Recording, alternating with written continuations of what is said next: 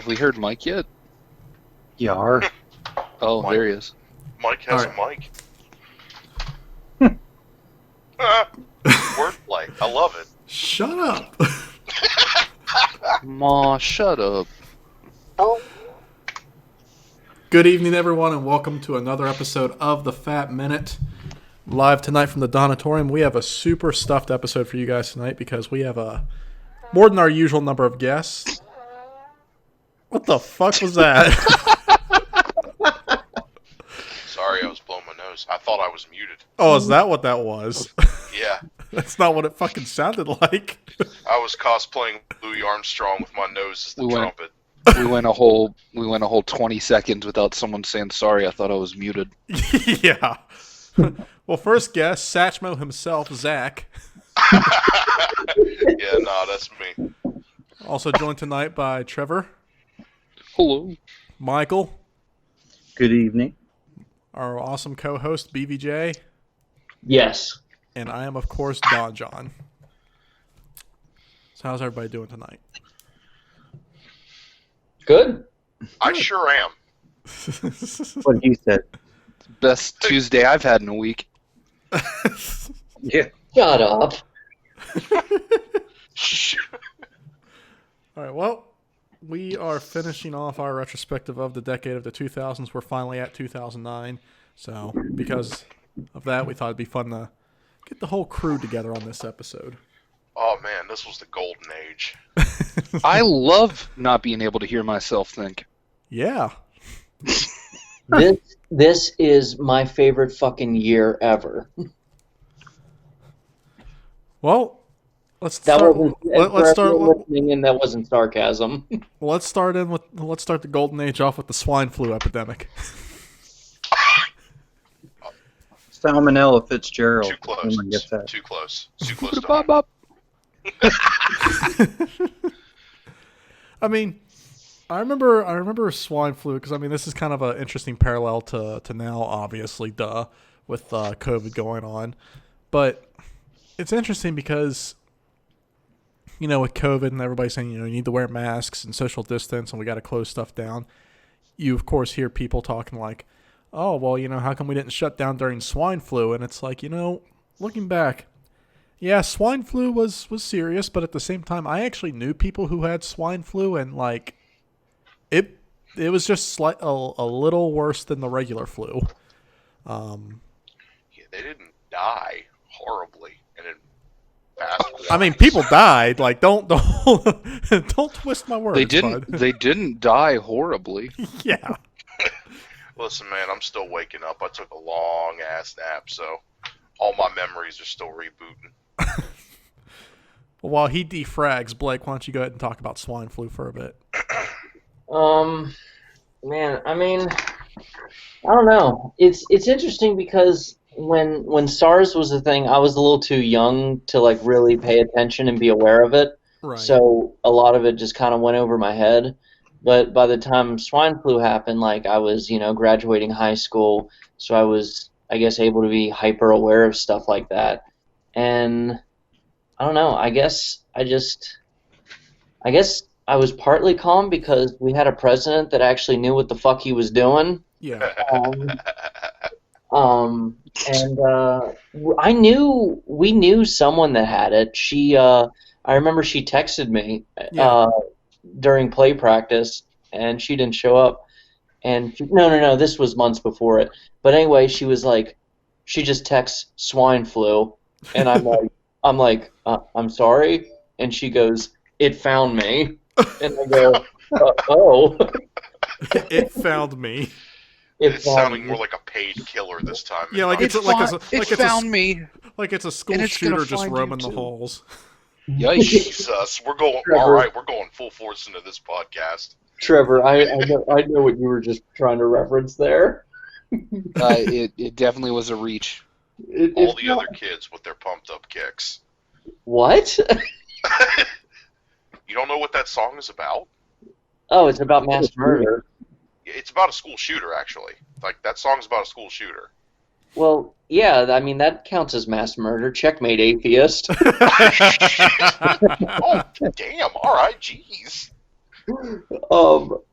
The Fat Minute, America's #1 family podcast. You heard it here. Oink, oink. But yeah, that's really all I have to say about it. Is that I'm sure it was definitely interesting, but I mean obviously people died from it, and I that's terrible, and I feel bad for anyone who had lost someone they loved, and it's just yeah, I mean it could have been much worse. Yeah.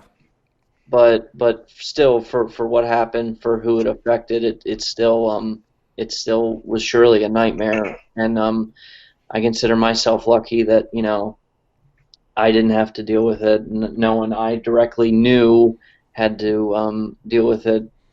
Past that girl who just had it for a little bit, and it was nothing more than a text. But yeah, that's all I have to say. I'm going to shut the fuck up now. All right. All right. Mike, go ahead.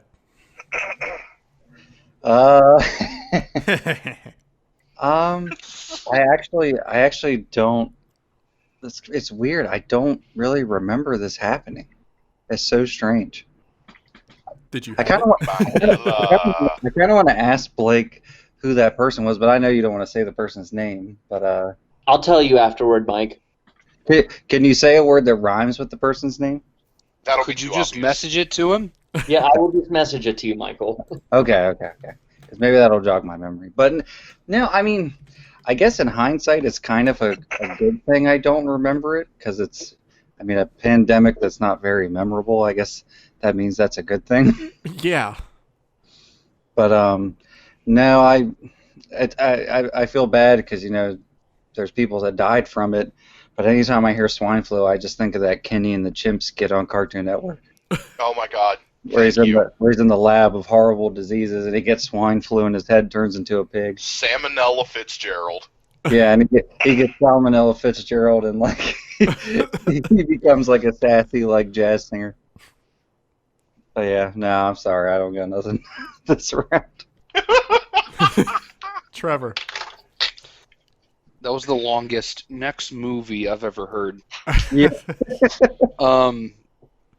Yeah, it's definitely surreal to kind of look back at swine flu. I mean, I was definitely in the midst of my teenage angst at that point. So Yeah, you were. what? Yeah, it was. I'm sort of in the same boat as Mike. I don't recall it as well, but at the same time, it's really surreal to think that's the closest in our lifetime we've probably had to what's going on right now, Yeah. and how little it impacted us versus how things are going right now. It's Yeah. just really strange to consider that the next closest thing we barely remember because it impacted us so little, Yeah. at least directly. I just remember when it was like, oh man, there's this thing going around called the swine flu. It's some nasty stuff. Oh well, just wash your hands and like you'll be okay. And that was it. Like it just kind of came and went. And that they attributed that because it really escalated after Barack Obama had just been inaugurated, Mhm. and he went on the news and he was like, "Oh, just wash your hands and everything." And this was still when he was like, "Hello." Huh? Yeah.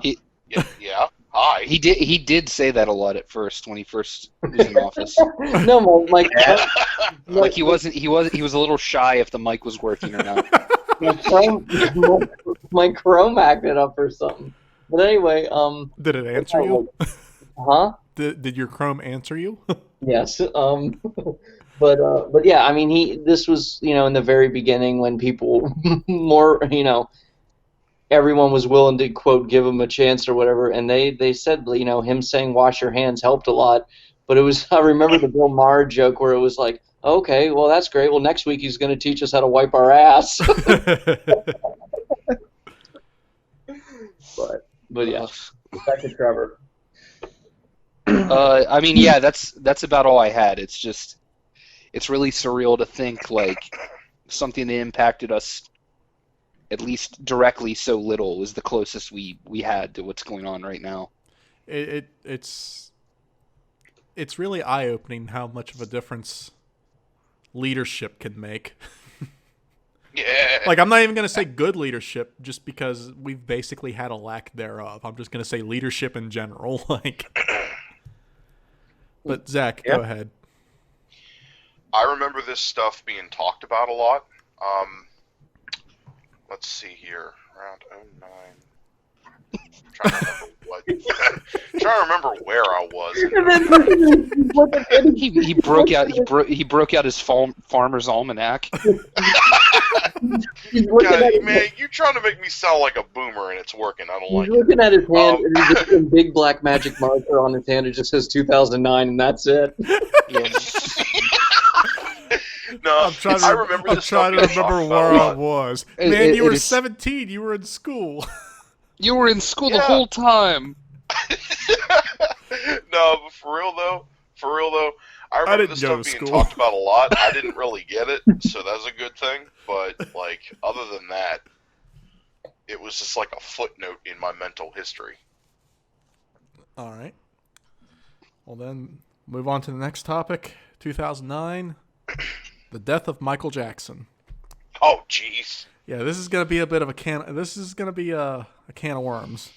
So, I mean, or a Coke can. Yeah. No, not a Coke can. It's a very, very pricey can of Pepsi that is somehow still singed. God damn. 2009, Michael Jackson died, which was that was probably like one of the biggest things that happened that year. And it was, I'm going to get some heat for this, but it was basically like the closest thing to the second coming of Jesus as far as like news coverage went. I'd even dare to say that the news covered this almost more than the election and inauguration of Barack Obama. Just because of... It was a bit of neck and neck. Yeah, just because of, how much contribution Michael Jackson made to the music industry. But of course, there was also the controversy surrounding it because of his previous child abuse allegations. And even back then, it always boggled me how so many people who said, back then, like, oh, he did it. He did it. But the second he died, those same people wanted to like cry over him and be like, oh, I can't believe he's gone. He was so amazing. He was such an awesome person. It's like, fucking liars and hypocrites. But, I'm going to go ahead and bounce it to you, Zach. All right. See, I remember what I was doing when this happened. See, I was over at a good friend's house. I know you guys know Kenny. Mm-hmm. I was over at our good friend's house, Ian Stafford, and all of us were just talking together. We mentioned it, and it became like an offhand thing, like, "Oh yeah, man, that's a shame. That's a real shame." Apparently, his older brother came home like shit-faced drunk, singing Thriller because all of his friends were like, I don't know, drinking to his memory or some shit. And I just look at Ian and I'm like, that's something you want to get drunk about? Hey man, that's not me, but you know what? I mean, you do what you gotta do. But that was the one thing I remember tying to the death of Michael Jackson was a friend's brother came home shit-faced drunk singing Thriller. But I mean, I'm not gonna lie, it really didn't affect me much. I mean, like I was like, what do you want me to say? It's like he died. Yeah, it was really sad. I mean, I was kind of more, if anything, worried about his kids. Like, what are they gonna do now? But that's all I got. All right, Blake. I was in CC's Pizza when the news broke, and oh man, it's sounding like you hearing about JFK. All good stories start at CC's. CC, swine flu, ground zero. or as my sister calls it, feces pizza. Oh yeah, you want a case of the pea butt? Eat there. Ham and cheddar, nothing better. But yeah, the news broke, and it was sad because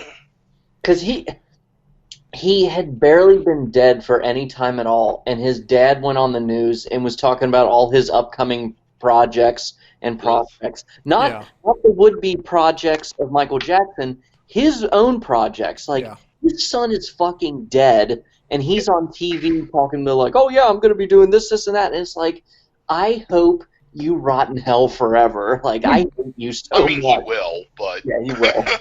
He will. But that's why when he finally died, people were like, "Oh, now Michael Jackson's reunited with his daddy in heaven," and I'm like, "No, that's not how that Funny works." you should say that, because That's that's not where this man is. But anyway, and then I just remember how, like, everybody who wanted to use the Beatles for stuff wasted no fucking time at all, because he dies. I was actually really glad about that. It's like, oh, the Beatles is finally going to be on iTunes. Oh, the Beatles rock band is coming out. It was like the special edition ending to Return of the Jedi, where all those planets are celebrating. Darth Vader.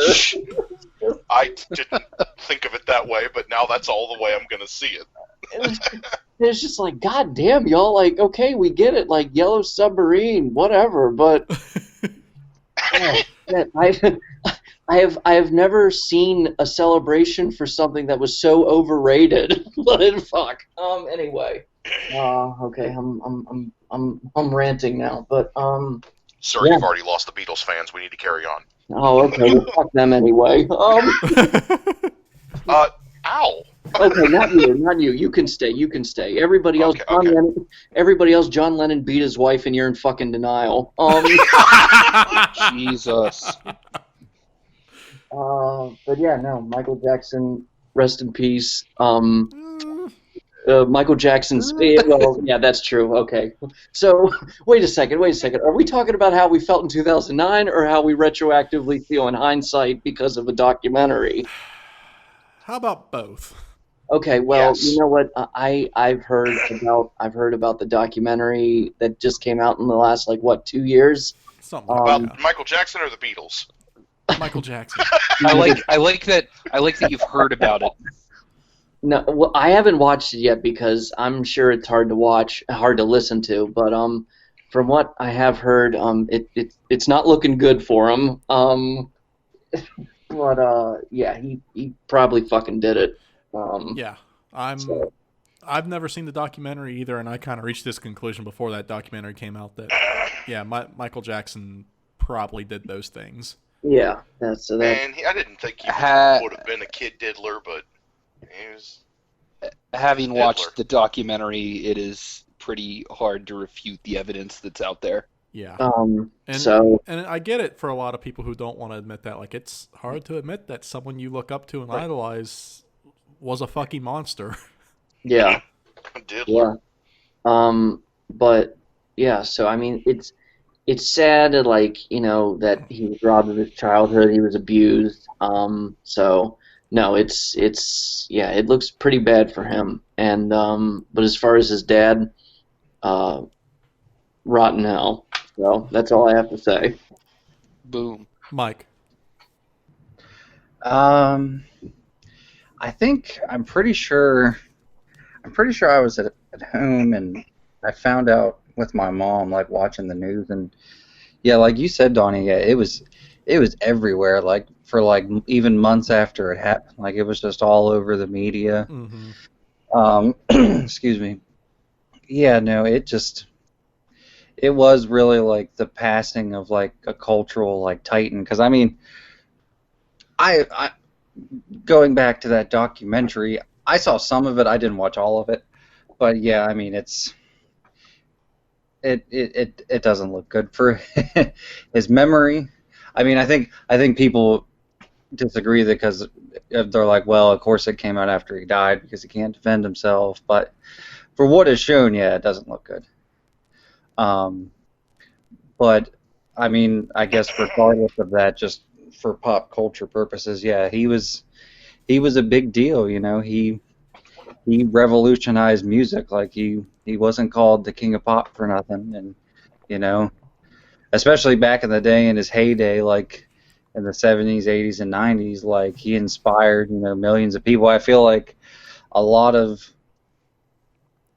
really like any genre of music, like pop or rock or hip hop or anything like those artists wouldn't exist without what Michael Jackson did. And if he did do those horrible things, like Blake said, like I blame his father for abusing him his whole life. Yeah. He's the one that created that. Yeah, no, I was always a big fan of Michael Jackson's music. My mom was. I used to listen to it a lot with my mom. It was really sad. I mean, I'm pretty sure didn't his doctor that prescribed him the pills? He went to jail for what, like third-degree murder or something? Yeah, I don't remember exactly what he got convicted for, but yeah, he did get convicted basically for, if not that, probably some degree of manslaughter. Yeah, so it's just it kind of came out of nowhere, like it wasn't his fault, and stuff like that. But yeah, it's just he had, he had a topsy-turvy life for a giant of a career. So it's going to be a big deal, Yeah. whether you like him or not. But yeah, no, that's pretty much all I got to say. Trevor. I don't have a whole lot to add. I don't remember exactly where I was when I first heard about it, but kind of going off what Mike mentioned, like that's what I remember more than anything was the controversy regarding his doctor and the actual cause of death. Yeah. It's almost like all other controversy involving him was silenced there for a while, Yeah. while that was up in the air. Yeah. But I don't know. Coming back to the controversy involving himself, it's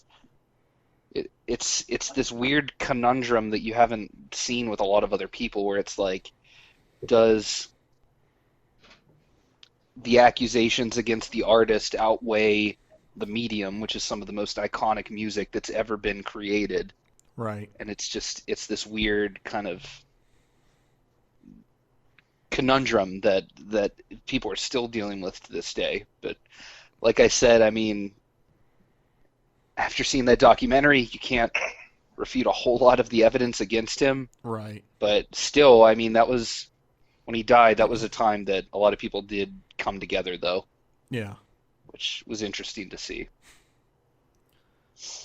And that That's all I got. That conundrum's only been expounded by the fact that like you pretty much can't escape his influence.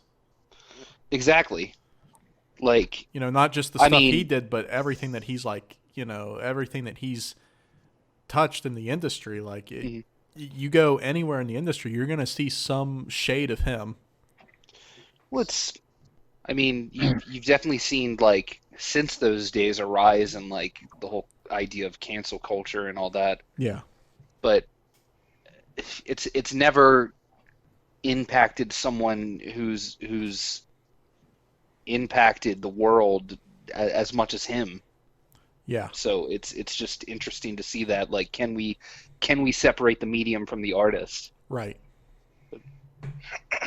Yeah, no, it's That's a really good point. that is a great question. It's like, can you still continue to love beautiful art, wonderful art in its own right that was made by an artist that you would not personally like in real life? Right. I know for me personally, when I came to the conclusion that Michael Jackson was probably guilty of those things, I threw all my albums away. I can't listen to his music anymore without just feeling sick. And I can't argue with you personally, but like you have to admit that is a great debate worth having with everyone else, though. Right. Yeah. But it's just like, Now, don't get me wrong.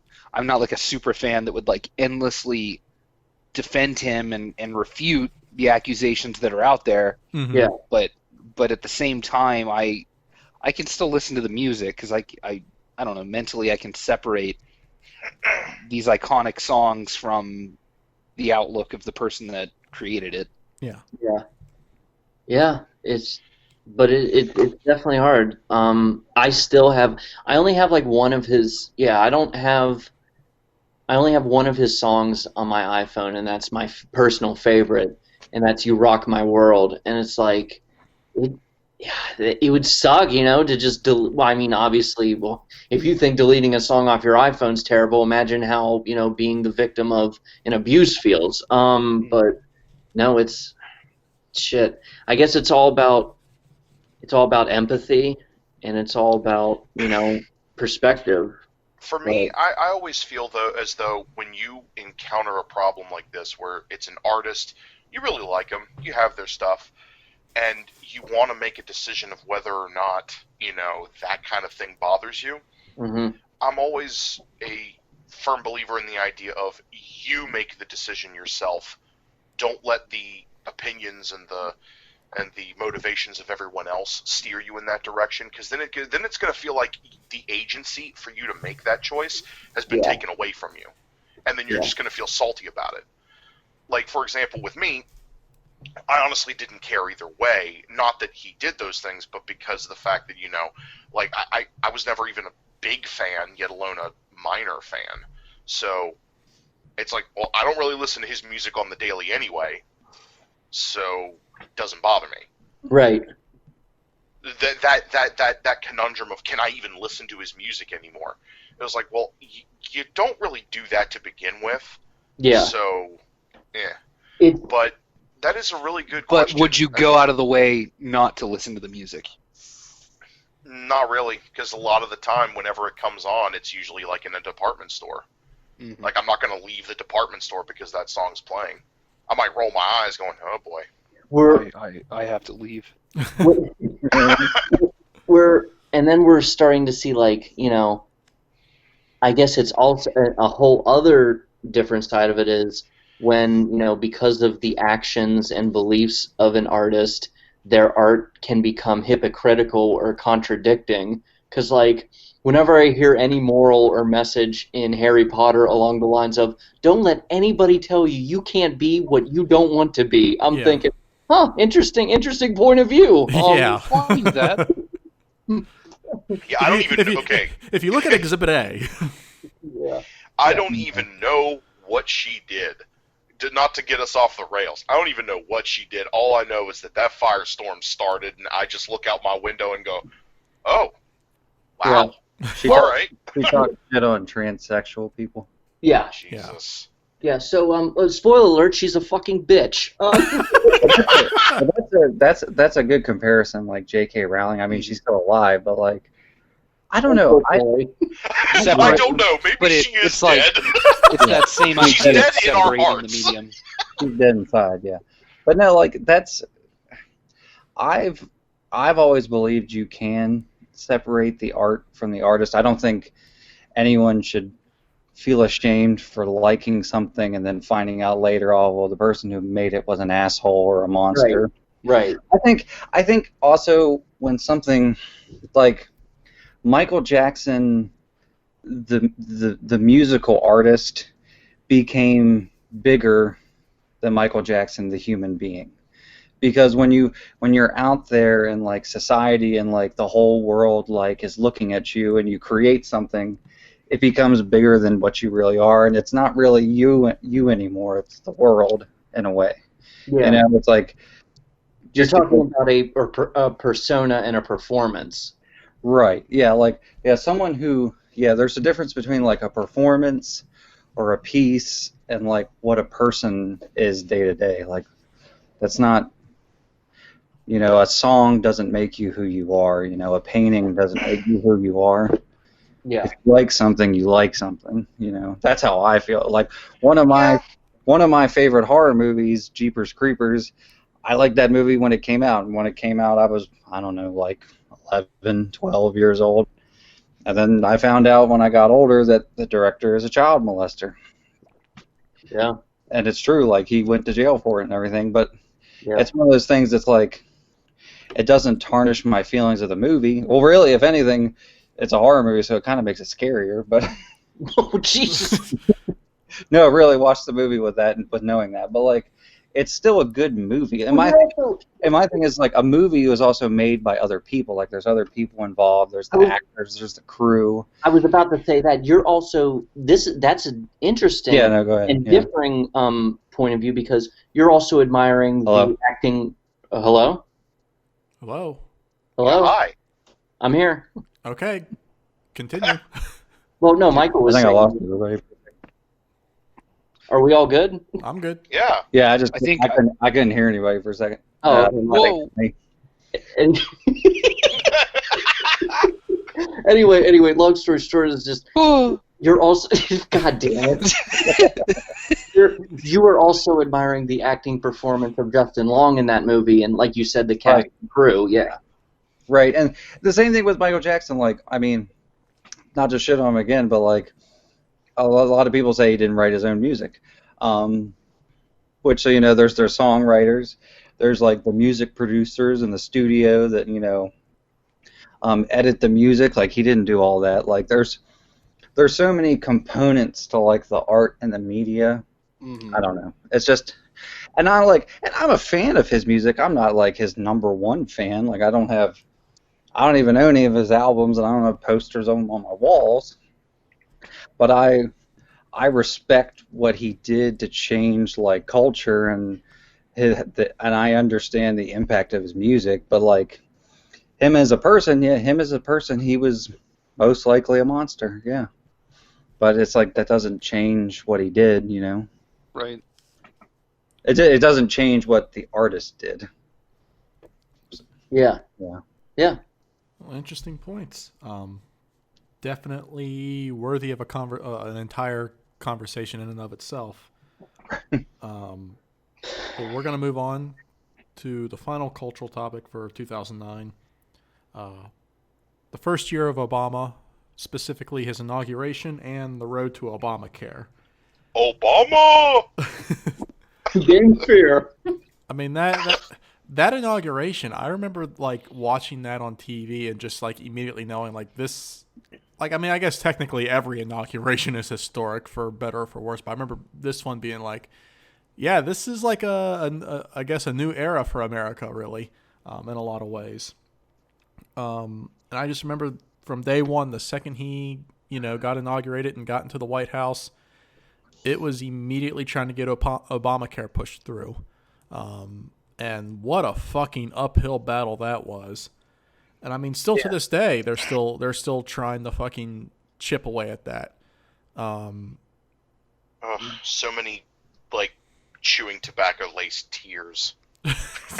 What?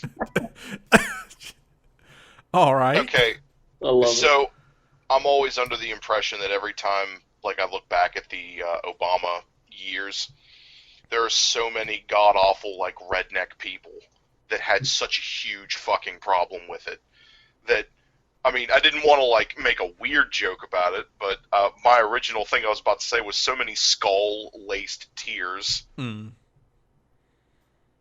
Okay. Anyway. I just remember, like, because the one of the big cornerstones of Obamacare was how it made it so that insurance companies could not turn down people with pre-existing conditions. I think that's something that most people, especially people a bit younger than us, don't realize is like, not that long ago, if you were already sick or had some sort of condition, you could just flat out be denied any sort of insurance. Period. Which sometimes it's like, yeah, that's why I kind of fucking need insurance right now, asshole. Right. And it's like, what a fucking novel concept, Obama being like, maybe that shouldn't be a thing. Maybe you should be allowed to get insurance no matter what the fuck you have or don't have. And just, it was such a fucking, it was probably up until that time the most dirty and vicious political fight that like I've ever seen up until that time. It was brutal, and I think eventually at some point this country, hopefully soon, this country is going to go to Medicare for all. definitely within the next. Fingers crossed. It is. It's going to have to. It has no choice. That is like the natural progression of things. It is like we are legit the only developed nation that doesn't have that shit. We are going to have to move to it at some point soon. And I think that's probably going to be like that's the only thing that I can think of that would be a more vicious political battle than Obamacare. It will be. Yeah. So I'm going to bounce it to you, Blake. Yeah, as far as his inauguration, I was there. I went to it. Oh? It was cold. Did I what? It was cold. It was cold. What did you say, Donnie? Did you meet him? I fucking wish. But no, I remember it was me, my mom, my dad, my sister, my brother-in-law. My mom was crying the whole time. And yeah, but so, and as far as but I just remember like he didn't even get to go down those stairs for 5 minutes, and it was already, why hasn't he fixed all of our problems yet? Yeah. Oh my God, I remember, not to cut you off, but I remember the next day a girl in my class trying to say something about how, because there was like the guy who was doing the inauguration, who swore him in, the Chief Justice, I guess. Yeah. Yeah, something about how he like flubbed it up or whatever. He asked like one of the questions wrong. This girl in my class had to be like, yeah, since the swearing in ceremony like technically wasn't the like correct, he could be kicked out of office. I'm like, no, he can't. Like that's not how it works. Like what does that mean? Yeah. And they tried to say that they're like, oh well, he's illegitimate. He did a gaffe, he flubbed, he got tongue tied, he mispronounced something during his swearing in, so he's technically not the president right now. Which that whole ceremony is ceremonial. Like they swear the president in the day before in like an actual like swearing in ceremony, and then the thing the next day is literally like you said, it's just for show. No, it does. Well, hey, I am grateful we currently have a well-articulated, well-versed president in terms of yeah. Oh, Jesus. But yeah, his words are poetry. He has the best words. I'll never forget that. People being like, oh yeah, he messed it up, so he's not. And it's like it doesn't matter because at 12 o'clock noon on January 20th, whether he shows up to that ceremony or not, he's the president. Like, it doesn't matter. Poor fucker couldn't even get sworn in without people giving him shit. And so anyway, but yeah, I just remember like 8 days later, it was like his vision, it's not working out. And it's like, oh, wow, yeah, how about that? He can't fix in 8 days what the guy before him did in 8 years. Yeah. But and as far as the road to Obamacare, when you bring up a president and why people like him, why they don't like him, it's always, well, what did he do for you? What did he ever do for you? Well, I can say that because of him, I was able to stay on my parents' health insurance, even though I wasn't attending college anymore. I was able to stay on it until the age of 26. And then after I was 26, I was able to buy into insurance because my employer at the time wouldn't offer it. Mm-hmm.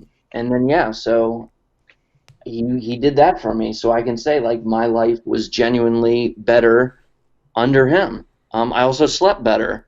And yeah, I even got laid.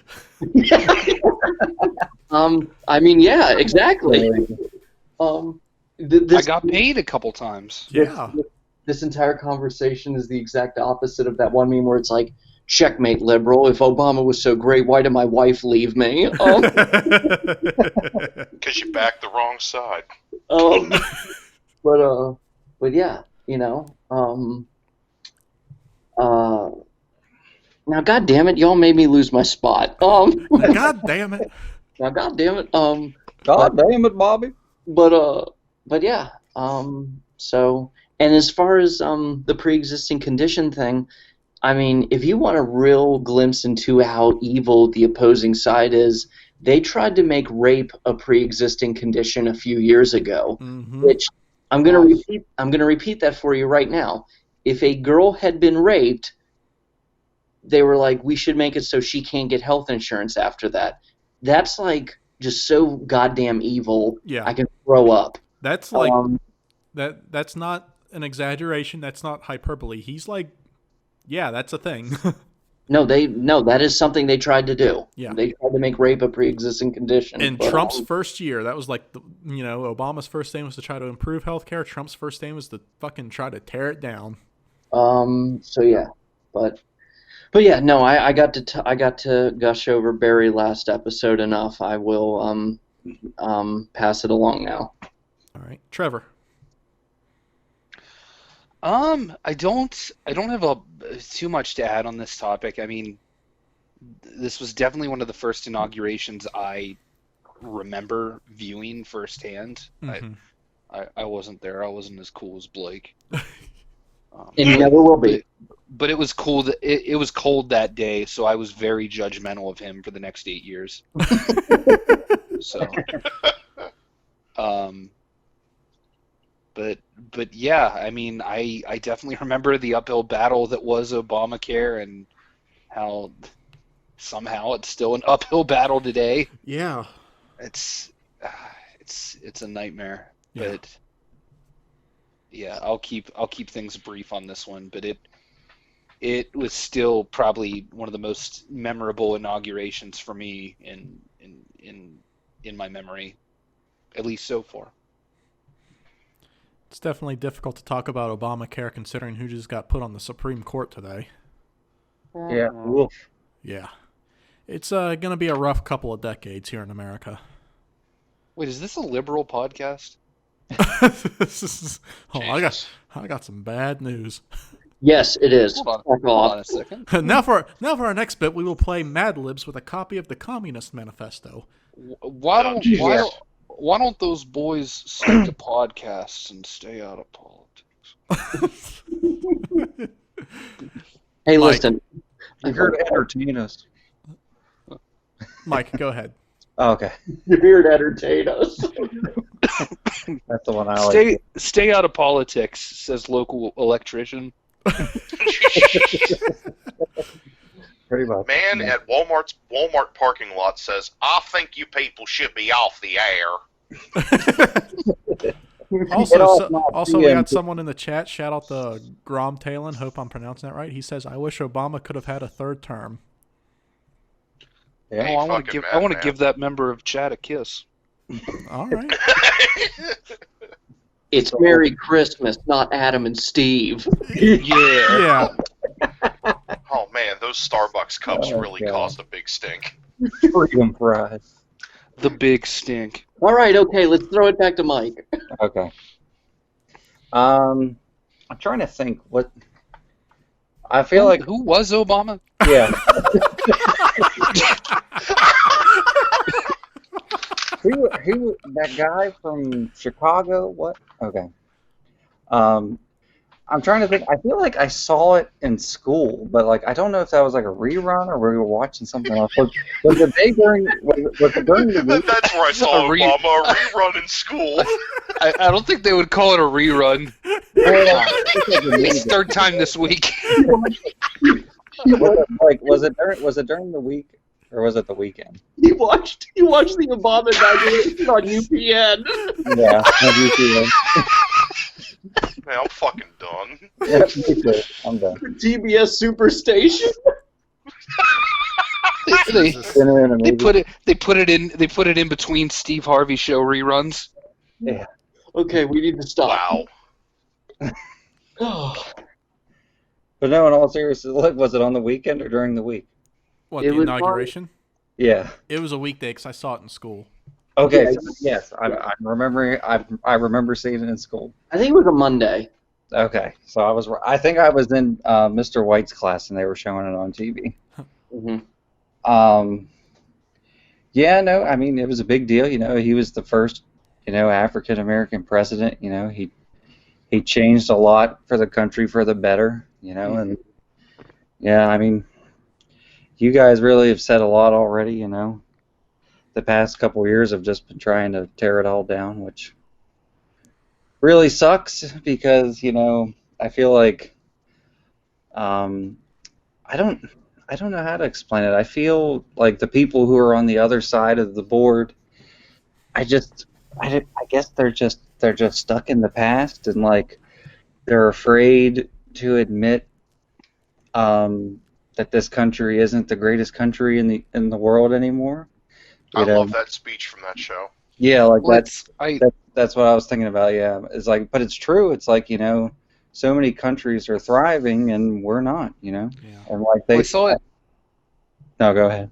Oh no, I was just gonna say I saw it put really well like earlier this week or late last week, but a lot of people here see it in kind of like, and it's not their fault. They see it in a what's in it for me outlook. Oh yeah, So absolutely. Oh, that's if life capitalism taking hold, if man. if life's going well for them, if they got a promotion, they got a raise, anything like that, they imagine that as it's happening to everyone. It's impossible for them to picture that, yeah, life's good for me, but it's absolute shit for someone Yeah. Yeah. nearby. And that's the Yeah. problem. There's so many people here that can't look at things for their fellow citizen. Well, that's This- that's exactly where you lost people with the With the whole mask masks. thing. When you said Yeah. when it was your mask protects them and their mask protects you, What's in it that for me? people checked out. Yeah, that's Yeah, when like people. this country is far too individualistic for its own good. Yeah. And I mean, as far as the whole people talking shit on Obamacare and wanting it to be repealed, I think it's a combination of all of that, on top of just not wanting to admit that you're wrong, Right. on top of misinformation, because this Yeah. was when fake news, because this is when, at this point, pretty much everybody had social media in some way, shape, or form, and everybody was like connected, and pretty much everybody either had or was getting a smartphone. It was Might the be a it was the mistake. first election that had a major social media influence behind it, right? Exactly. So this Yeah. was like kind of the beginning of fake news. A lot of conservatives and Trump supporters shout out fake news, despite the fact that their news sources are typically the ones that are the most fake. And like I remember when Obamacare was first, trying to get passed. I remember Jimmy Kimmel did a bit where he went out on the streets and just like asked people, "What do you think of Obamacare?" And all the conservative Republican people out on the streets would be like, "I fucking hate it. I don't want it. I hope they turn it down." Mhm. And then he would be like, "Okay, well, what do you think about this? The Affordable Care Act. It does this, this, and this." And they would just be like, "Oh, that sounds great. I'd rather have that." It's Now because- that I like for some reason. Yeah. So it was misinformation. I'm sure there was also racism involved because Obama being black. Got to address the elephant in the room. Everything what we just mentioned with people being too individualistic for their own good. What's in it for Right. me? Like it was just a multi-layered thing that all the worst qualities of this country all in one thing. hmm But throw it back to Mike if you got anything else to add. I mean, no, I mean that pretty much. I feel like everybody else pretty much summed it up for me. That's the nail on the head. Yeah. All right, Zach. Man, only thing I remember about this entire part of history was that I felt like things were about to change for the better. I felt hopeful for the future. I felt like things weren't going to devolve into absolute and utter chaos and bullshit, and I wouldn't have to sleep with, I wouldn't have to feel like I need to sleep with some kind of firearm in my general vicinity. But yet, here we are in 2020, about 11 years plus after. Yeah, 11 years, give or take, yeah.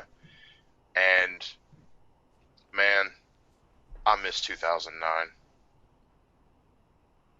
That's all. That's pretty much the extent of what I have to say about it, because I remember everyone was having like this huge, like everyone in the U.S. that mattered, I guess you can say, were just exuding big dick energy. They were like, yes, finally, we're going to get this shit done. We're going to make things better for people. And I'm like, yes, all right, I vibe with that shit. And then, like, we had two terms of that. That was like 8 years, and holy shit, man, that was the fucking best. Yeah. Granted, there were some debacles, and that was because, Turtleface couldn't understand that the grave is over with the other graves. You have to walk to where you need to lay down, and then go away and go into the forever box because you made a fucky wucky. Sorry, I zoned out for like 10 seconds there. What? I said Mitch McConnell made a fucky wucky, and he needs to go into the forever box. Jesus Christ.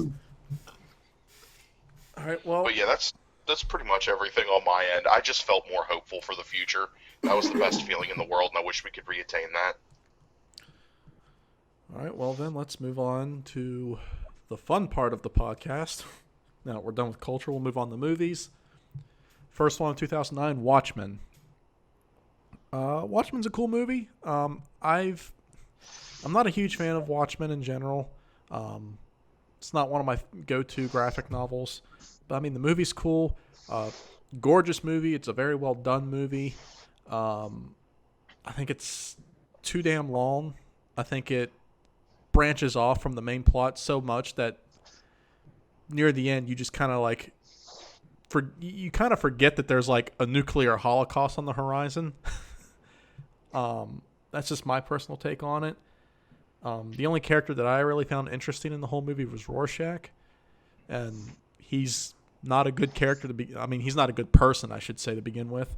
But Blake, I know you're gonna have a lot to say about Watchmen, so I'm gonna give you the reins. Yeah.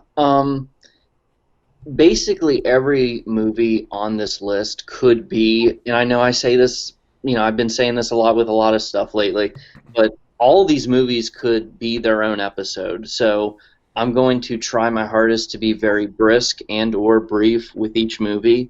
As far as Watchmen, I think it is the most beautiful looking superhero movie ever made. It has the best, I would say that and Batman vs. Superman have the best cinematography in the comic book movie genre. Larry Fong would be the director of photography, but I think Watchmen, I think Zack Snyder taking the job, he was right to do it by being like, well, if I don't do it, someone else is going to do it, and I may as well, if someone's going to fuck it up, I may as well be the one to fuck it up, because hopefully I won't fuck it up as bad as somebody else would.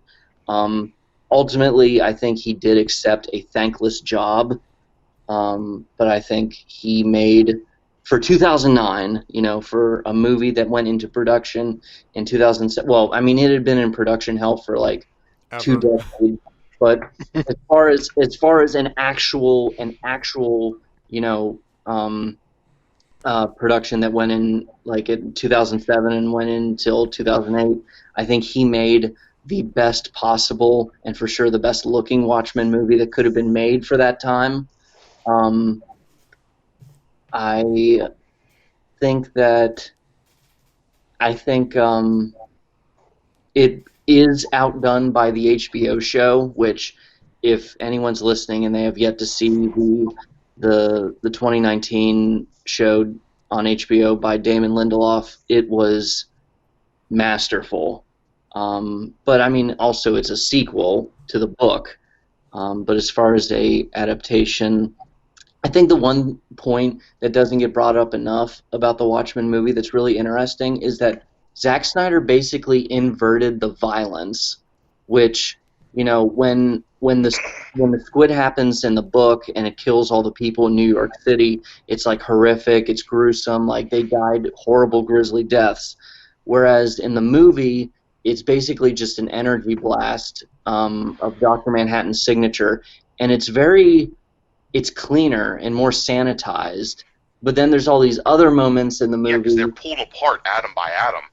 Right. No, but I'm still making the point that, like, and then when that one guy dies in prison, he basically just gets his throat slashed and that's it. But in the movie, he gets his arms buzzed off.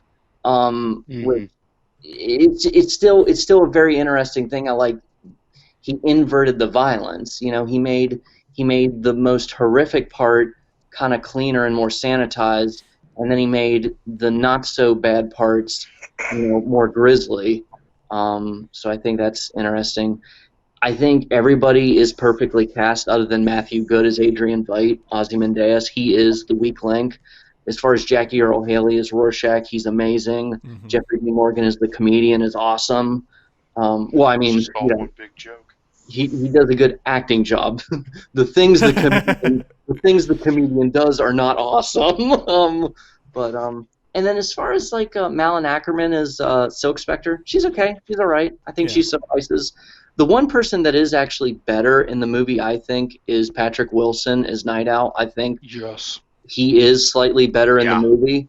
He elevated it, and this was also just the beginning of just an appreciation of Patrick Wilson. He's so underrated. He's awesome in the Conjuring movies, and I feel like he never gets enough praise. But yeah, like I said, each movie on this list could be its own episode with just me alone. So I'm going to try to do my best to keep it brisk and brief, so I will pass it along now. I will say the movie has a better ending than the graphic novel, I think. Makes more sense. It does. I also like how this movie started kind of like how with V for Vendetta, how a lot of people bought way too much into that movie and took it too seriously. Mhm. A lot of people did the same with Rorschach. And I remember Alan Moore talking about it, how like he'd be at conventions or whatever, and people would come up and be like, "Oh man, I love Rorschach. He's like, I relate to him so much." And Alan Moore would just be like, "Oh, cool. Stay the hell away from me." Don't idolize this character. What's that? I said, don't idolize this character. No, that is not the point of Rorschach at all. He is not the hero. Nothing exposes the mentality and morality of Rorschach as a character than the fact that he is Ted Cruz's favorite superhero. Yeah. Yikes. That's like the whole thing with the HBO series. I know, getting a little off topic, but the HBO series, how that like white supremacy group is all wearing Rorschach themed masks. I'm like, that's pretty accurate for the character, and that's something that a lot of people who idolize Rorschach don't get. Yeah. But Trevor, go ahead. Well, I definitely agree with a number of points Blake brought up. Round of applause for Patrick Wilson. What a guy. What a guy. I've loved him in everything I've seen since then, and that's probably the first role I saw him in anything, and it made me instantly love Night Owl. And yeah, in the graphic novel, he's kind of a dull character. Like, the spotlight definitely isn't on him, but Patrick Wilson brought that character to life, and I love it. But to the movie itself, I think it came out at a really important time, at least for us, because I don't know about you guys, but this was my first time seeing a comic and a movie that adapted it, where it's like, whoa, these are characters that were in no way made for children. Yeah. Like, these characters were developed in a book that was designed for adults. It's not like a dark take on Batman or a dark take on Superman. These were characters designed for this world. Yeah. And I mean, this movie came out like right when we were on the edge of kind of early adulthood, and it's I don't know how to describe it better than that, but I thought it was a really important movie for the age we were at and the time it came out, where we were kind of seeing these dark, gritty characters take on like adult problems, and I don't know, like it instantly became a movie I absolutely loved, and it's probably my favorite Zack Snyder film ever. But yeah, I mean, that's really all I have to say. I definitely think it's Zack Snyder's magnum opus, personally. Mm-hmm. Yeah. But I do like that we keep coming back to the HBO show, but I do like that even though it was a sequel to the books more than the Zack Snyder film, it still had little nods here and there and some stylistic influence from it, which was kind of nice. All right. Mike. Well, honestly, let me go back a little bit. I'll go back to, I guess, before 2009. It was probably around like 2008. All right, let me go back to Obama. Okay. Hold on, I wasn't done talking about Obama yet. I feel like every time I talk, I get interrupted. I'm sorry. All right, go ahead. Go ahead. I'm that guy. But Blake actually introduced me to Watchmen. I actually didn't even really know what it was. I remember him telling me that he was telling me about like how the movie was like in pre-production, and I'm like, oh, what's Watchmen? And he told me like how this graphic novel that was made by DC, but it wasn't connected to like the DC universe. It was its own standalone thing at the time. Mm-hmm. And Time magazine like had a list. It was like, I think it was like the 200 or 250 greatest novels of all time. Like not comic books, not graphic novels, like just novels. And Watchmen was on that list. And it was the only comic book that was on that list. And I'm like, well, and it's Time magazine, so I was like, well, that's probably a big deal. And I will say in hindsight, like, I wish I would have read the graphic novel before I saw the movie, but it doesn't hurt the movie at all if you've never read it. I think the movie explains everything fairly well. I mean, the movie's it's one of the most faithful comic book movies ever. Mm-hmm. Yeah, It's almost shot for shot. Yeah, I think the only one of the few movies that has it beat is like Sin City. Yeah. Which that literally is shot for shot. Yeah. Mm-hmm. But no, I think the movie is really good. I'm disappointed that it didn't have a bigger impact than it did. Mm-hmm. I feel like it had a lot of hype, and I don't really know anybody that hated the movie. I just feel like it kind of came and went. Like people were like, "Oh, it was good. It was good. Oh, yeah, it was all right," and then it just kind of people moved on to the next thing. I think that's because of the fact that it was so faithful, and that's like its strongest and weakest point. Yeah, you could say that. It didn't do anything. Well, I mean, the thing I will say, in my opinion, the thing that they did do new, which was kind of alter the ending. Mm-hmm. I will say, in hindsight, I actually don't like that they did that. I actually prefer the comic book ending, not because it makes more sense. The ending created for the movie makes total sense, but I don't know. There's just something so iconic about the comic book ending. Like I feel like every page in that book, like when I did finally read it, like every page of that book is iconic. The two comic books that changed the comic book industry forever, and I say that, is Watchmen and The Dark Knight Returns. And comic books are still trying to do what they did, and they haven't. They probably never will. Like those two comics changed the comic book industry forever. And Watchmen kind of has its own like peg to stand on because The Dark Knight Returns is, a Batman book. There's a million Batman books, but Watchmen is always its own thing. It was its own little world. It was one story, beginning, end. That's it. I mean, I know they've done stuff later on, and like Blake said, yeah, the Watchmen TV show is fantastic. Like I didn't know how they could do a sequel, but like they did it really, really well. I'm on the boat that I want a season 2, but they're not going to do it. But as far as the movie itself, I think the movie's really good. I actually wouldn't say it's Zack Snyder's best movie. It's up there. It's probably like his second best movie. But yeah, like Blake said, like the casting is perfect. The only ones that aren't is, I mean, yeah, like Malin Ackerman. I think she's decent as Silk Spectre, but I think she's just kind of a victim of that character because Silk Spectre. I feel like when people say like Night Owl doesn't do a lot, I feel like Silk Spectre's even like below him. Eye candy. Right. And yeah, and it's nothing against Matthew Good. I'm sure Matthew Good's a great actor. I haven't really seen him in much else.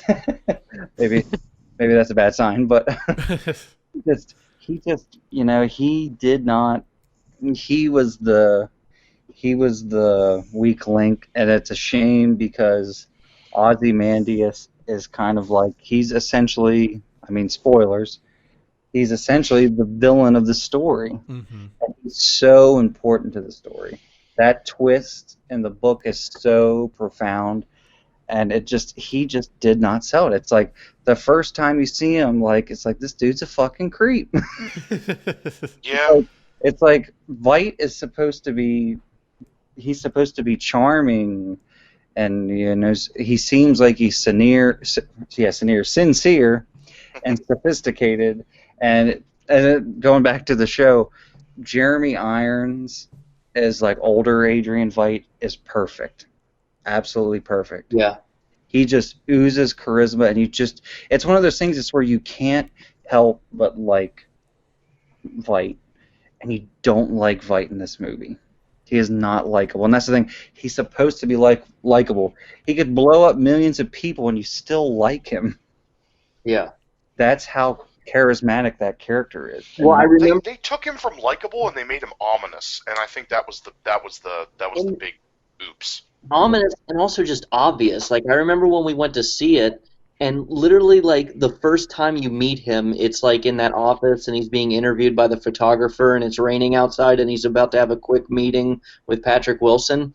Kenny leans over to me and says, "He's the bad guy," and then leans back. And, like, he knew after it was that easy for him to guess.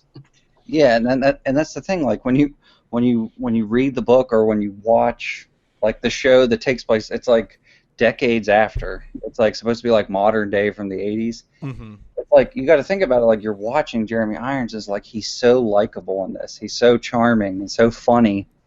But it's like this dude killed millions of fucking people. But it's like I can't help but like him. It's like that's that character, and he's so important to the story that now is screwed up. Honestly, like that's worse than the ending being changed. But no, as far as like I feel like I keep like just comparing the movie to the other medias, but like the movie itself is a good movie. It's a really good movie. I always watch it every now and then. I always say I have the director's cut. I will say for people that haven't watched the movie, please watch the director's cut. Definitely. There's a lot of good scenes that were cut out, especially the death of Hollis Mason. Like that is Such a a good travesty. scene. Yeah, that is a travesty to cut that out. Yeah. You should not have left that out. And that was another thing that, like you guys were saying, Patrick Wilson's performance as Night Owl. His reaction to seeing like Hollis Mason being killed by like the top knots, and there just happened to be a top knot like in the bar. Yeah. Like him flipping out and just like beating the shit out of him is just it's great. It's That just, and the fact that Rorschach had to basically be like, hey, yo, yeah, chill. yeah, it's pretty bad when Rorschach has to tell you to stop beating the shit out of Yeah. him. Yeah. And that's what makes that scene great, because Rorschach will just like kill somebody on the spot, but it's pretty bad when he tells you to stop. Yeah, I also think it was a really good way of instead of just saying the line, because the line's usually, it has a lot of its meaning lost whenever I hear it in like TV shows and like just stories in general. The whole idea of the don't stoop to their level kind of thing, yeah, you hear it, but you don't really see it personified in like a really good way that really helps you learn it. To me, that was the best personification and interpretation of he's just beating the shit out of someone who may or may not even be part of the group that hurt his friend. And the man who is the poster child for beat random people or like beat people to the brink of death and or kill them says, yo, you have to stop.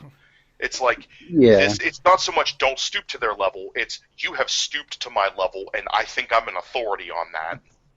Yeah, and I also think like kind of like little character things like how they're best friends, that Rorschach doesn't want, and like I feel like deep down he doesn't want Night Owl to stoop to his level. He knows Night Owl's better than him. Mm-hmm. And yeah, it's also kind of in the ending, like how like Rorschach is literally the personification of black and white. He doesn't compromise. The black and whites never mix into shades of gray. And he says that. He's like, that was always the difference between you and I, Daniel. But he's okay with that. But he's not going to do it. or in that case, you know what I mean. But yeah, that Do it!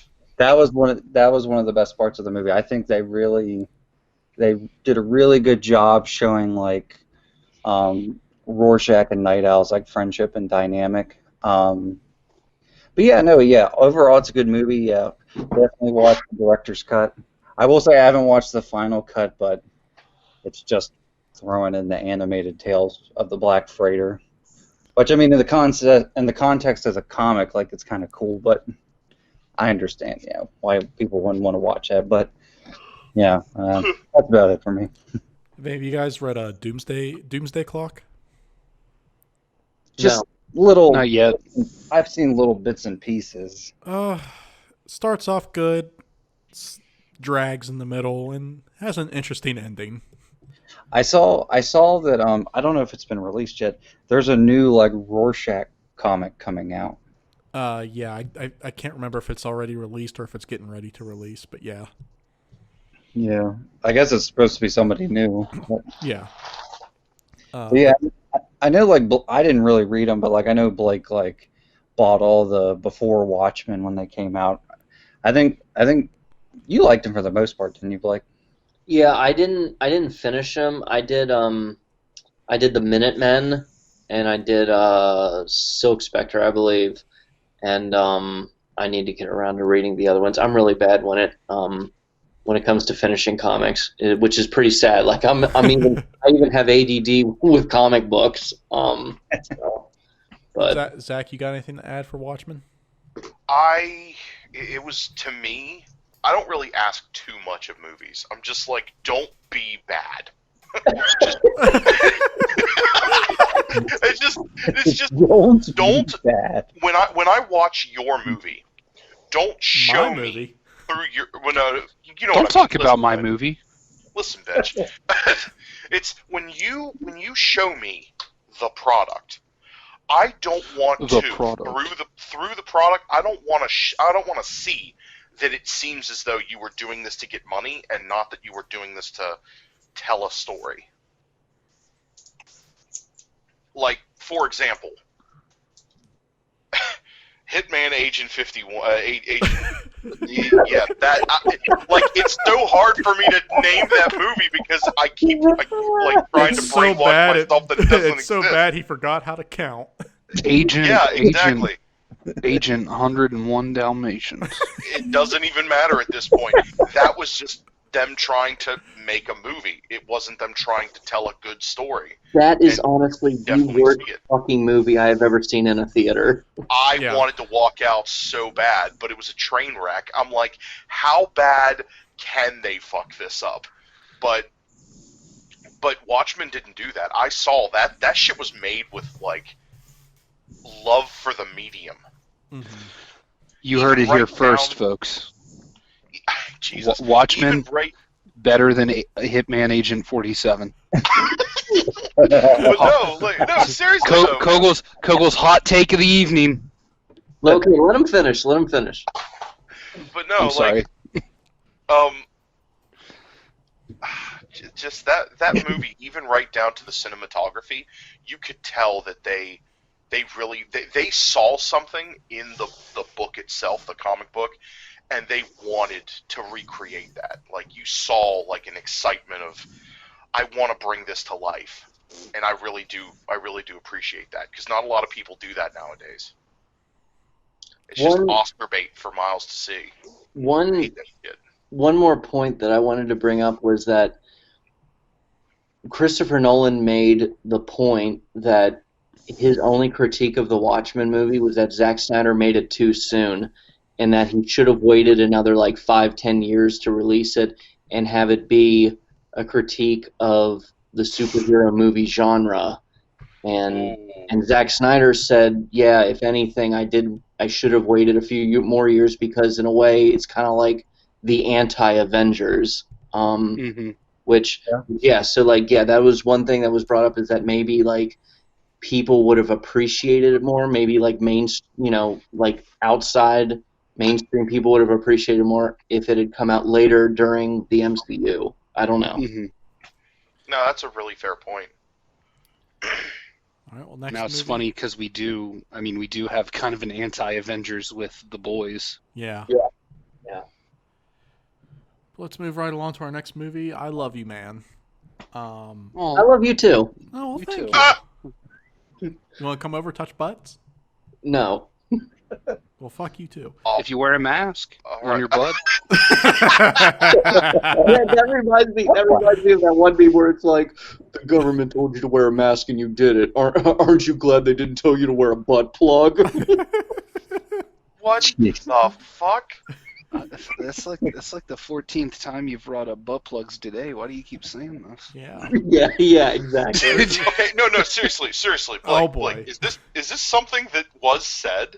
Yes. Yes. Yes. What? In a world of What sheep, in a world of sheep, I am the wolf. Here's your What butt in the- plug. What in the Walmart parking lot camping, tobacco chewing, fucking Pabst Blue Ribbon drinking bullshit is this If- goddamn... I don't think you understand. You should have just just listen to the officer, but also don't listen to them when you don't agree with them. Yeah. Yeah, it's very simple. Yeah. Hey, wake up, liberal. Wake up, sleepyhead. I made Wake you up, breakfast. wake I up, love you. wake up, liberal! But also, you should have just agreed with the officer when you got the ticket for going 42 and a 40. Don't tread on me. I'm white and scared. Yes. Yeah, that is a better interpretation of that bumper sticker. Paul Rudd's gonna listen to this and be like, "What the fuck does he do with my movie?" Oh, well, first off, I'm glad Paul Rudd's gonna listen to this. Like, Yeah. Right. Ooh la la. that's the star. That's the brand recognition we need. Oh God. I Love You, Man. Good movie. I love the whole message of this movie. Man. Shut up. I love the message of this movie about how, like, you need a buddy that isn't your significant other, for multiple reasons. And it's just a very, like, fun movie to watch. A lot of good, like, clever humor. I'm going to go ahead and just bounce it to you, Trevor. You know how people mix up Black Sheep and Tommy Boy? Yeah. Oh God damn it!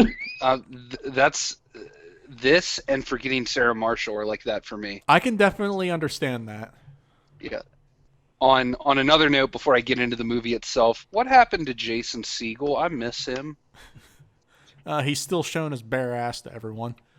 I honestly feel like the last thing I saw him in was the Muppet movie.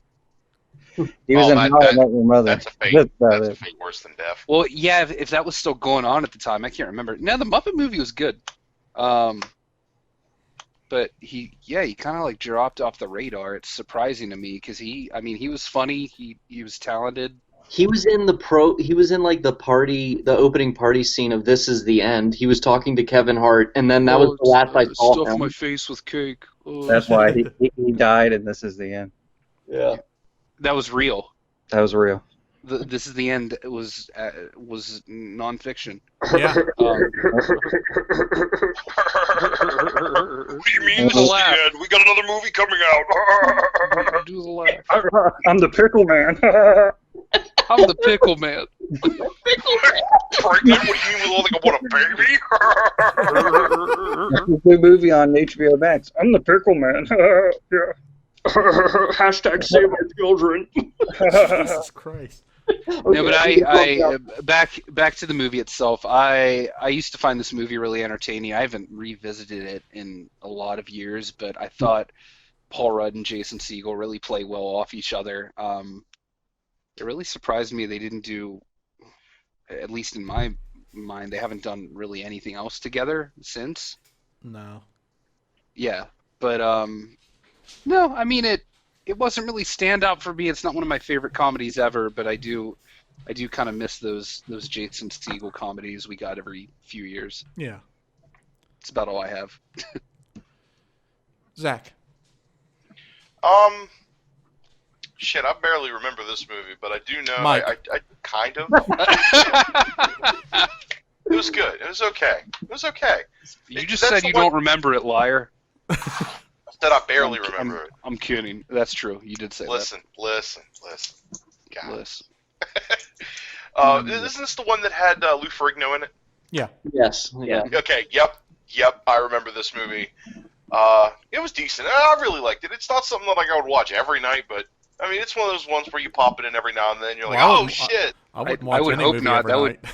That would be psychopath. That would be like psychopathic tendencies. Yeah. Which is why I wouldn't watch it every night. Good on you. All right. Hey, just gotta know. I'm just trying to let you know that my mental health is pretty good. Not really. No, I lied. Better than Agent 47. Oh, jeez. You keep his name out your mouth. You're not gonna live that down. We don't talk about him. Mike. He failed us. I love this movie. It's so cool. It's so funny. It's so cash. All right. You're getting ejected from the podcast. But no, Slap in the bass. it's so Slap in the quotable. face. I have it on Blu-ray. One of my favorite characters in it is the one guy that his brother He's like funny. puts him up to hang out with, and he has the like real like high-pitched voice and like it breaks all the time. Yeah. And he's just like, yeah, hey, thanks for setting me up with Tickle Me Elmo. And Denver's just like, what? That guy's cool. And you just see him like, he's like helping a guy lift weights. Come on.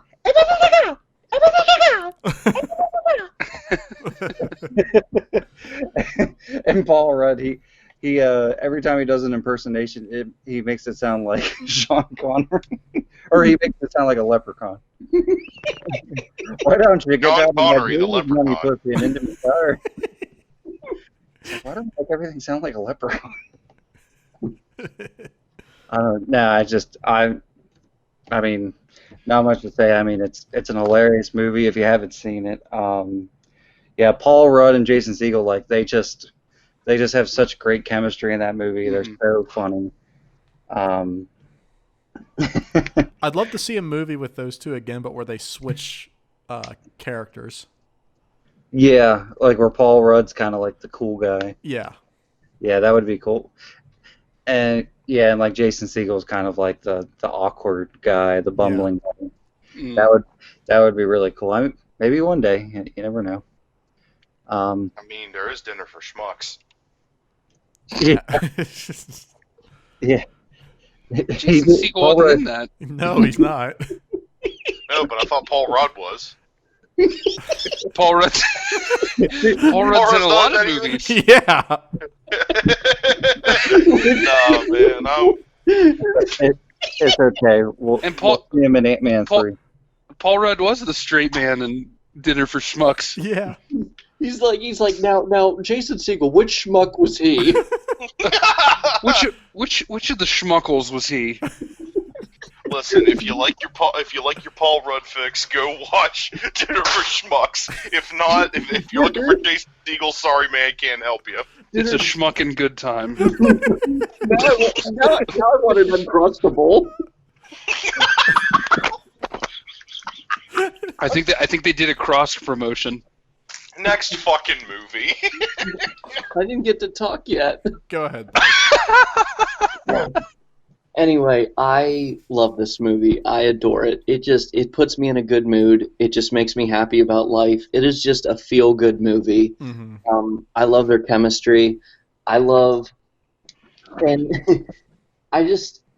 how Rashida Jones just plays it so cool in this movie. Like, despite all the crazy weird shit that goes on, she keeps it as understanding as possible. But my two favorite jokes in this entire movie is when the first one is when Paul Rudd is trying on his tuxedo and he's trying to do a James Bond impression, and he just goes, "Oh, hey there, Miss Money Pussy, why don't you get out of my dreams and into my car?" I said that already. Huh? I said that already. Oh, my bad. You didn't say the quote. You mentioned the impression. Yeah. But then my second favorite one is when they're having their big fight, where they kind of break it off for a few scenes, and he's just like, the last great night I had with my fiance, it was we split some wine and we watched Shangri-La. He goes, "You mean chocolate?" "Yeah, Shangri-La." He goes, "Peter, you're not fucking French. It's called chocolate." It's just such a quotable movie. Yeah, I'm kind of sort of surprised they didn't try to make a sequel, at least a spiritual sequel, but I don't know, maybe one day. But yeah, no, feel good movie, and it just puts a smile on your face. Yeah. And if you really like the chemistry between Paul Rudd and Jason Segel, you should check out Ant-Man.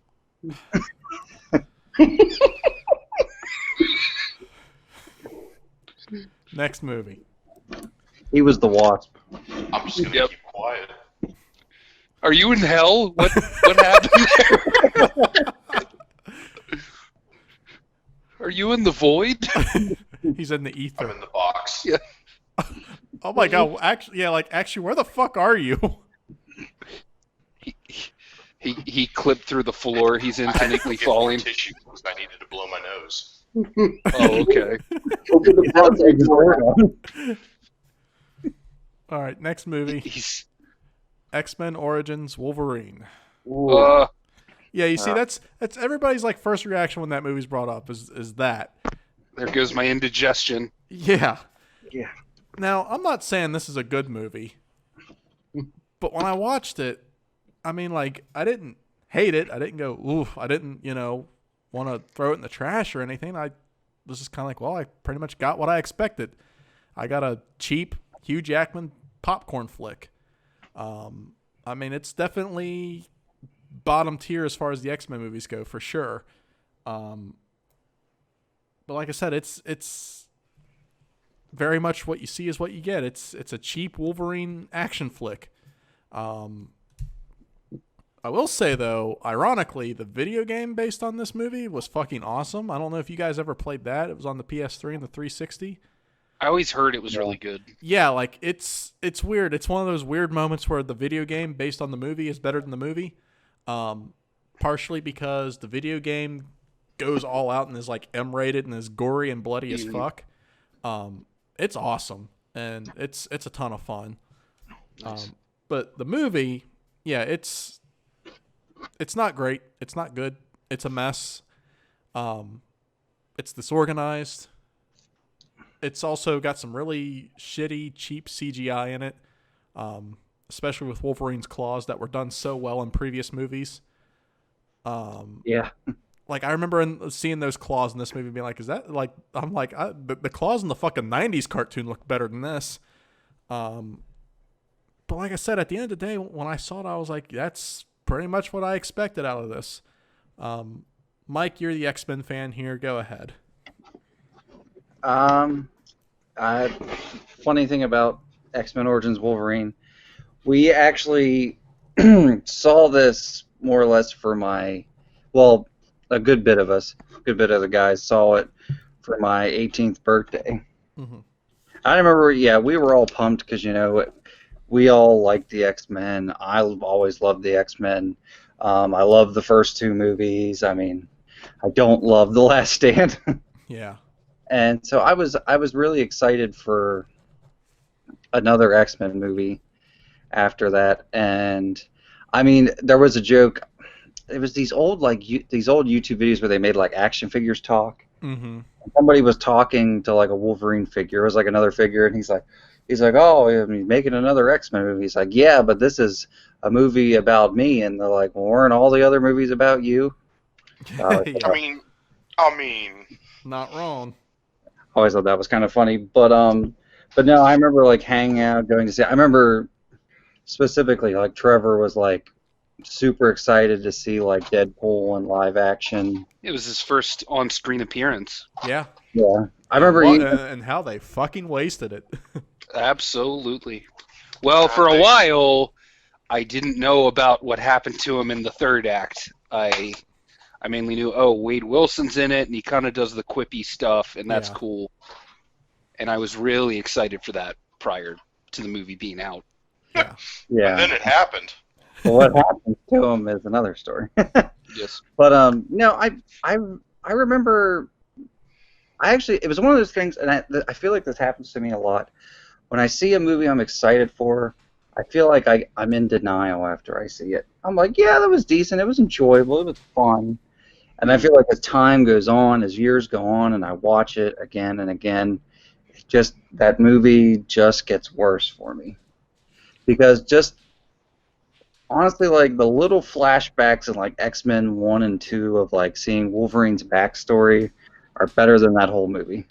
Honestly, I feel like the best scene in that movie is the opening scene. Well, not even the opening scene, but like the kind of the montage of like seeing like Wolverine and Sabretooth fight through all like the American wars. Like that was pretty cool. Well, most of it. Yeah. Okay. That was pretty cool. And like I can't even really say the fight scenes are that good because they're just too over the top. Like even for a superhero movie, like they're like trying to do like kung fu movie shit, like Wolverine like being launched in the air with an explosion and like taken out of a helicopter. It's like, all right, okay. It's like okay, he did a backflip on the Statue of Liberty in the first movie. It's like, all right, it's like that's okay, but like that's... I remember Live Free or Die Hard.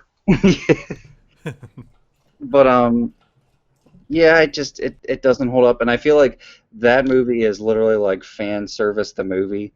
They tried to cram as many X-Men characters as they could. Like, oh, we got to throw Deadpool in there. People like Deadpool. It's like, oh, Gambit's never been a movie. Let's throw in Gambit in there. It's like, oh, Emma Frost.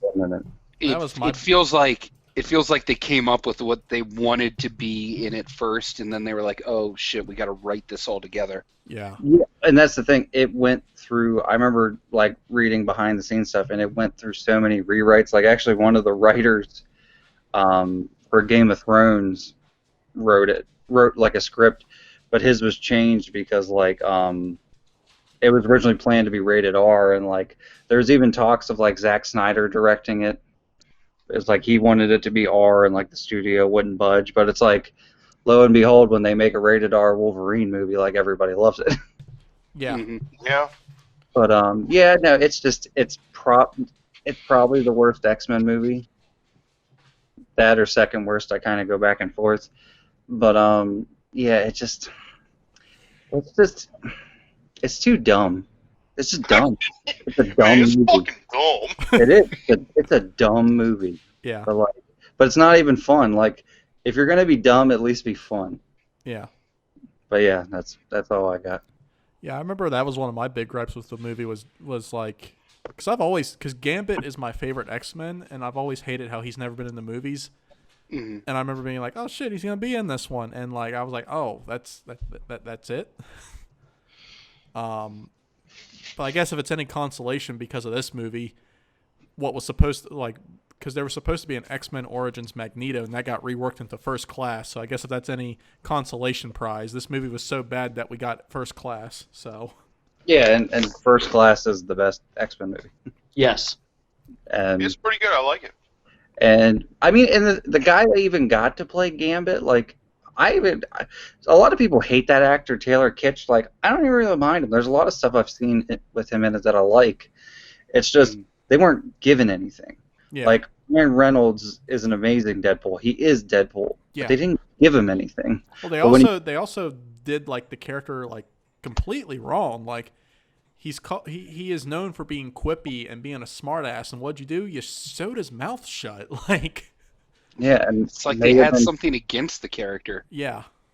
I feel like they were trying to like reinvent the wheel. They're like, oh, what if Deadpool doesn't talk? And his story, like, what if we don't But wipe our asses? it was so that you can't reinvent a character when you're showing him on screen for the first time. Like Yeah. Right. he was Also, he was just hitting like his fame.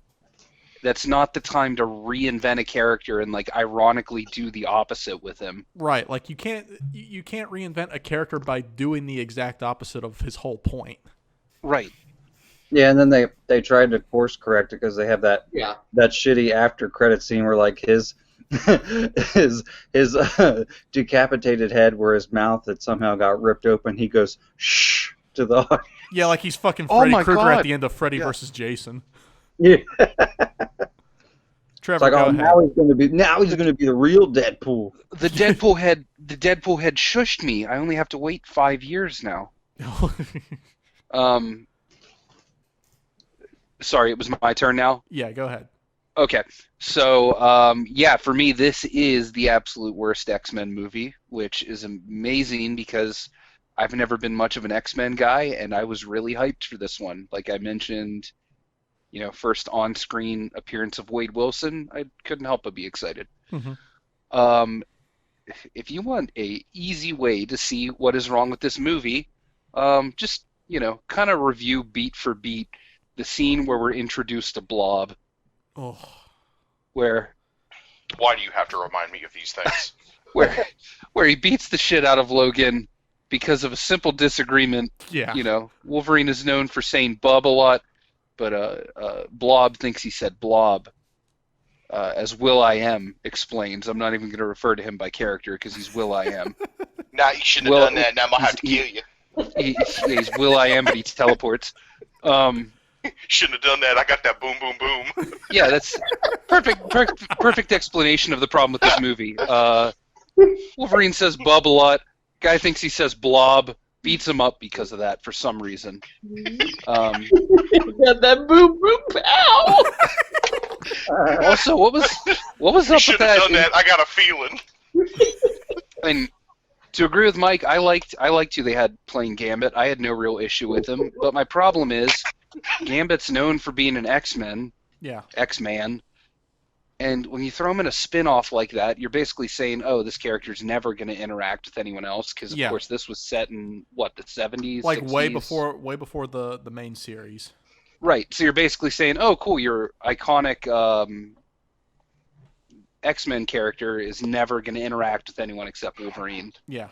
Which is really frustrating. Also, if I remember correctly, this was the first instance I remember in that era where different after-credit scenes were shown depending on the showing you went to. Like, I remember hearing that. Like, apparently it has 2 after-credit scenes. Yeah. I don't know I can't remember what the other one was. The other one. It was probably Will.I.am teleporting onto the credits and dancing and kicking around the text. You shouldn't have done that. Now I'm going to kill you.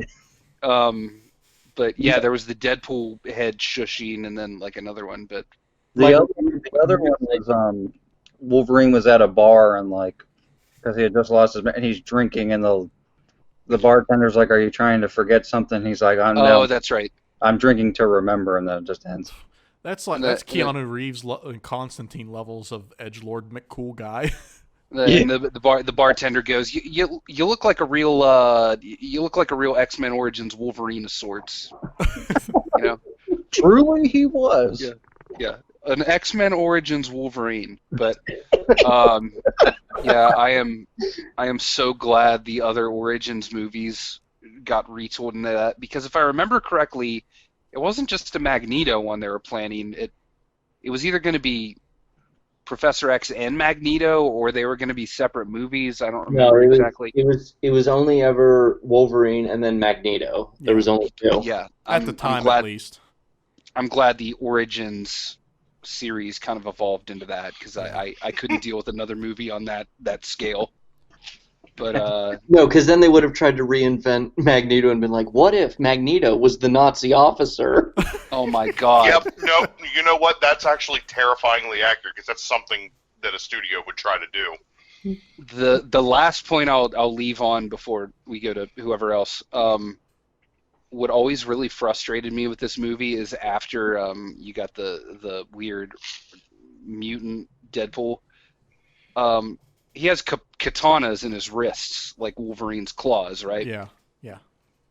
Barack. Can he just not fucking move his arms when they're up in there? Because those were like 3-foot long katana blades. They go in, they detract like a lightsaber, where it's a loop within a Don't loop. Defend this. Don't defend. I don't understand how whoever worked on that put that little thought into that. Like, if you have a 3-foot long blade in your arm, you wouldn't be able to move your elbow. Well, if you're upset by the logic in that moment, then I have 5 Michael Bay Transformers movies to sell you. Yeah. In the words of Rick James, cocaine's a hell of a drug. I'm convinced this movie was written by a sentient bag of cocaine. Most likely. Yeah, like it's definitely we definitely lucked out with the Origins sub-series that they were planning being retooled into First Class, but I sometimes still wonder what could have been with that Channing Tatum Gambit movie. But was that part of that? That was after the fact. I mean, it wasn't like called X-Men Origins Gambit or anything, but it's basically the same idea. And I mean, at first I was like, Channing Tatum, fucking really? But the more time that went on, the more I was like, you know what? I can see it. Just give me something. Yeah, just give me fucking Gambit for once. Okay, hold on. You always got to be careful when you ask that kind of shit, because then you'll get things like X-Men Origins Wolverine. You got to be like, give me something, but give me something good. That's fair. What if he didn't use cards? What if he used checker pieces? Man, what if he was like really big into Yu-Gi-Oh! And just threw those and said, you activated my trap card and threw an explosive card? What is this, college all over again? What if we made him evil and he was obsessed with Connect 4? Zach, go ahead. This joke has gone on long enough. I'm going to make this real short and sweet so we can move it along. Didn't like this movie. Was not a fan of this movie.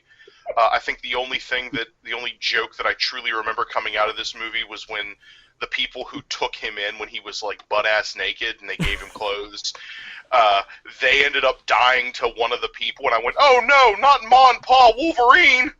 And that was about it. The movie... Yeah, remember? He escaped from the facility after getting his and he gives him nicked bug. The guy gives him the leather jacket, and he says it was his son's or whatever. And then God, why do I remember that? Get killed. Those 2 old people get killed, and I was like, no, not Ma and Pa, Wolverine! And they dropped the ball on a character that, before this, I'd never heard of. And then when I heard about him, I was like, yo, that's really cool. He should be really showcased well. And then they fucked it up, and they didn't do it well. And I'm like, the fuck is all y'all problem? Which was, oh god, what was his name? I haven't thought about him in such a long time. Was it the gun guy? Yeah, the guy who his power is. Kogel, I'm not coming back to the joke from earlier, but his name was Agent something. Yeah, it was Agent Zero. Jesus. No, well, regardless he was 47 early. Fuck me. Nah, but no, it was a prequel.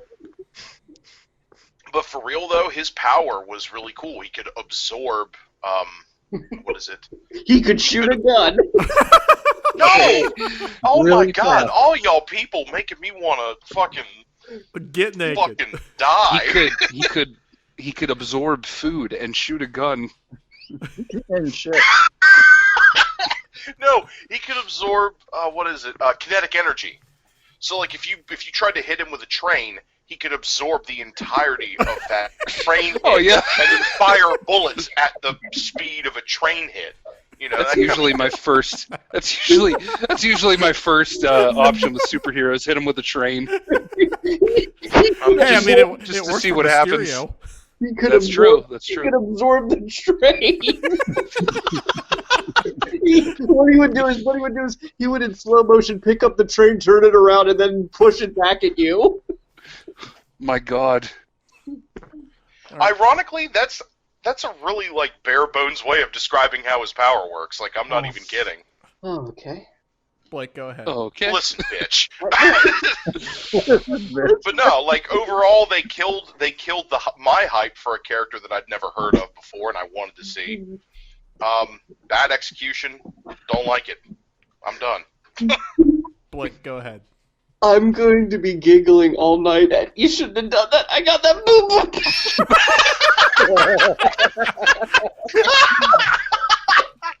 You're welcome. I'm gonna wake up my fucking kid. Now you have to explain to her all of the Wolverine, or not the Wolverine Origins movie. Yeah, and she could pretend like she's shooting me with an Uzi again. Fuck you. Anyway. And that's when he absorbed the train. And it truly was the best Christmas ever. You shouldn't have done that. I got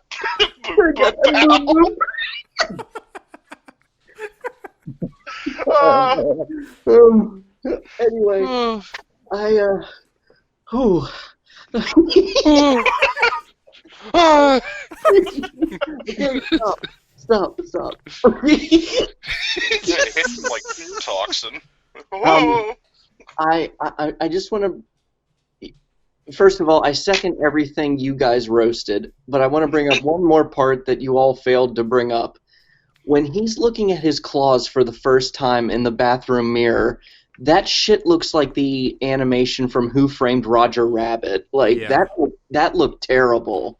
But yeah, just a dumb movie, a lazy movie. I remember when we went to see it opening night for Michael's birthday, and one of my buddies, my other buddies, was walking out. And his name was Thad, and I'm like, "Oh, hey Thad, what's up?" And he goes, "Yeah, we just came out of X-Men Origins Wolverine." I go, "How was it?" And he goes, "Are you a big Marvel Comics fan?" And I go, "No." And he goes, "Okay, you might like it." Maybe. So, but no, yeah. So I don't want to drag this on any longer. A dumb movie. Everything you all said was pretty good. I got that boom boom pow. So let's go. I got one more thing. Okay, go ahead. Quick. Okay, yeah.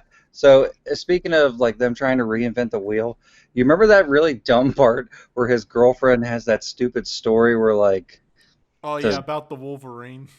yeah, it's like they really How he got the name Wolverine. It's like, yeah, they had to make up some stupid love poem and how it's like he's a fucking hairy dude with claws. That's why they like here I was thinking he was called that because he fucking looked like one. Fuck me, right? You're real. Yeah. Hell, I always called him the honey badger up until now. Yeah. Yeah, where she's like the Wolverine howls back at the moon, and the moon loves him back, and I'm like, oh god, fucking god. Do Wolverines howl? No. They're like badgers. Yeah.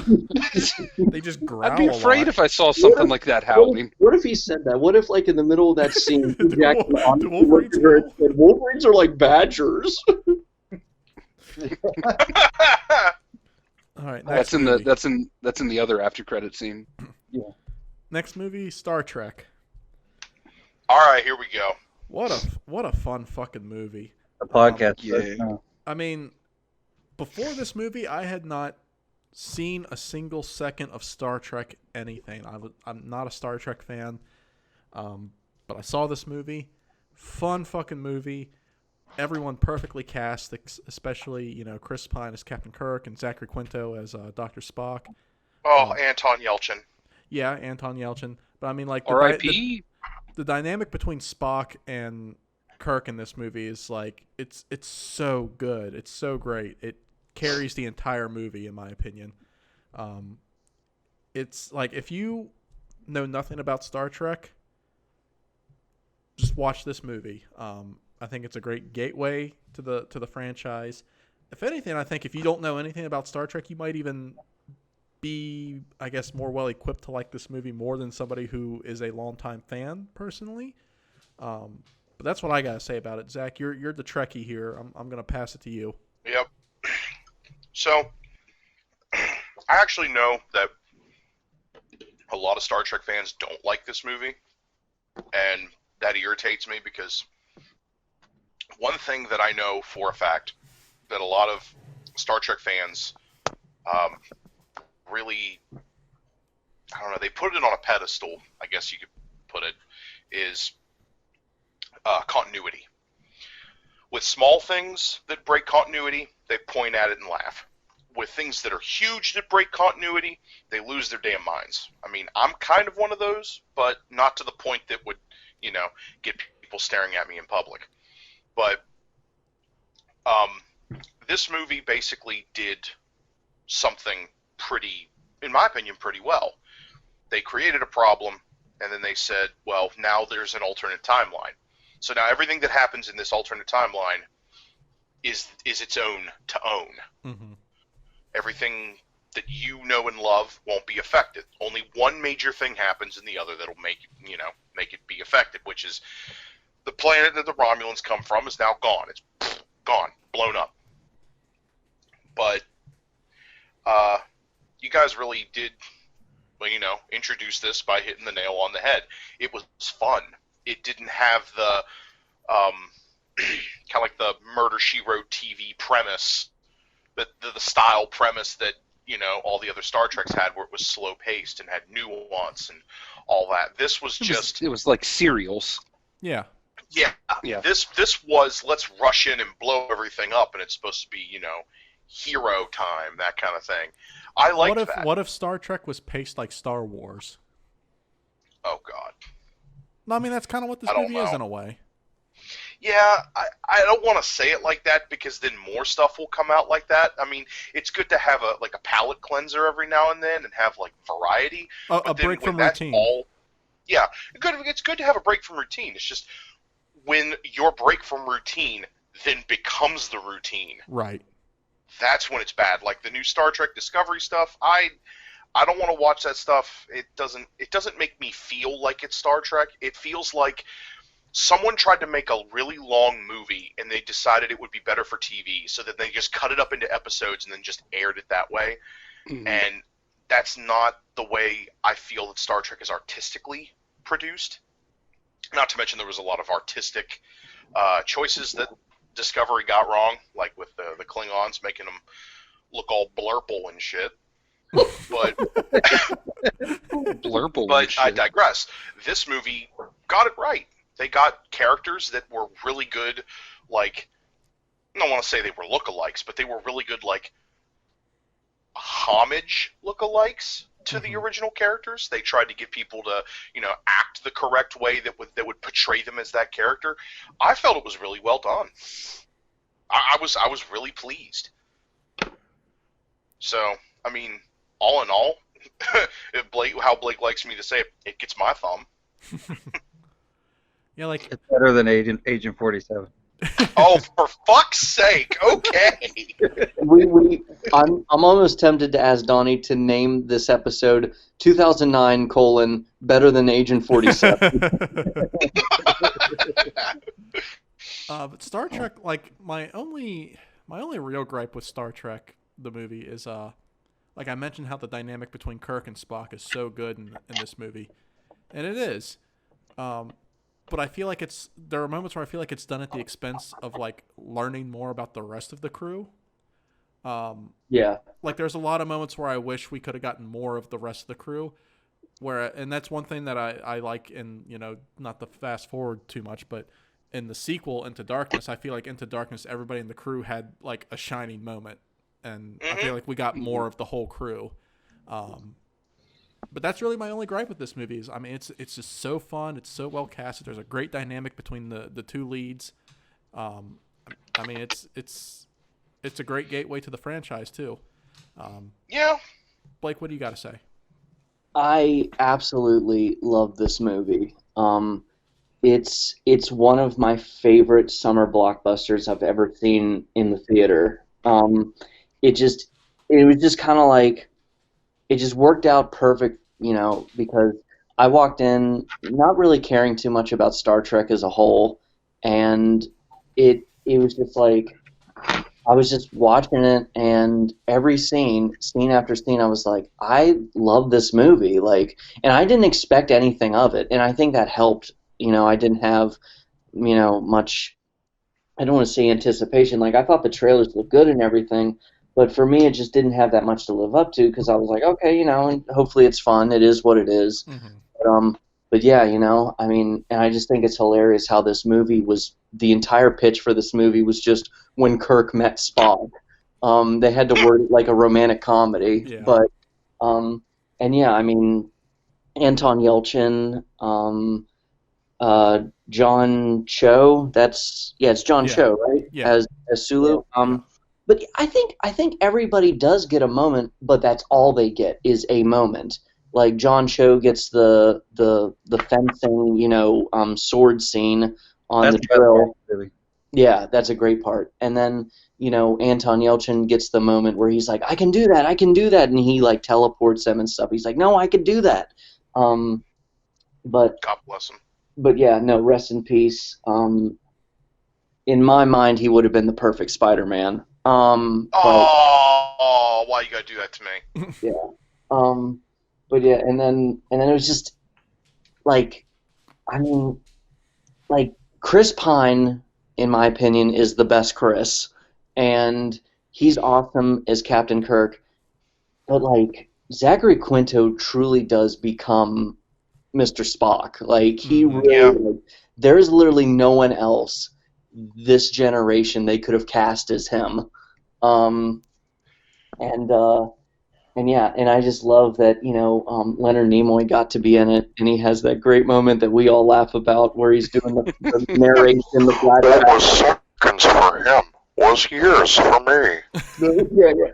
It's like Nero was the. It was just. It's so corny, but I love it. It's so cheesy. It makes you smile. It's just Nero was the first to go in. He went in first. It's like, yeah, okay. But what was years for him was only seconds for me. It's just, okay. And then like his right hand man is also a great. Like you forget he's in it, but like his right hand man is played by Clifton Collins Jr. And he's like he was one of the technician guys in the first Pacific Rim movie. And he's like in a bunch of other stuff, but it's just kind of weird how he's there, and like we always forget he's there too. But yeah, Zoe Saldana was awesome. I mean, this was the beginning of her being in like every single popular science fiction blockbuster. Mm-hmm. Yeah. But yeah, no, it is one of the most fun movies I've ever seen in theaters. It's, I'm sure it's like a cool like, refresher if you kind of got tired of like the slow side of Star Trek, but then also it's even better if you're just a casual mainstream, outside of the fandom audience member who just wants to see a fun ass movie. So yeah, I pass it along. I'm glad you mentioned the villain in the movie Nero, because that's another gripe that I have with this movie. Is like Nero is a very like lackluster villain. He so is. much, I- so much, I- so much so that I yes. honestly forgot that he was even in this movie. See, I think Eric Bana in this movie is so cliche and corny. I still love him though. Like He was better. He was better in Munich. I just He's can't. better at I can't get 1847. I can't get out of my head the part in the trailer where he's like screeching, "Fire everything! Yeah. Fire everything!" But then just the whole, don't tell me it didn't happen. I saw it happen. I watched it happen. It happened. Yeah. Okay, Donald Trump. He's so edgelord in this movie. But That sounds like someone with a certain Simpsons season. fuck off. Trevor, go ahead. Okay, well, I'll keep things brief for the sake of time. But one person no one's mentioned yet, I'm surprised, that I absolutely loved in this was Carl Urban. Oh, Burn Carl Bones. Urban was real Yeah. good in this movie. This is he's probably awesome. Dr. one of the McCoy. earliest. Yeah, Yeah, Um, he's definitely my favorite character in the movie. This was probably one of the first things I ever saw him in, and I instantly loved like just him as an actor from this point forward. But yeah, no, it's weird looking back because I've since seen this movie, have watched a lot of classic Star Trek, partly for my job, mostly Voyager and TNG. But Good. yeah, it's weird. I've had to monitor a lot of it, but I can see why I never would have gotten into Star Trek growing up. It's just Yeah. it's slower paced. It's definitely more science than fiction, if that makes sense. Yeah. No, that does make Um, sense. Yeah, like if Star Wars is more like the fiction is bolded, then Star Trek is the opposite. Science is like the bolded term. But I think this movie is very welcoming for like new folks to get into Star Trek. Mm-hmm.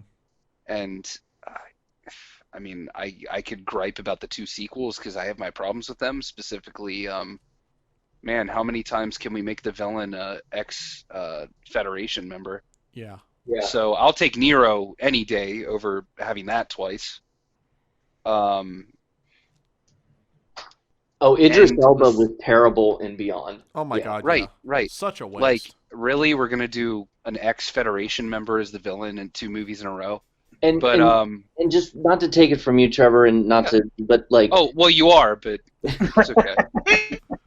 the only thing I have to say is like, with Idris Elba, like, you don't even understand who he is or why he is until like the last like 10 minutes of the movie. And at that And point, it's you don't like, care and it's anymore. spelled perfectly out for you. It's stupid. Yeah. It's just like, I remember leaning over and being like, why is he the bad guy? And then it's like, well, he's trying to kill them. And I'm like, no, but like, why is he evil? But My, sorry, Well, Trevor. you see, and that's this and that's this the thing isn't. that always got me. Because see, I paid attention in the movie, and I was like, Oh, why that is was he our the problem, villain? guys. And We I was didn't pay like, attention. Yeah, no, I was hold listening. on a second. Jesus. I was No, listening. I was trying to pay attention to the movie because I was like, well, why is he the villain? This actually doesn't make sense. And it was for the dumbest fucking reason that I can remember, which was, they didn't come back for me. We don't leave anyone behind. Well, yes, but if they don't pick up your signal, you know, if you send out a distress signal and they don't know where you are generally, they don't know where to start looking, and they think that you blew up. And if they don't come back to rescue cadavers, if they just write you off and then they move on. Starfleet, If you would were- know that. If you were Idris Elba 1 second and a big rock fuck the second, I wouldn't recognize you either. I mean, honestly. Yeah. He was the bad guy from Galaxy Quest. No, God. like didn't Need your Idris help? didn't Idris Elba turn into like a rock dude? Yeah, like, he didn't he became- look like he became- that he for the became bulk the of the Thing. movie? He was like Yeah. a troll guy or something.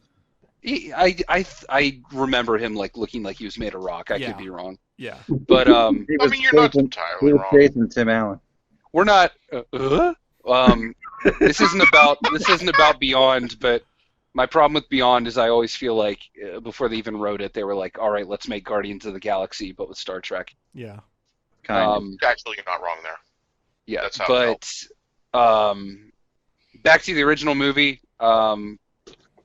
It's good. It got me into Star Trek. And correct me if I'm wrong, but was this like the first time we had the trope of like alternate reality, older character merges into like new reboot world?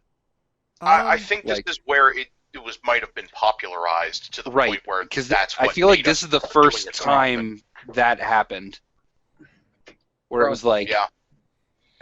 because I mean, you had Days of Futures Past, not that long down the line. I feel like this was the first time we had something along those lines, on like a big scale. Yeah. And then like yeah, once Mortal people find Kombat. out a way to fix it. Right, I'm right. sorry, what was that, Mike? Not movie wise, but like Mortal Kombat did it in the games. Yeah, I mean, across any medium, this is the first instance of that comes to mind for me. Yeah. And the way I always usually see things like this is once someone figures out a way to solve a problem, everyone tries to jump on the answer. Right. It's a very fan servicey tactic, and I'm not surprised that a lot of companies didn't try that at one point in time. If we're talking about the first this and the first that, this was the absolute first time I saw Chris Hemsworth also. Yeah. Mhm. Yeah, as his dad. Oh shit! Yeah, that's right. Yeah, because when we first heard about Thor, everyone was like, "Yeah, it's the guy who was Kirk's dad." Like that's how we referred And to him. now it's the opposite. Thor? Oh, he was Kirk's dad. Did you know he was Kirk's dad? It's like, Mike, what do Oh. you got to say about Star Trek?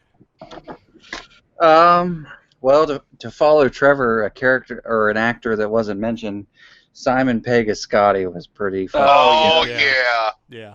pretty fucking funny. I feel like Why he does was this movie have so I- many fucking characters? Had a lot of big names in the ticket. It did, and no, like yeah, it's one of the best blockbusters I've ever seen. Like if you want to get into that category, like summer blockbusters, it's definitely up there for me. The one who shines the most for me is Chris Pine. Like he's like Mhm. for me, like that movie is where a star was born. Like he excels as Captain Kirk. Like I I honestly mean, like him more as Kirk than Shatner. yeah, I know it's like in a second. I don't want to say that. Like I guess that's like Star Trek heresy, but like he's just amazing in the movie. He's so likable. He's so funny. His dynamic with Zachary Quinto as Spock is great. And that's the thing. I don't even feel like everybody gets just a moment. I feel like everybody at least gets a scene. I feel like some are shorter than others, but I feel like everybody gets something.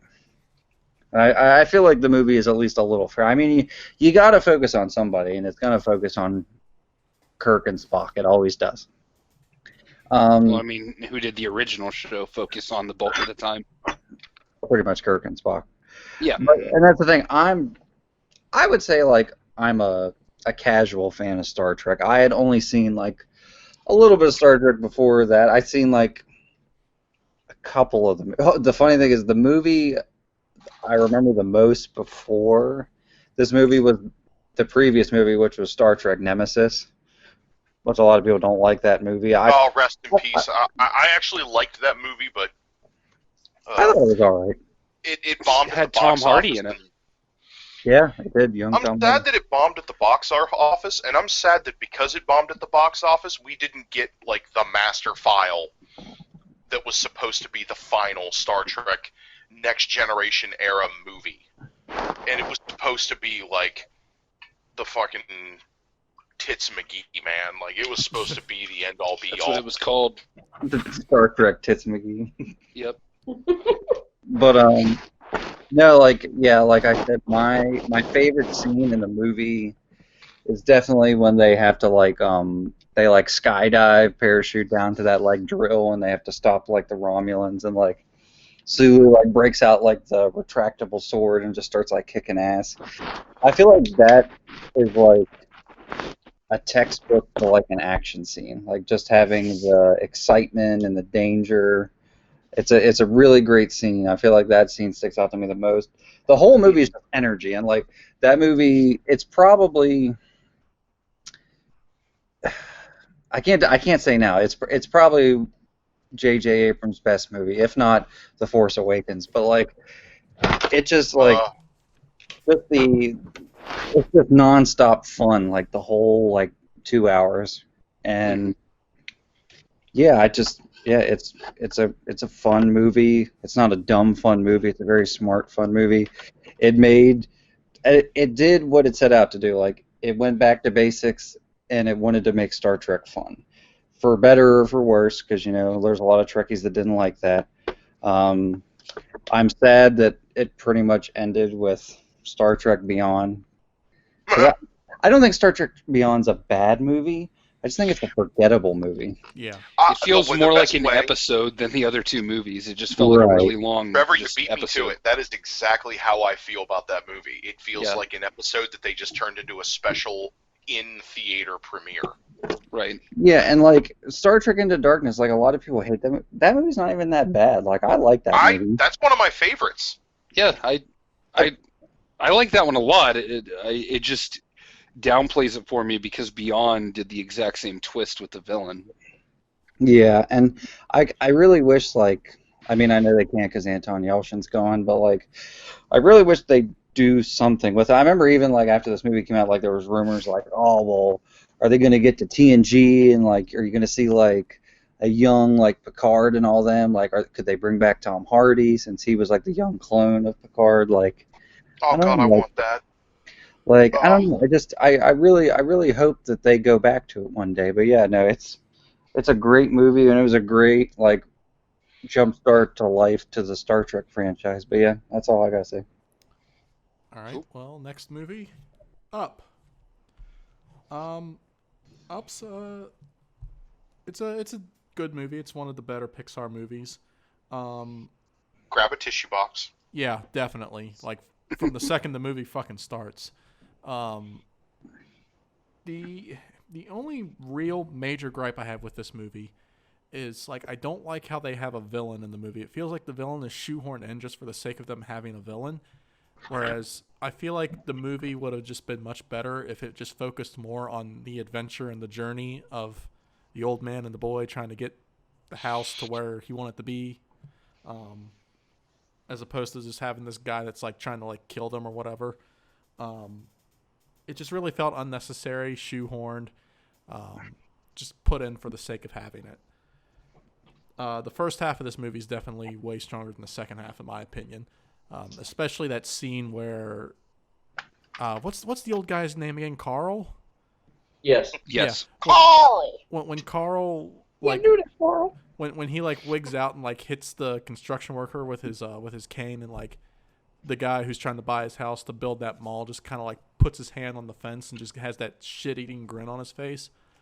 Oh my god! Like, talk about invoking a mood so masterfully in a scene. Like, Blake, what do you got to say about Up? It is my favorite Disney Pixar movie.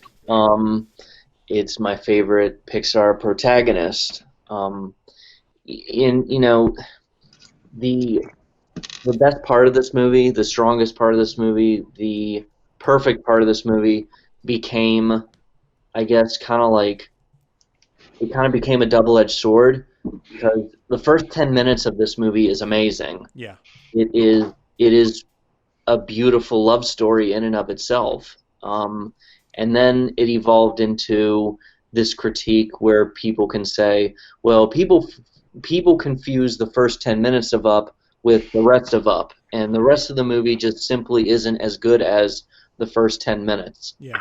The rest of the film is still a beautiful film of him becoming this boy's father figure whose real father is absent from his life because he has moved on. He has moved on to another family.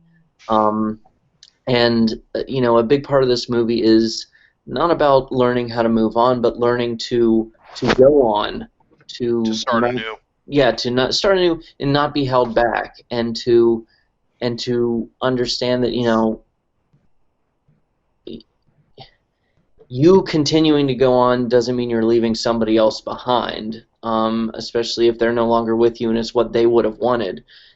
A beautiful moment in this movie that no one ever talks about is when it's in the third act of the movie, and he's looking through his photo album that he never bothered to turn the page past a certain point, and then he finally does, and he sees that his wife had put in all these moments that they did get to have, and that she didn't see her life with him as a missed opportunity. She saw it as an alternate route that turned out to be just as beautiful, and that she wanted him to not give up on life, and to carry on and try to make the most of what he had left.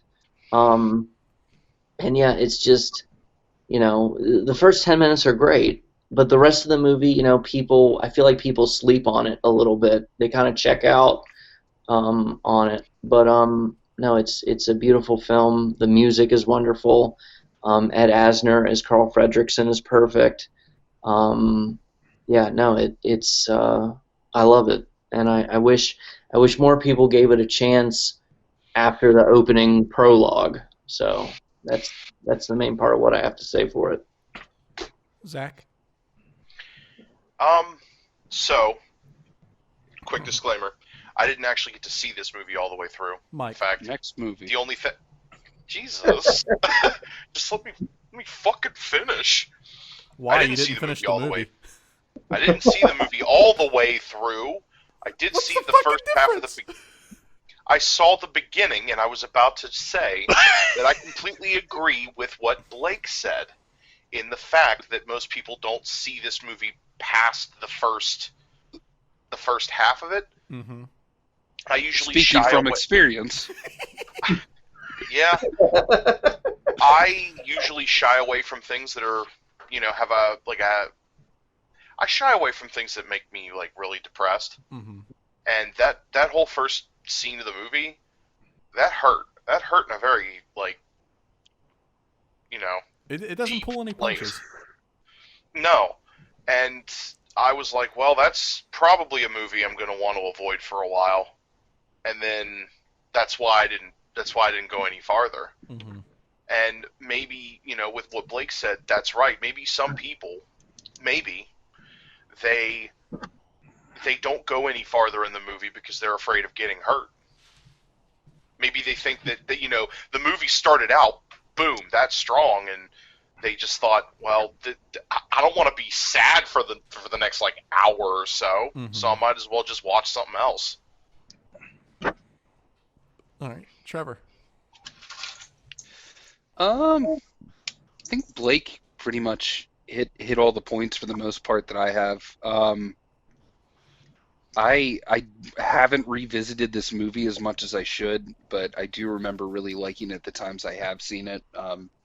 You cannot top those opening 10, 15 minutes. And really for me, that is the biggest problem with the movie, because nothing in the rest of the movie amounts up to it. Like I can recall that opening 10, 15 minutes like from memory, but it's so hard to remember like where the plot went from there. Yeah.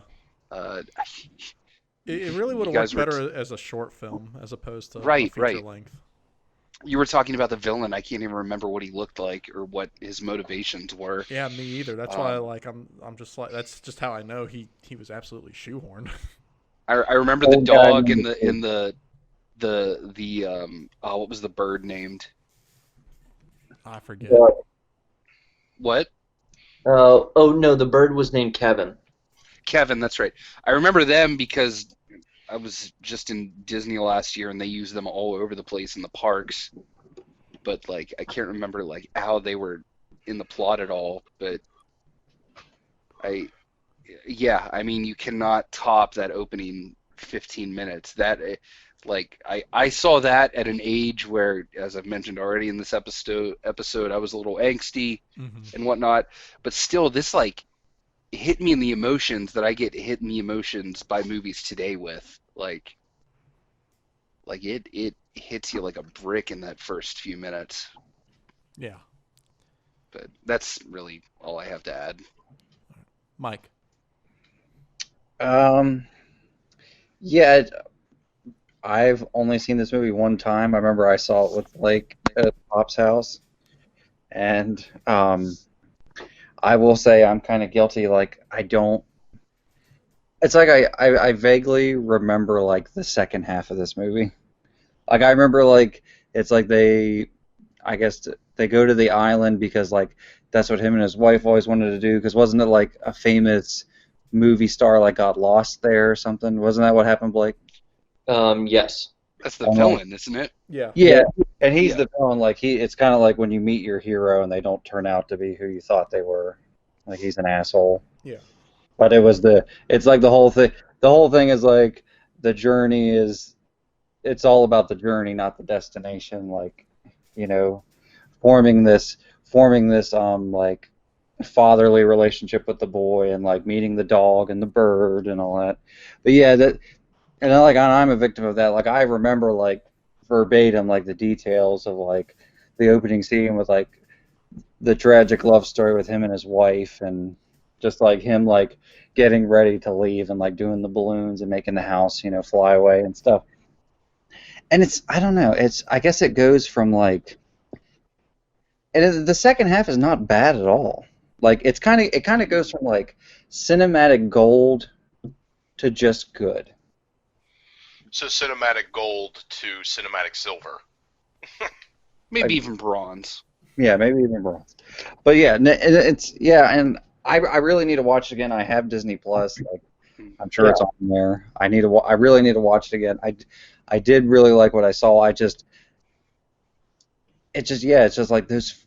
I'm guilty of that too. I'm one of those people. Like the first 15 minutes like really sticks with you, but like the rest of the movie is just, it's not forgettable. It's just good. It's just like what you expect from Pixar. That is still like it's still a very, I don't want to say weird. I'm not trying to like put down anyone else's opinion here, but it's a very interesting critique that like this.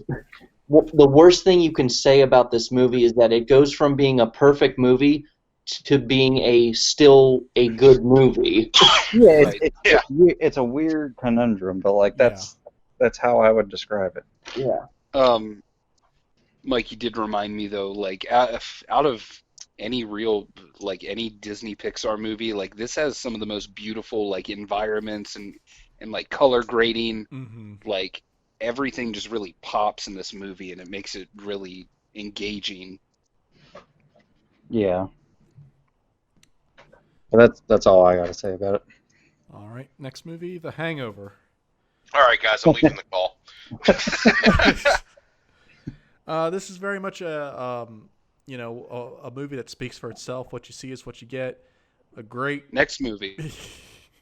great quotable buddy road trip comedy.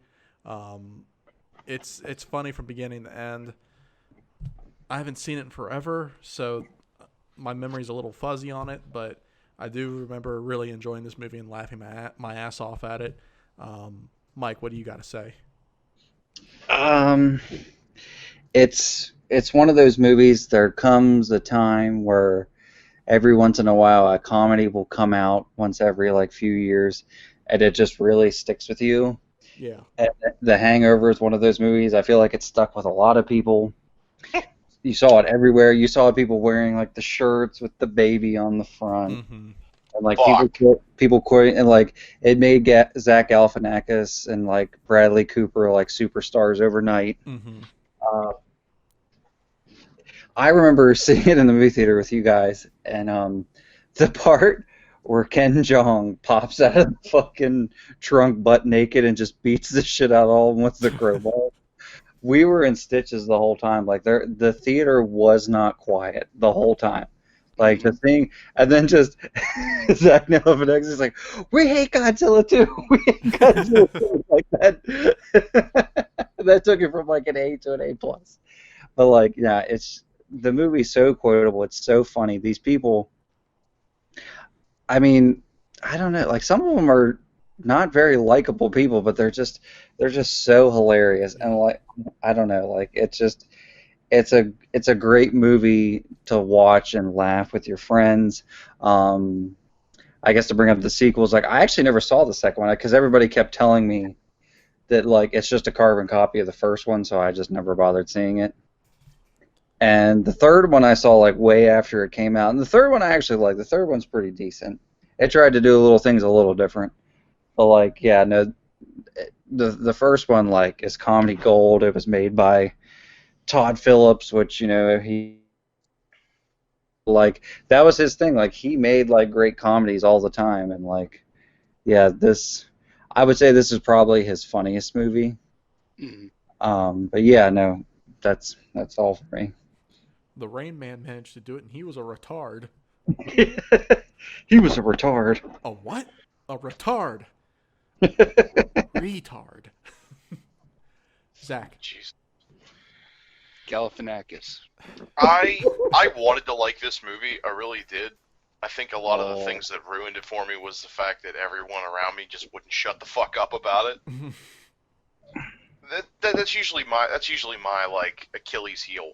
If I hear a lot about a movie, I'll want to go see it. But anything past that, to the point of like cultural or pop cultural obsession, I get so turned away from it because it's just like, okay, all right, we fucking get it. There's a baby. They have to carry around the baby. Now the baby's the butt of the joke for some reason, even though he's not in the movie all that long.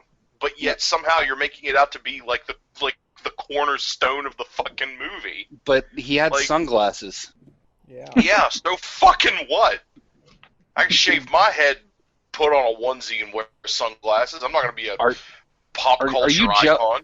Are you jealous of an infant right now? I think he is. You know what? Whatever. I mean, I'm not, but that's all the joke's gonna spiral That's into what at this point. that's what someone jealous of an infant would say. Agent 47 shaved his head too. Whoa. I'm totally not. You're but right. even if I was, You're right.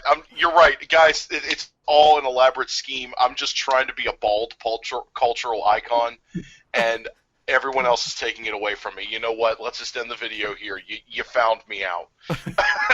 Can you please legally change your name to Bald Cultural Icon? I'm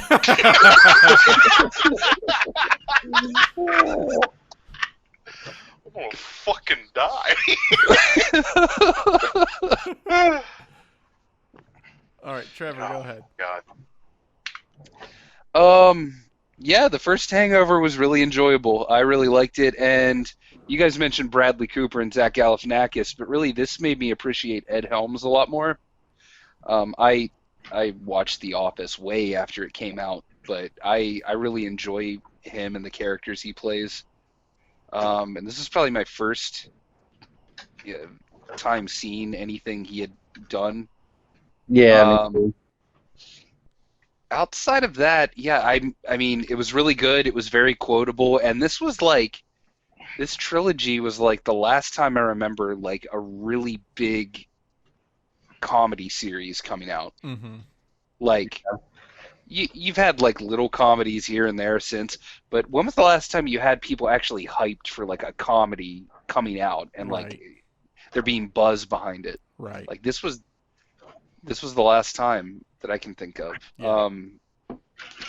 But I've revisited the first one way more than the second or third. I've seen the second a few times. The third I think I've only seen once, but the first one still just manages to hold up like really well. And kind of agreeing with Kogo, I feel like a little bit of what undoes the film is its fan base in a way. But at the end of the day, you can't let that influence your perspective. Right. But no, I love the first one. Super quotable, very entertaining, more than the second or third. Blake. What do tigers dream of when they take a little tiger snooze? I hate you so much right now.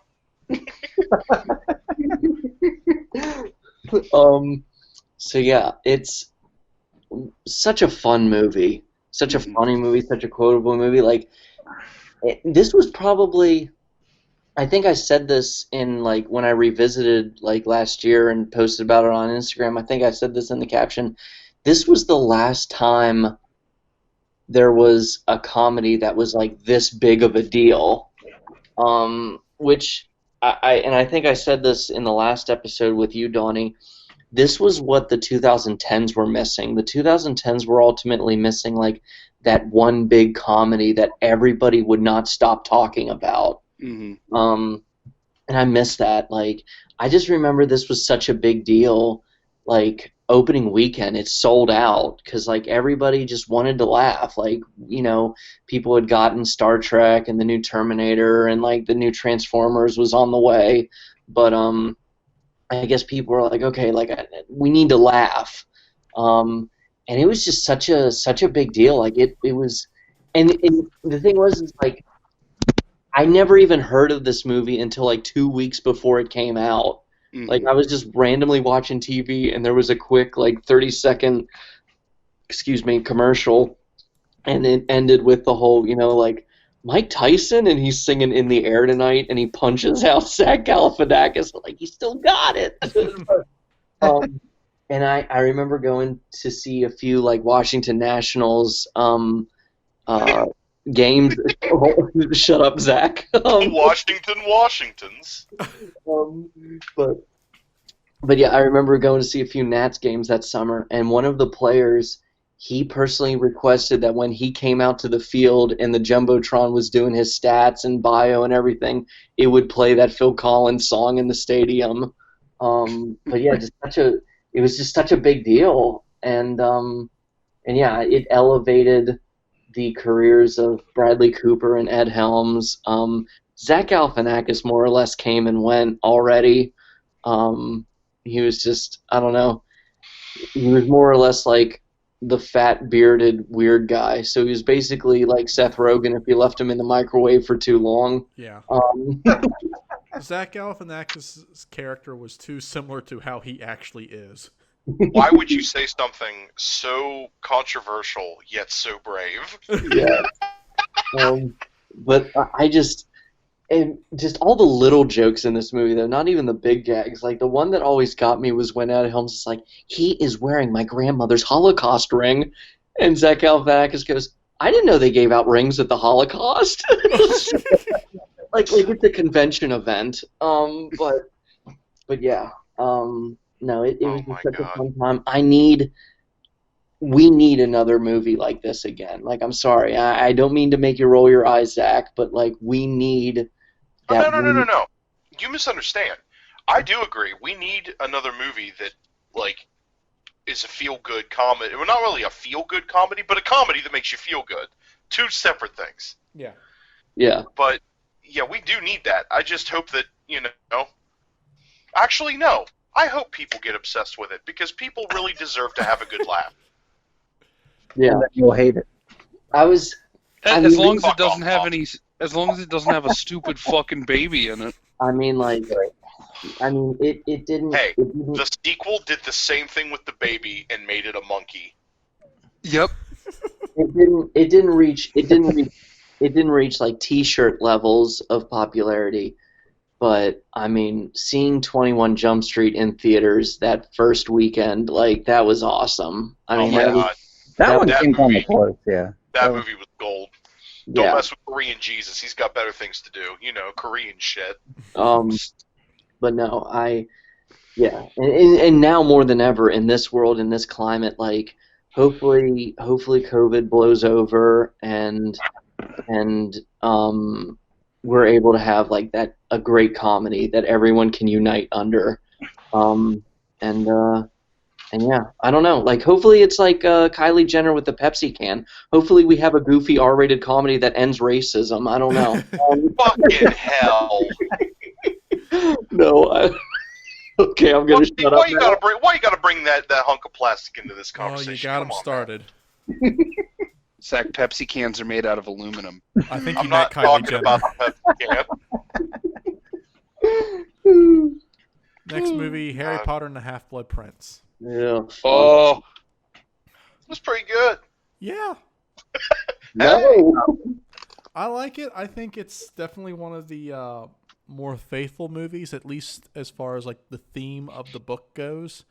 The whole point of the book is, even in the middle of a terrible, terrible war, life still goes on, and I think the movie captures that theme very well. But at the same time, it's also very unfaithful to the book. There's a lot of stuff missing. I've mentioned it plenty of times in previous episodes how as these movies went along, they catered more and more and more to people who had already read the books. I still think cutting Dumbledore's funeral, like not doing that scene in the movie, was just a huge misstep. In that scene where they all like hold their wands up and everything, it's so corny. But overall, I think it's a good movie. It's definitely one of the stronger movies in the series. Blake, I'm going to bounce it to you. It is hands down the worst Harry Potter movie. All right, Zach, your turn. It's Oh, nothing. No, it's not Zach. So I was gonna say we're talking about the Half-Blood Prince, not the Prisoner of Azkaban. no, nothing fucking No. happens in this movie. Like nothing happens. Oh, so Dumbledore died, and that didn't matter to you. Okay, well, other than You that, shut the Peter? fuck up. Hear him out. Hear him out. it's just you said how life goes on. Yeah, I feel like the rest of my life passed by in this theater. It's so slow and it's so long, and that's really all I have to say about it. I want to bounce it to Trevor so Trevor could talk about the part of this movie that we love. Here we go. Here we go. Oh, Trevor hates it for the dumbest fucking reason ever. This is the 8.5 hour part of the podcast. No, okay. So before I get to that, that criticism is a joke. Let's get that straight. I know. Um, I'm just I busting your am balls, right. I'm right there with Blake. This is my least favorite of the Harry Potter movies. Accurate in some regards, yes, to the book. Very inaccurate in others too. Yes. it is just so goddamn boring, and I would have to look at the actual like cast and crew involved, but it has like I So you don't can know. ask him, why were you in this movie? Shut the fuck up. I'm on a rant. I don't know if it's the way it's edited or just how it was directed, but every scene in this movie like begins and ends on like a solid shot with like a really somber like no sound moment, and it just like adds to how bad it drags. And it's a continuous fade in and fade out. Right. It feels like the whole movie feels like a fever dream in a way is the best way I could describe it. But that's my biggest problem with it. It's not the plot. I mean, the plot holds your attention, I guess, but just it like goes out of your way to make it even more boring than it can be. And it doesn't help that this is like the penultimate Harry Potter story. Like we're all here to see what's going to lead up into the final battle. I mean, and now let's talk about what Blake wants to hear. So. Oh boy. The moral of the story is something can only taste like ass so much. Oh. Okay, or don't let me fucking say it. So, I'm getting real mad. I'm getting real upset. Oh, he's getting So you know, Dumbledore has to drink that tonic, right? And like he's like, Harry, you got to make me drink that tonic, that water. And whatever that is, that mud water. And Harry makes him drink it, and Dumbledore is like literally slapping the little fucking serving thing away. He's yelling at Harry, and my logic is, you're a fucking wizard that old. Things can only taste so bad. You have been around that many years, and you've never had to drink something that tastes that awful. Do the impression. Do the voice. No. He's slapping it away, and he's getting all mad. He's cursing at Harry. He's flipping him off. He's flipping him off. He's going to the holy water like bowl that you see in the Catholic Church, and he's just like, please, just a little bit. No.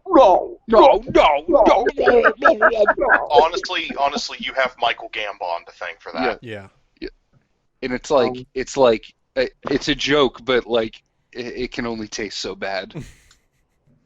Hashtag the wrong Dumbledore to make a one of the wisest and most well composed wizards out there like turn into that. It's baffling to me. Turn into a toddler. You told him to eat his veggies. Yeah, turn into a baby with sunglasses and a beanie.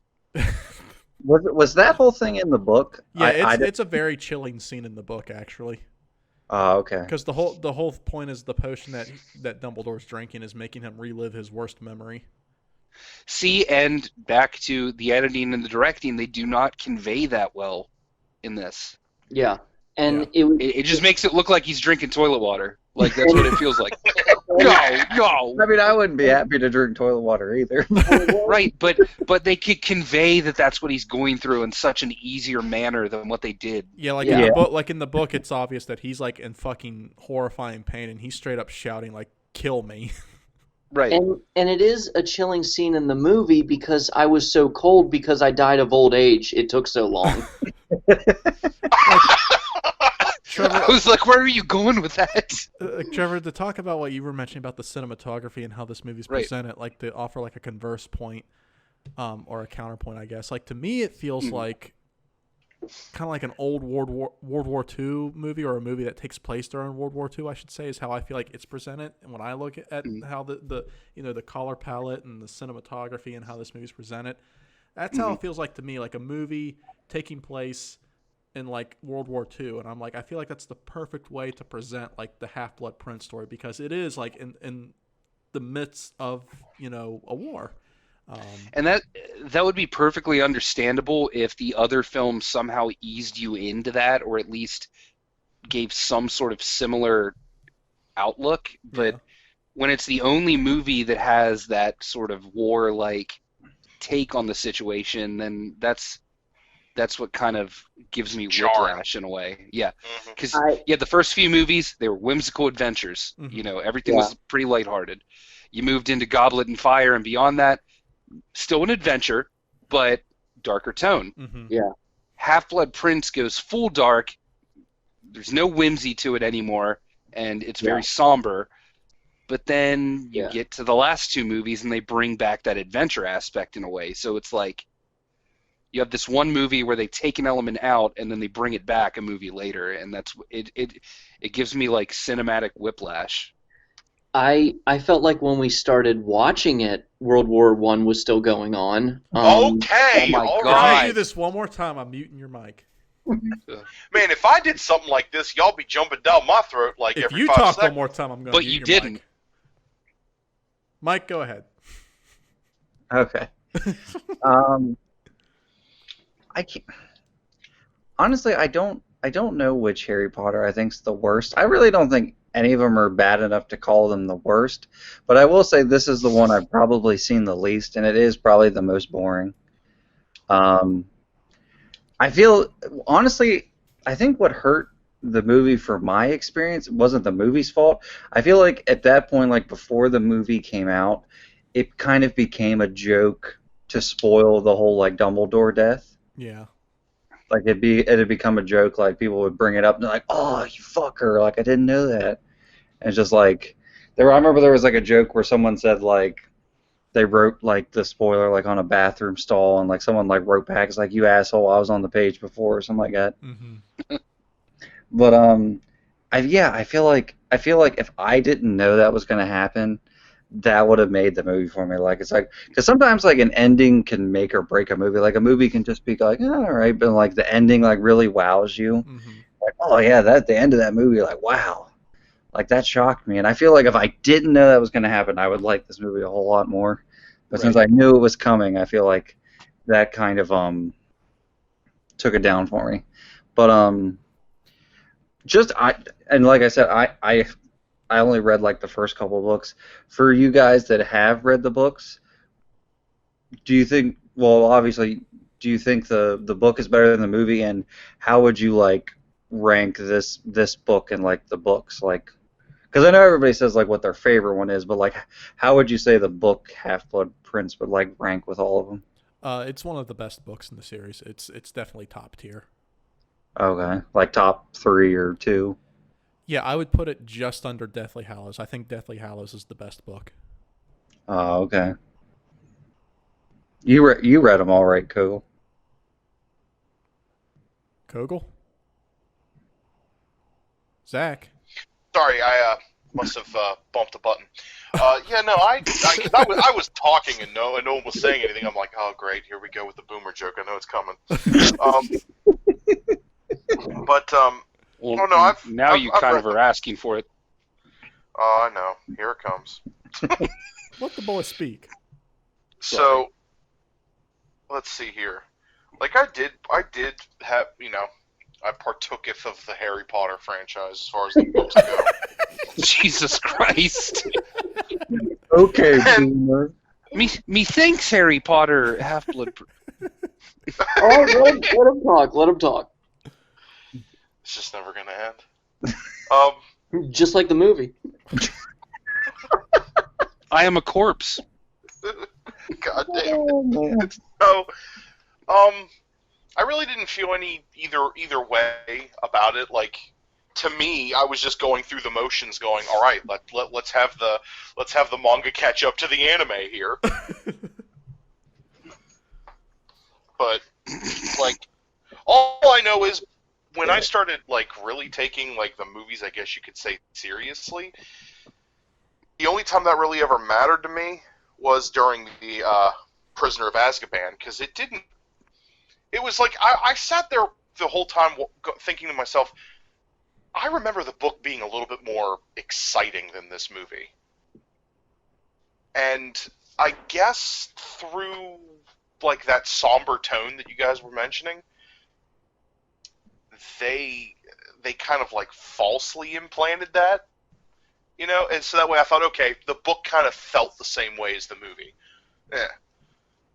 It's almost like took the literal interpretation of make this movie as depressing as the book was supposed to be. Cool. And all they did was add the somber shots and a lot of like the sad faces and shit. And I guess it was an overload from some people, I guess. But to me, it really didn't make a difference. I was just like, yeah, cool. All right. We're catching up. All right, then. Well, let's move on to the next movie, then. Paranormal Activity. I do not give a fucking shit about this movie or its franchise at all. Nope, me neither. This movie is literal just white noise to me. So, Mike, go ahead.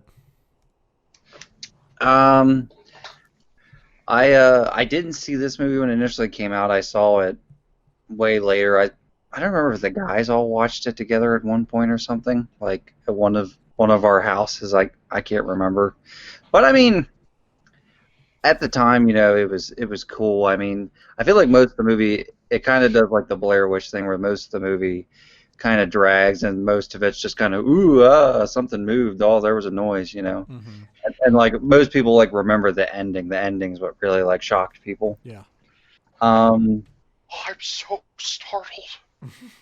And and it was going off the trend of like the found footage movies. Like there was found footage movies coming out. It felt like once a month. And then they started really churning out the sequels. I really like the third one. The third Paranormal Activity always stuck with me. I always thought that one was actually pretty creepy. Is that the 80s one? Yeah, when like you see like the old ladies and shit at the end. Oh, yeah. Yeah, like they just like open a door and there's these like cult of like old ladies that are witches, and it's like, what the fuck? But like, I don't know, old ladies freak me the fuck out. That's like one of my childhood fears, man. It's a good takeaway. Yeah. But The yeah, cult of old witches. it was just, it was a trend. It was a horror movie trend, and now nobody talks about them anymore. But we got a little something out of them. But yeah, most of them weren't that great. But yeah, that's it for me. Blake? I actually have a lot of respect for Paranormal Activity. Not just like it's, I thought the movie itself is creepy. It serves its purpose. But I don't just respect it as a production. I respect the marketing of it and the budgeting of it. It became the Blumhouse model, which was, producer Jason Blum understood it is much wiser and safer $1 million each than to have one movie for $100 million. So that way, if one of your movies fails, it doesn't break you. But then if one of your movies becomes a super success, it's really successful because most of what it makes back will be pure profit. So I actually have a lot of respect to that strategy, that business model and marketing. But yeah, and as far as like the lore, the mythos of Paranormal Activity, after the first three, it gets burned out. I like the first one, and then Trevor and I kind of disagree here.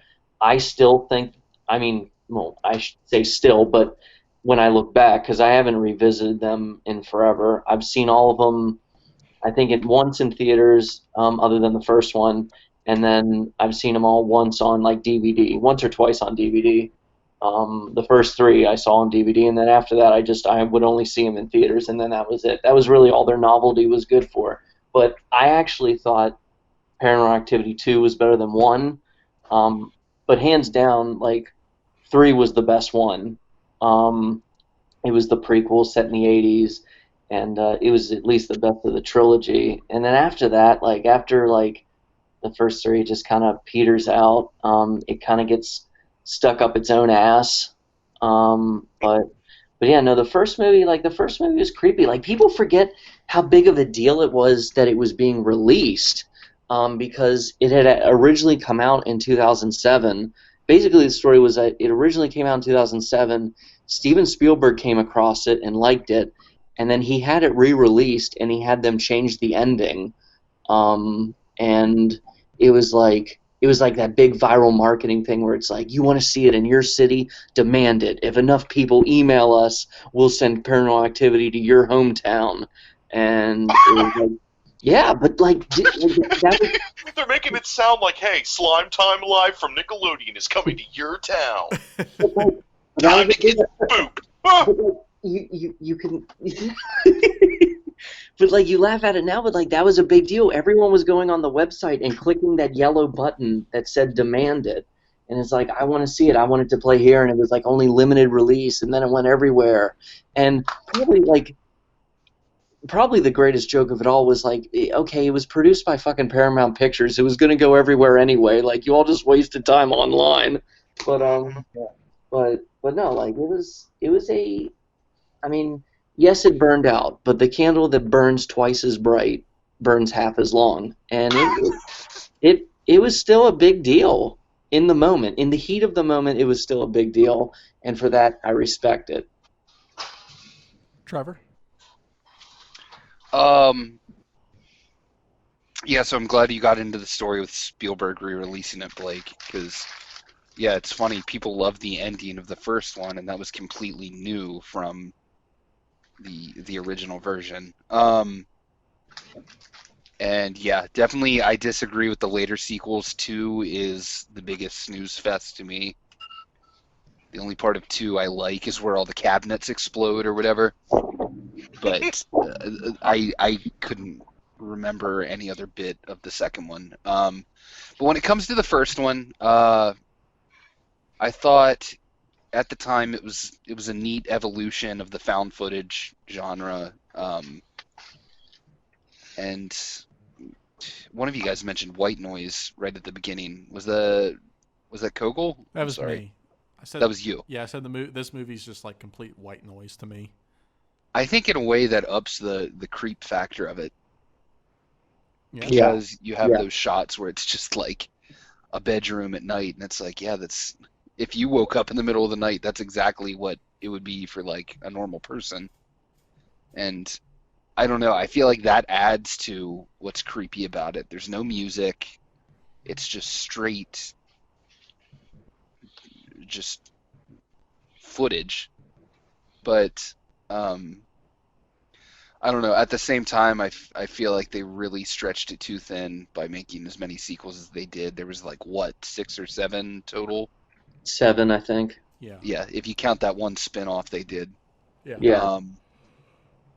But yeah, it's you can only do that idea in so many different ways. But I don't know. Like I would honestly probably take Paranormal Activity over like Blair Witch. Yeah. I think it's a natural evolution of what that movie sought out to do. Mhm. But there's only so much you can say about it. It's found footage horror movie. But when something works, it works. I just remember like the husband in this movie and how much of an idiot and asshole he was. I remember when he gets so upset about how much they're being haunted. I don't know why I worded it like that. He only wanted them to be haunted a little bit, but anyway, he was just like, he gets so pissed off, he freaks out. He rips a crucifix off the wall and throws it in the fire, and he's like, I'm done with this shit. And it's like, okay, well, basically you just made your situation worse. Like That guy, he was gonna help you. yeah. Now he's not. Not now. Nope. Yeah, like now Christ is gonna haunt your ass, but yeah, but and it's just I remember it was so what was so distracting about the husband later on when I would try to rewatch the first movie is that he looks kind of like the long lost older brother of Marissa's husband Quarter. Like that distracted me so much when I would try to rewatch it. And I even told her that finally, and she's like, "Really? I don't see it." But I'm like, "Yeah, no." Yeah, Girl, your husband looks like the kind of guy who would want your house to be only a little haunted. But so yeah. Zach, go ahead. Honestly, didn't care about these movies. Didn't care if they succeeded or failed. Meh. That's it. Short, sweet, to the point. All right then. Next movie, Zombieland. Just a fun, cool popcorn flick. I mean, this came out at the time when the whole zombie thing was like in every form of media, which I couldn't stand at the time for the most part. But I did enjoy this movie. I mean, it's just a fun movie. It's a cool movie. It's a funny movie. They definitely waited too damn long to get that sequel out. Yeah. Blake, what do you got to say? Yeah, no, it was a really fun movie. It was kind of like, I don't know, for some reason I didn't expect it to be successful, even though it had like good stars in it. Mm-hmm. But it was kind of like, in a way, it was kind of like the little comedy that could. Mm-hmm. But yeah, no, like Bill Murray in this movie was everything. Yeah. It's just like, oh yeah, I saw Eddie Van Halen the other day. Oh, how's he doing? He's a zombie. It's like, oh, okay. It's like any last regrets? Garfield, Probably maybe. Yeah, probably Garfield. But no, it's a fun movie. Yeah, but they waited way too long to make that sequel. I mean, talk about striking while the iron's cold. I mean, it's down there with Zoolander 2 and Anchorman 2, and just you don't wait that long to make. I don't know. It's kind of interesting how both these movies came out the same year. You have The Hangover. That sequel probably came out too quick, too soon. It was maybe too rushed. And then you have Zombieland that waited too long. So when it comes with a comedy, there is a sweet spot. And I feel like when most people say, oh, the sequel is never as good as the first one, there's a lot of serious movies that prove that wrong.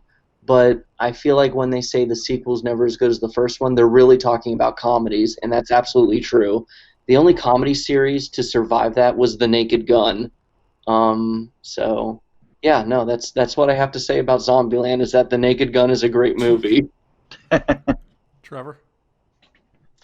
I really don't have too many thoughts on Zombieland. I could never get into it myself, and it always felt like a movie that was made out to be a lot more like popular and iconic than it actually was. Yeah. I don't know. This was right about the time where I was pretty fed up with zombies, and I get it was kind of a comedy to make fun of the idea, but I don't know. I just myself could never get into Zombieland too much. Zach? Zach? Did you hit the button again? Yeah, that was me. I hit the button again. My phone fell and I didn't realize it hit mute. Jesus. Yeah, no, it was one of those movies that came and went for me. It was like, yeah, it's a thing. And that was it. That was it. Mike? Yeah, I really liked this movie when it came out. I don't think I saw it in theaters. I think I saw it afterwards when it came out. Yeah, the Bill Murray stuff is hilarious. It came out, yeah, during the big hype of the zombie craze, and I think everybody hates zombies now. I feel like they beat the zombie genre to death more than they did vampires. Yeah. And I didn't think that could ever happen.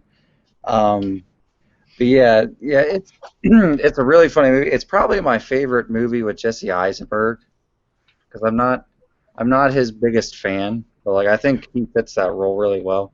What about American Ultra? Fuck that movie. She's the only one that remembers that movie. Oh man, he nutted. But that was the only funny part of that whole movie. And it wasn't even in the movie. But yeah, no, and like really, what Woody Harrelson steals the show with that movie. Like his character, like Tallahassee, is just so funny.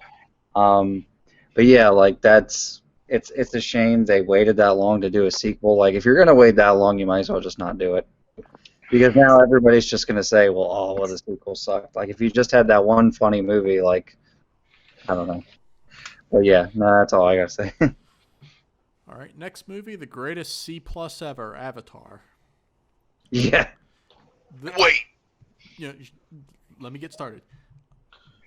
I remember when this movie came out, it was like all anybody fucking talked about was this fucking movie. and how you needed to go see it. And it was the greatest movie ever. I went and saw it. And I'm like, yeah, it's all right. It's okay. I didn't think it was necessarily groundbreaking. I didn't think it was the greatest movie ever. I definitely didn't think it needed 3 fucking sequels, or 4 fucking sequels, I should say. If they even happen. Yeah, if they even happen. Like, we've been hearing about Avatar 2 for the past, like, 11 years, and it's like, at this point, even the people who fucking talked this movie up like it was the best movie ever don't fucking care anymore. It's an alright movie. It was way overhyped. I think a big reason it was so overhyped was because this was like the first movie that this was the movie that started like the whole like 3D gimmick that was popular for a while. And it was the first movie that did it well and did it right. It was one of the few movies that did it well and did it right. Yeah. I mean, it is easy on the eyes, especially in 3D. But I mean, like, beyond that, it's a pretty average movie in all honesty. Zach, what do you got to say? It was one of those things where I got just the amount of hype for it that I at least wanted to see it. Mm-hmm. And then I saw it, and I was like, yeah, it's pretty good. I mean, the story's a little meh, but the action was pretty good. And then everyone starts going around acting like it's the Jesus Christ of movies. And I'm like, yo, hey, whoa, it's not that good. Yeah. And that's all I remember was I saw it, I liked it, it was okay. But everyone thinks that it's like the Messiah of movies. And I never understood that. What qualifies it to be that damn good? It was just a good action. It was an okay action flick.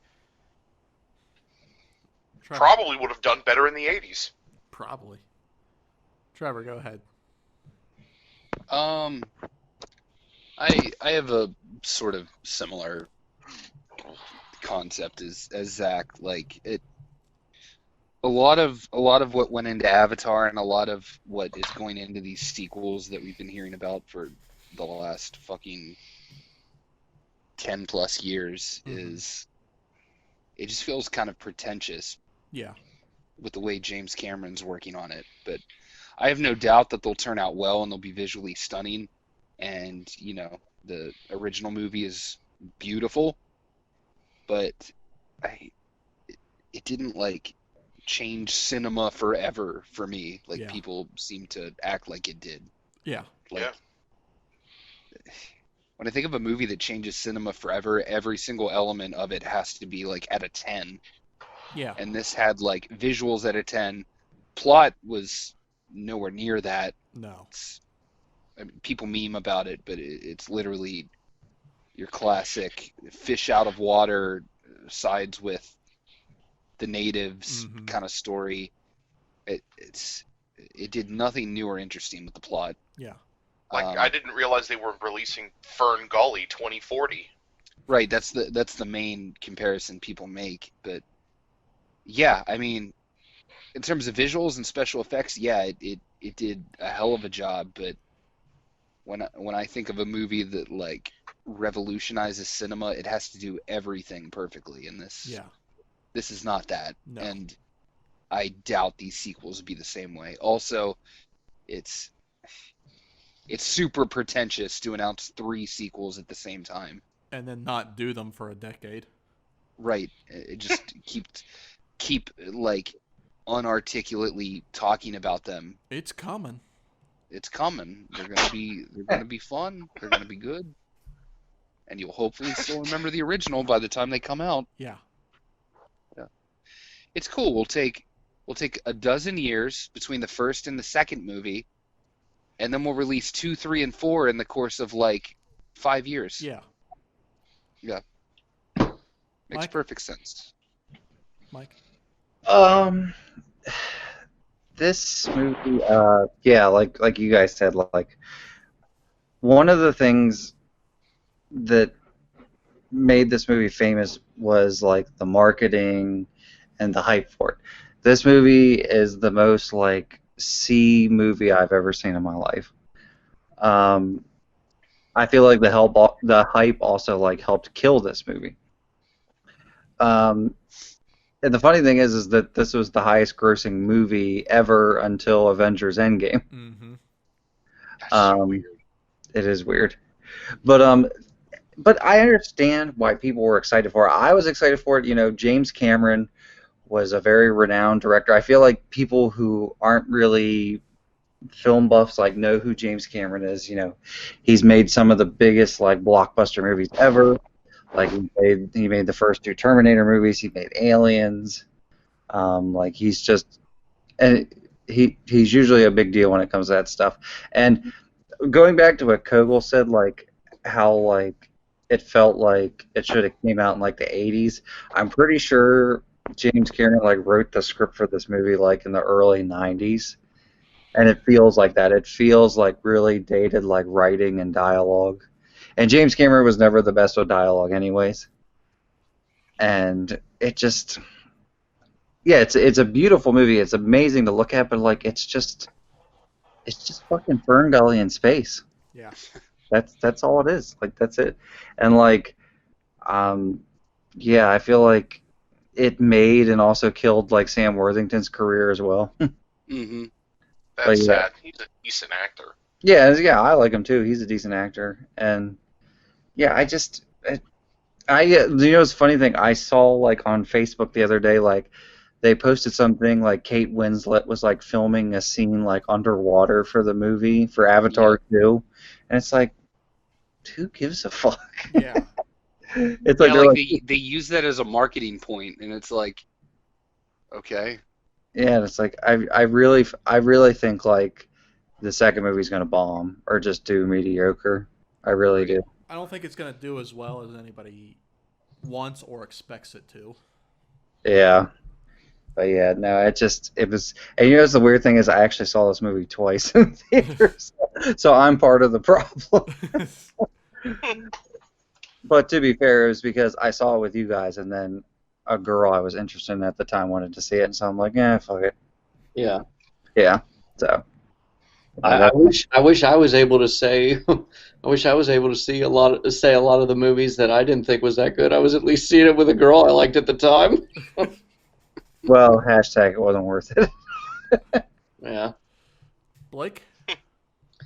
So I feel like with this movie, it kind of came full circle, and I completed the arc where it's like it was super hyped, it was overhyped, it was like everybody calm down, like, and it was kind of weird how this movie already had a fan base before it even came out. Yeah. Like people were like putting on blue face paint and like trying to have like Navi T-shirts and stuff, and it's like you haven't even seen this movie yet. Like when the new Star Wars movies came out, obviously people were going to be excited for that because they had seen the other Star Wars movies.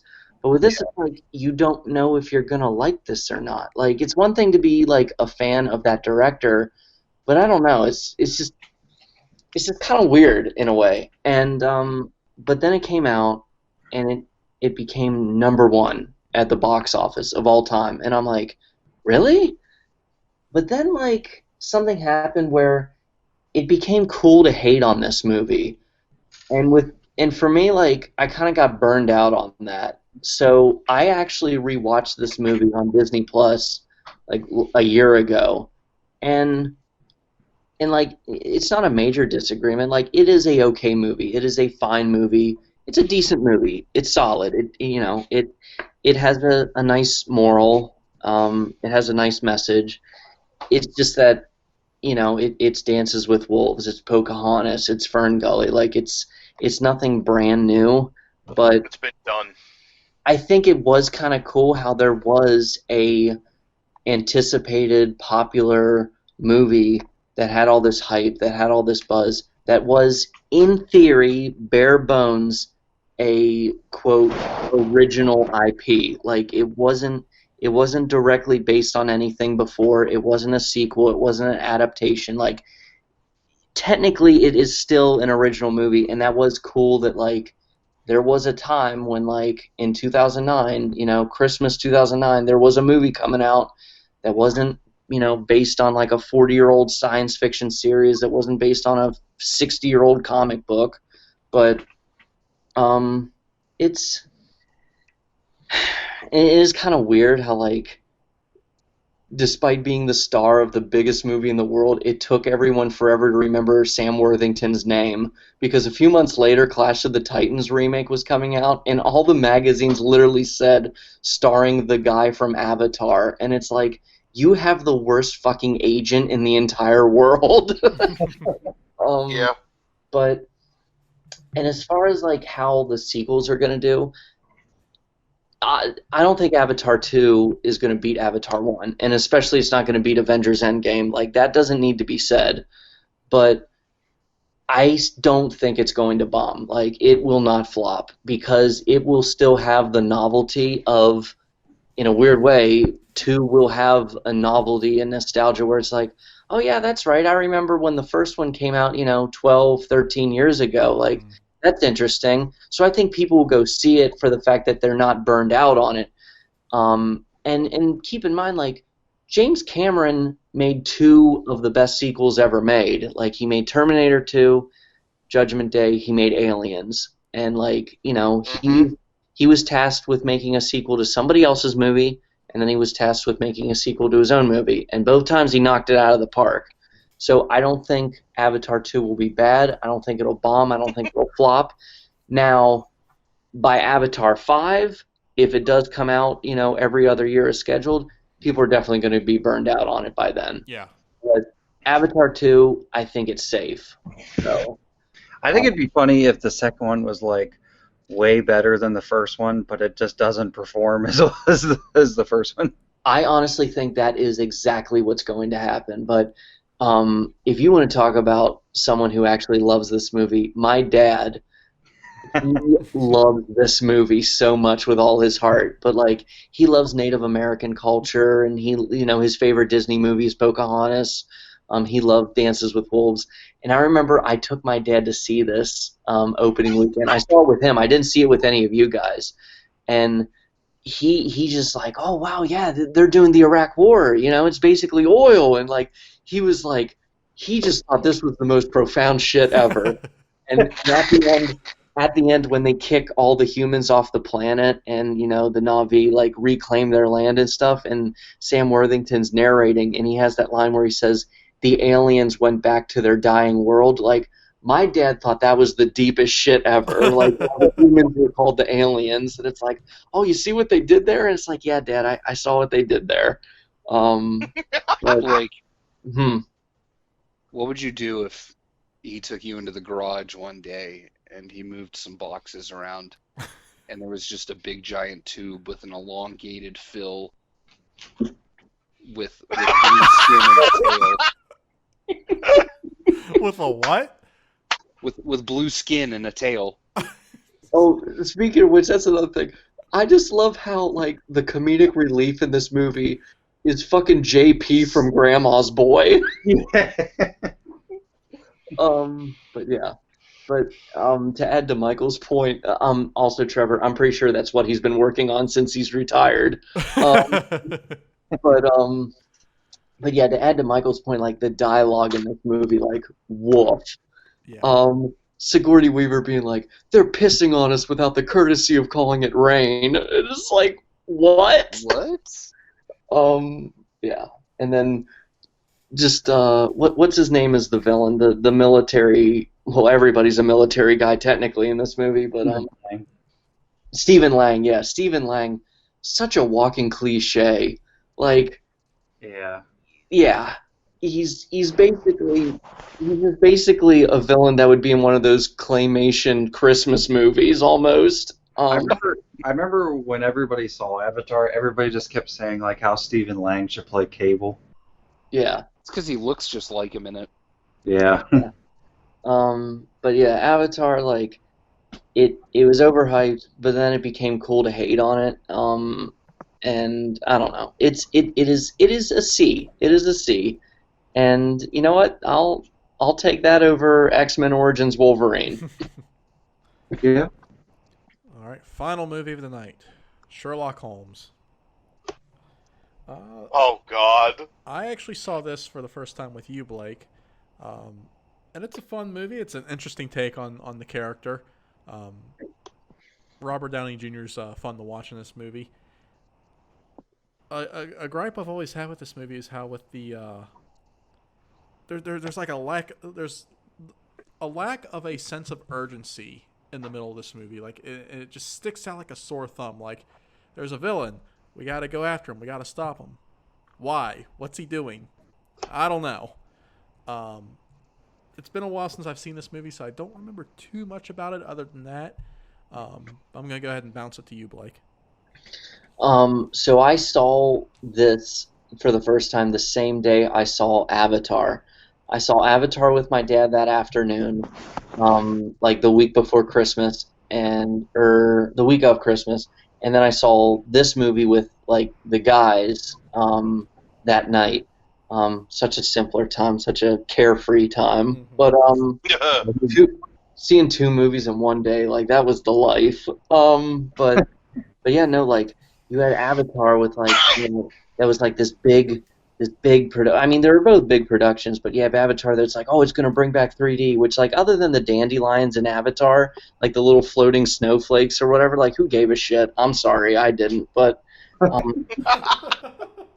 I saw Sherlock Holmes a few hours later, and I was like, yo, like Sherlock Holmes all the way, like that's the movie of the holiday season. I love this movie. I like Robert Downey Jr. in this movie more than I did in the first Iron Man, and I just think it's a very fun movie. It's funny also. His chemistry with Jude Law is great. I remember like leading up to this movie, I kept hating on it because the first I trailer. remember this. Yeah, the first trailer premiered, and it was like the whole thing. Well, then there's no time to waste, is there? Yeah, Jumps out a window. Okay. yeah, like the first trailer was so cringy, and I'm like, this movie's gonna fucking suck. And then I saw it, and I'm like, I love this movie. It's just a good time. It's I don't know. I wish it had more sequels than it did. You know, it only has the one sequel. We've been hearing about they're going to make a third one like forever. But yeah, no, it's Sherlock Holmes. I love it. It gets my thumb. Trevor? I really don't have much to say on this one. That I've never really been into these movies. I keep meaning to check them out, but yeah, I haven't seen the two Robert Downey Jr. Sherlock Holmes. Really? Yeah, it's just one of those things that always slipped under the radar for me. Shit. Yeah, if I had more time this week, would have watched them, but didn't. But didn't. But didn't. Zach? I really loved this. I really loved this movie. I really loved its sequel. I own both of them on DVD. Not Blu-ray yet because I'm poor as shit. But I watch them occasionally from time to time. Like I won't even waste time going, flipping to Netflix. I'll just be like, where my DVD at? I'll throw that bitch in, and I'll just sit there and I'll just be like, yeah, this is some good shit.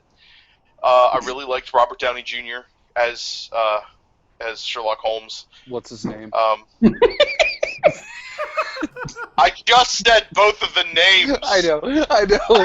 Bruh. But you dragged for a second. I was like, oh god, just let him say what's his name. Nah, but like I really loved how he portrayed Sherlock Holmes because not only is he supposed to be that guy with all the answers, but he's supposed to be quirky, not cringy quirky, but quirky as in, he really does have a meaning to his madness. Oh shit! All right, bet. Jude Law was really weird. It was one of those things where, yeah, he felt like he was supposed to be there, but I remember being bombarded with TV commercials about a whole bunch of shit Jude Law has done, and like, I don't know. I guess in a way you could say like I was burnt out about the actor in general, but he really didn't do anything bad. He was okay. He was all right. So, I mean, a lot of this movie, though, I remember constantly shitting on the preview with me and Blake, and we would all be in the movie theater, there wouldn't be too many people there, and all of a sudden he jumps out the window, and the whole row of us would just be like, okay, and we'd all have a good laugh about it. And then the movie came out, and then I feel bad for making fun of it because it's decent. Mike? Yeah, I really like these movies.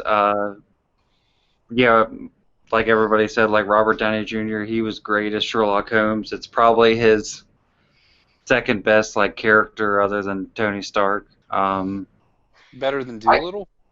Yeah, Jesus. jeez.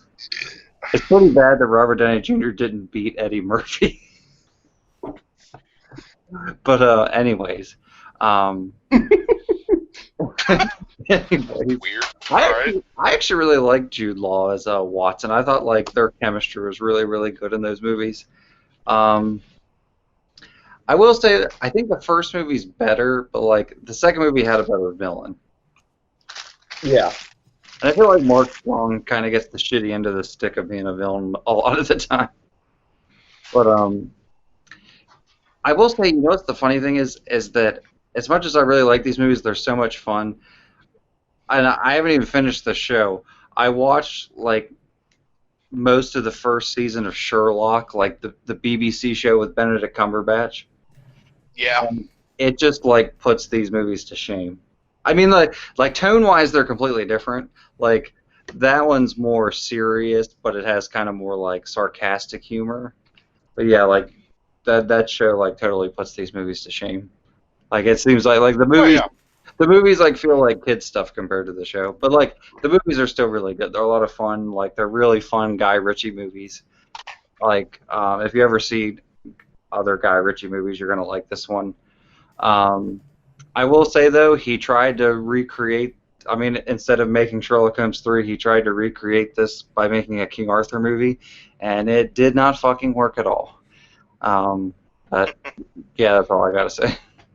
If we are talking about other adaptations of Sherlock Holmes, you're not going to get more accurate than Sherlock Holmes in the 22nd century. Fuck, I remember that.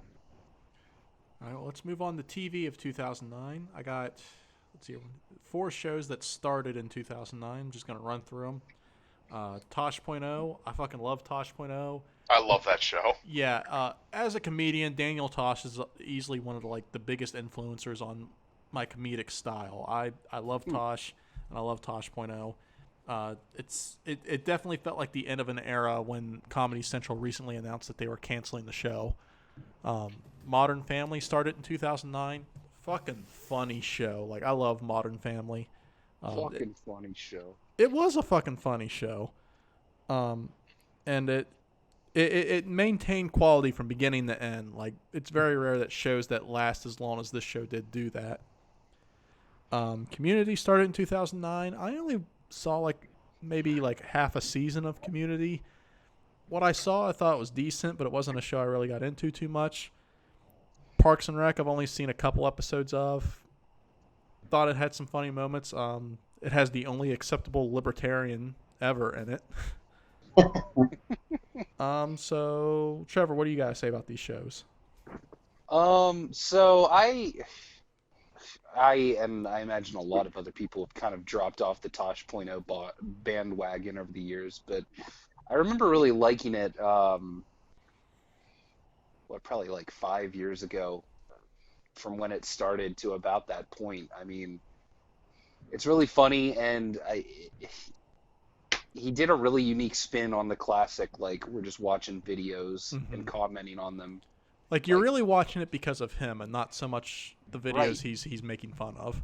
And his his style works for that medium so well. It's just snarky and really quippy, and it works really well. And I loved the segments where he would bring on people from the videos, and they would have, I can't remember what the segment was called. Web Redemption. Yeah. I always loved those. It was really funny to see a video you knew, get some buzz on there. Tosh yeah, helped me. I mean- Tosh helped me develop my comedy philosophy of you have to be more clever than mean. Right. No, and definitely you can see that in that show. But Yeah. it's crazy that he can come in there week after week and just like be able to like riff on those videos as well as he did. Mm-hmm. So I'm not surprised it's ending, just because those kind of shows can only go so long with Yeah. what the internet's developed into these days. But I think it's had a really good run. I'm surprised it's still on the air as is. It just kind of came as a shock that they're ending it, because literally like a couple months beforehand, Comedy Central said they were going to give it 4 more seasons. Comedy Central's been making some interesting decisions lately, so That's a word for it. yeah. As a Nathan For You fan, I can say that. Moving on, it's funny that you mentioned Modern Family and Community back to back, because when I was thinking about Community earlier today, when I was looking at the list, like I feel like that's the first like alternative sitcom of this era. Like, and I don't exactly know what I mean by that, but it's like it was popular, but it didn't receive like mainstream buzz, I feel like. Mm-hmm. And you weigh that against Modern Family, which is about as mainstream as it comes, and there's nothing wrong with that. Yeah. I mean, the show's funny. I've caught it several times throughout the years. I was never like a fan, but it's I don't know. I'm amazed it's lasted as long as it has. But the episodes I've seen are pretty hilarious. Community, on the other hand, I really did love that show. I never saw the weird Yahoo season they put out, but no, I love the sense of humor in that. It was kind of a lot of people's first exposure to Dan Harmon and his Rick and Morty style writing. So yeah, I'm a big fan of that show. Crap, what was the last one? Parks and Rec. Parks and Rec. Yeah. I always liked Parks and Rec a lot more than The Office, surprisingly. But I will say with that, while The Office is a little more real in terms of its characters, Parks and Rec takes it to an almost animated, cartoony level. But there's something to appreciate there. Yeah, I don't have a whole lot more to add. I've been a big Parks and Rec fan over the years. So. Blake? Yeah, Modern Family was hilarious when I first saw it. For some reason, I just got tired of it. I got kind of burned out on it. And maybe that's just a me thing and not the show thing. You know, I'm not trying to put down the show itself. I don't know. I was over it long before it was actually over. Community, I finally started watching Community like a year ago. And I basically watched up until Donald Glover left, and my wife kept watching it. And from what she said, like, I was basically correct in doing that, because she said like the final season is horrible, like it's almost unwatchable. Well, when you got Yahoo backing it up. Yeah, but I mean, like those first few seasons, like especially up until when Chevy Chase is still there, and then because he leaves, and then without getting into it, like Chevy Chase exits first, and then Donald Glover does. But like the original people that were there in the first season, as long as they're still there, like it is such a great show. It was funny. The episode that parodies Law and Order is perfect. Like it is one of the best parody episodes I've ever seen. And then Parks and Rec, I actually prefer Parks and Rec to The Office. And yeah, it has one of the only few libertarian characters that is acceptable. And then it was it was basically the mainstream's like introduction to Chris Pratt, or that was at least what elevated Chris Pratt more than anything before it or around it. And my favorite joke is actually from him in the very first episode, and I don't even know why it makes me laugh so hard. But basically, long story short, is he injures himself and his leg gets put in a cast. And at the time, he's dating Rashida Jones, and he's like taking advantage of her caring for him and everything. And he literally has this line where he's watching TV, his foot's propped up, and he goes, "Oh, babe, if you're going into the kitchen, can you make me pancakes real quick?" And like for some reason that just like kills me because it's like there's no such thing as fucking making pancakes quote real quick. I don't know why. That's just my favorite joke in the entire series, and it's in the very first episode. But no, great show. I like it more than The Office. But yeah, Community, I love that too. And Modern Family, just I loved it at first, but I just kind of got tired of it.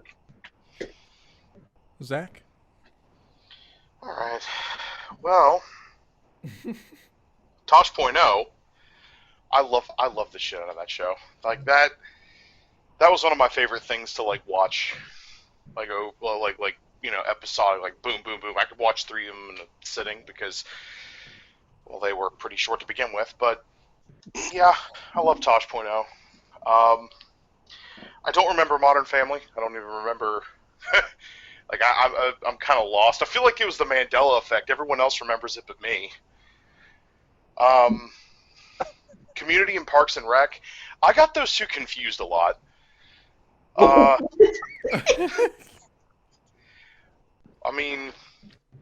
didn't really watch them much. Well, Parks and Rec's the one where they're at the college. And Community's the one where it's like about a community Parks and Rec organization. Christ. We give Zach so much shit. But I'm sorry, it's late. Yeah. Yep. Yeah, there's really not much I have to say on that. The only real big ticket thing for me on that list was Tosh.0. All right, Mike? Tosh.0, I mean, I know I wasn't like a person who would watch it like nonstop, but every time I would tune in, like it was always really funny. Like Daniel Tosh is one of those people. He has no filter. Like he's the guy that goes there, and that makes I think that makes him really funny. One of the actually funny story. My dad is like Daniel Tosh's like biggest fan. Like my dad watches Tosh.0 all the fucking time. Like literally the other day, he showed me the clip. I don't know if you guys saw it, where like Tosh is like fucking Miss Piggy. No. Did you see that? No. It's so funny. Like he's just talking about, he's like, everybody's had to screw a porker once, even me. And it literally just cuts to Daniel Tosh just like with a Miss Piggy doll butt naked. And he's like, yeah, you take that, you fucking pig. And then it just cuts to Kermit the Frog in the corner, and he's the Kermit's jerking off as he's watching. Jesus Christ. Like he just, and my dad showed me that. My dad is just like laughing so hard at it. I just think it's so funny that my dad's like his #1 fan. Community and Modern Family, I know it, Community and Modern Family, I know what they are, but I've literally never seen a single episode of either one of these shows. The only thing I know about Community is that Donald Glover came from it. And Modern Family, I know like Ed O'Neill was in it, and like that lady with the really annoying voice came from the show. Well, Community is the one with the community of family members, and Modern Family is the one. Sorry, I know that much about it. But Parks and Rec, I've seen a few episodes of it. I'm one of those dudes, like, because people talked about The Office and Parks and Rec so much, I just avoided it like the plague. And I've never sat down and like watched like The Office or Parks and Rec. I've seen like a couple episodes here and there. I feel like people didn't talk about Parks and Rec nearly as much as they did The Office. They didn't. You're right, but like I feel like that's what would happen is like when people would talk about The Office, then people would bring up Parks and Rec, and then it would go back and forth. I'm like, well, I just don't feel like watching either of them. And Well, I don't know. it's really funny that like Brooklyn Nine-Nine doesn't get lumped into that too, because I mean, I feel like it had some of the same creators, right? Yeah. Yeah, Yeah. but it has a very different tone than those shows. Yeah, and what I saw, I liked. I saw a few episodes of Parks and Rec, and it was really funny. I just, yeah, never got. Honestly, like with my job, like I work in a back office, and like everybody in like the back office I work in is huge fans of The Office, and because we work in an office, they quote it all the fucking time, and I'm just like, I'm the odd man out. Yeah, that's all I have to say about that. All right, well, let's move on to music of 2009. Just gonna run through it here. Fireflies by Owl City. I heard this song so fucking much Oh God, that I heard it. Who just fucking giggled right at the beginning of that? Yeah. Blake. Me. Did he go? what's Yeah, so funny, Blake got his Yeah. Blake got his feet touched the first time that song. because What's funny? there was this meme like a year and a half ago on Twitter where everyone randomly pretended that it was brand new all over again. And it had no punchline. It didn't make any sense. Like, there was just this random day on Twitter where everyone was like, let's pretend Fireflies by Owl City is new. And it was so dumb. Like I heard this song like literally every fucking day for like a year straight. I legit have PTSD from it. If I hear this song, I have to leave the room. See, that's me. That's me with the song "Had a Bad Day." That got played You had a bad day. so much. That got played so much. I was so tired of hearing it. Rest of the songs on the list: "I Got a Feeling" by Black Eyed Peas. Shouldn't have done that. Now I got a feeling tonight's gonna be a good night.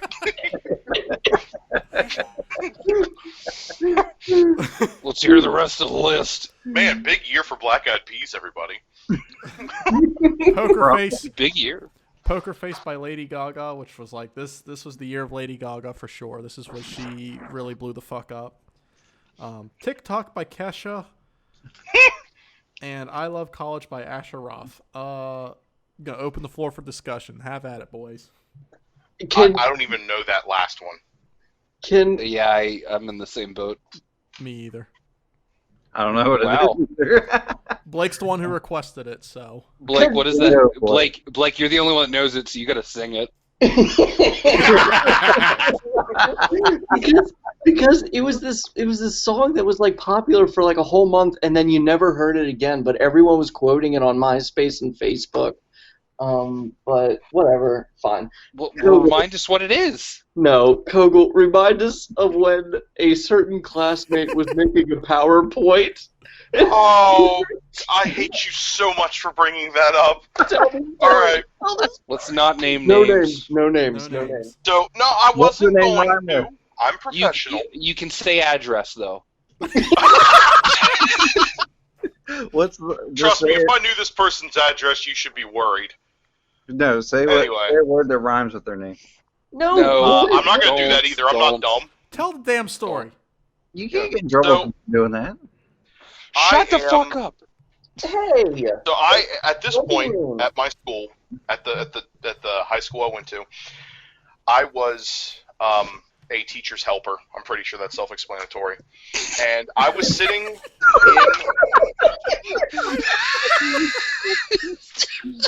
He was wearing a hoodie without the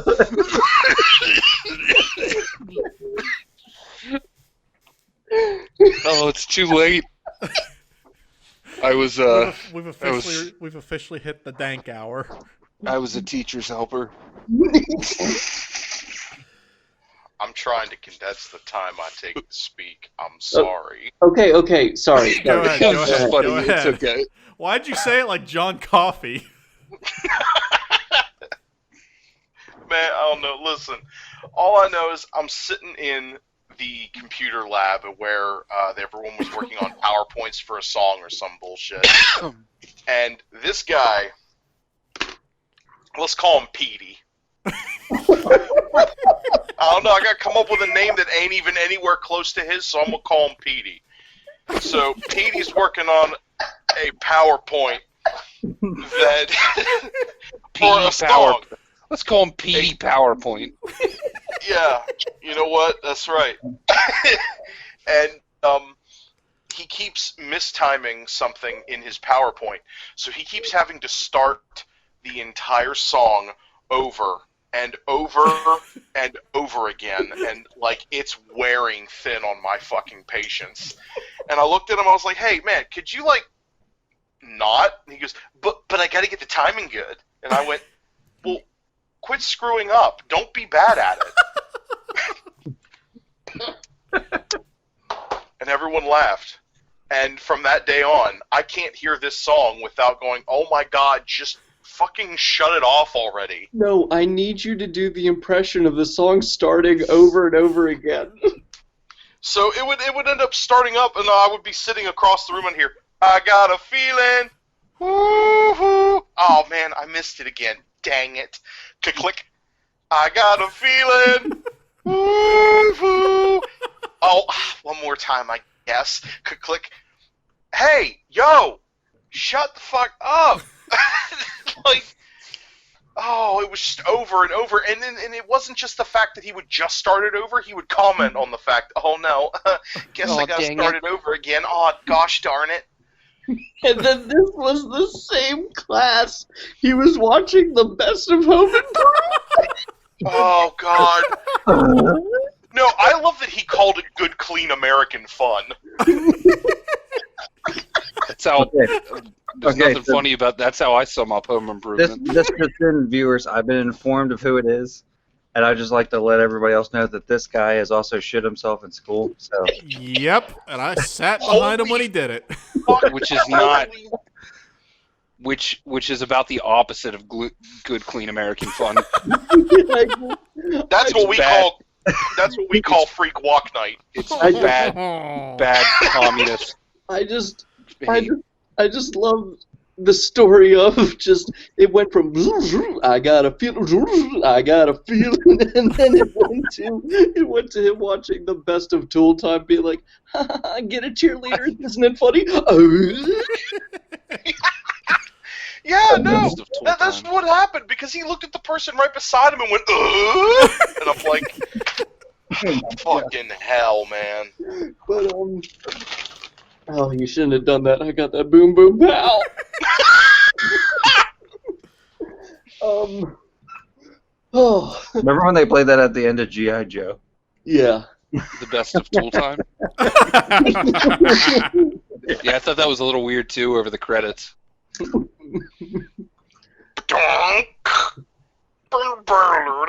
Trevor's on fire tonight. Thanks. I do well for really myself. put him out. I'm worried for his welfare. For his Oh. Whew. Oh man, I was crying. You were what? I was crying. Oh. Oh, I'm sorry. Right. Anybody have anything else to add about music, or can I move on? No, let's move on. All right, well, Yeah. okay, well, we're going to move on to the last topic of the evening, video games 2009. We got Yeah, boy. Arkham Asylum, which was a fantastic fucking game. Kicked off an amazing franchise that is like everything a Batman game should be. Call of Duty Modern Warfare 2. This was the game that like where the Call of Duty series really got fucking popular. I remember seeing Modern Warfare, like everybody fucking talked about it. Everybody had like all the merchandise of it. It was all anybody was playing. Like I remember being asked like all the fucking time, "Do you play Modern Warfare 2?" No, because I have taste. Yeah. Oh. Assassin's Creed 2. Assassin's Creed was a decent game, but I feel like when they made Assassin's Creed 2 is the one that made the franchise what it's known for today. Yeah. Basically, Ubisoft looked at Assassin's Creed and was like, okay, we made a decent game, but how can we turn it into a great game? Borderlands, not a series I'm a huge fan of, but it's got an interesting aesthetic to it, and I know it has a very strong following behind it.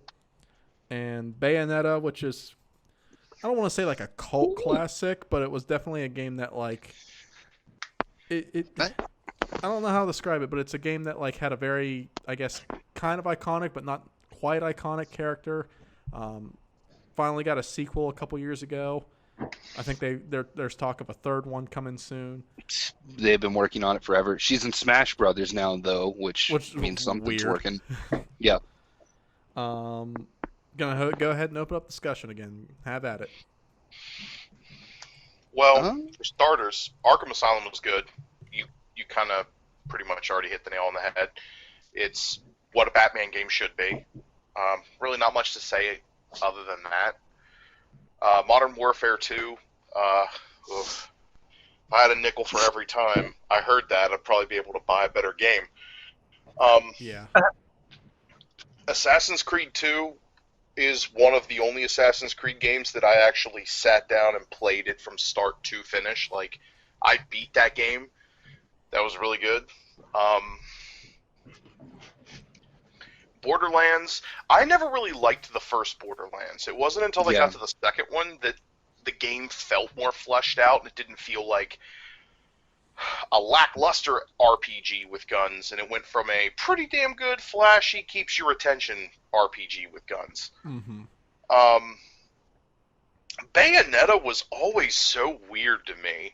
Like, just how over the top some of those damn fights could get. Like, I remember, I think it was the first part of the game, you're on a falling chunk of cathedral that has fallen off a cliff, and you're, like, beating the shit out of people, and, like, your stilettos are, like, guns. Like, and you're summoning hair demons out of portals. Yeah. Yeah, like... Bayonetta is very much like Capcom. Like, Bayonetta is basically Capcom making fun of themselves and the Devil May Cry series in a lot of ways. Yeah. Mm-hmm. And hey, it was good. Like, yeah. It's one of those games, it isn't bad, but boy do I feel like some drugs were used to create this game. Trevor? But, you got more to say?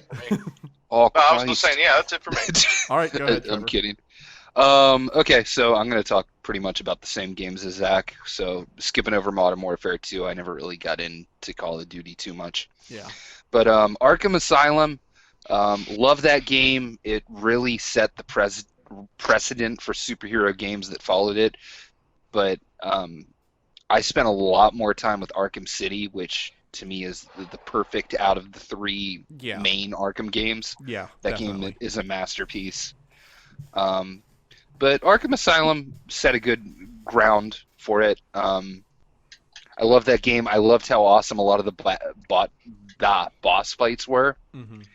And I loved that the suit kind of showed damage as the game went on. It really added to that feel that it was like all in the course of one night. Yeah. The only problem I have with Arkham Asylum is the final boss. Oh, yeah. God, yeah. I thought that was really fucking silly. They could have done something so much cooler. Yeah. But they made up for it in Arkham City, because final boss in Arkham City involves one of my favorite Batman characters. So, moving along, Assassin's Creed 2, probably my favorite Assassin's Creed. Now, I kind of stopped after the Ezio games, which were, 2... Brotherhood, and Revelations. Brotherhood, that's the one I forgot. Yeah. I like Brotherhood a lot too. Revelations was okay. Yeah. But I loved it. There's kind of a theme with the games we chose to talk about because there were a lot of kinks to work out with Assassin's Creed 1. Mm-hmm. There was a lot that worked. There was a ton that didn't work. Mm-hmm. And I feel like 2 figured a lot of that out. And it was the best balance between how the series started and where it went from there. Like, Brotherhood and especially Revelations is where they started adding in features that I was like, I just don't care. Like, I mean, 2 set such a precedent for the series that they didn't finally break it until Origins? Well, yeah, but you could see it a little bit with Brotherhood and Revelations. They started adding features where it was like, who gives a shit? Like, one of them had like the bomb making. I was like, whatever. It basically does the same thing no matter what I do. Yeah. And then there was like oh god, I remember. I think it was Revelations had some sort of turn-based thing. Do you know what I'm Oh talking yeah. about? I There forget. was like a strategy Yeah, game built into it. it was stupid. I was like, I don't care. Just let me do assassin-y shit. Um, but 2 was the perfect blend before it turned into that. And I really hate with that first era of games that how terribly they ended Desmond's arc. Yeah, that was 'Cause sad. 3 just tripped over itself with that. And Yeah. 2 and Brotherhood especially did really cool stuff. It was like, oh, you get these weird like Tron-looking people from the future's past, whatever the fuck.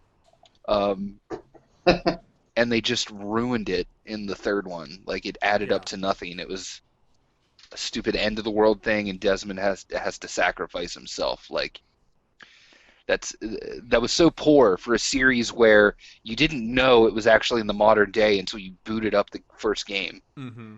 Like for such an awesome twist, they just ruined it. Moving along though, Borderlands, Kogel, I have basically the same thoughts as you. It really didn't hit its stride until the second one. Yeah.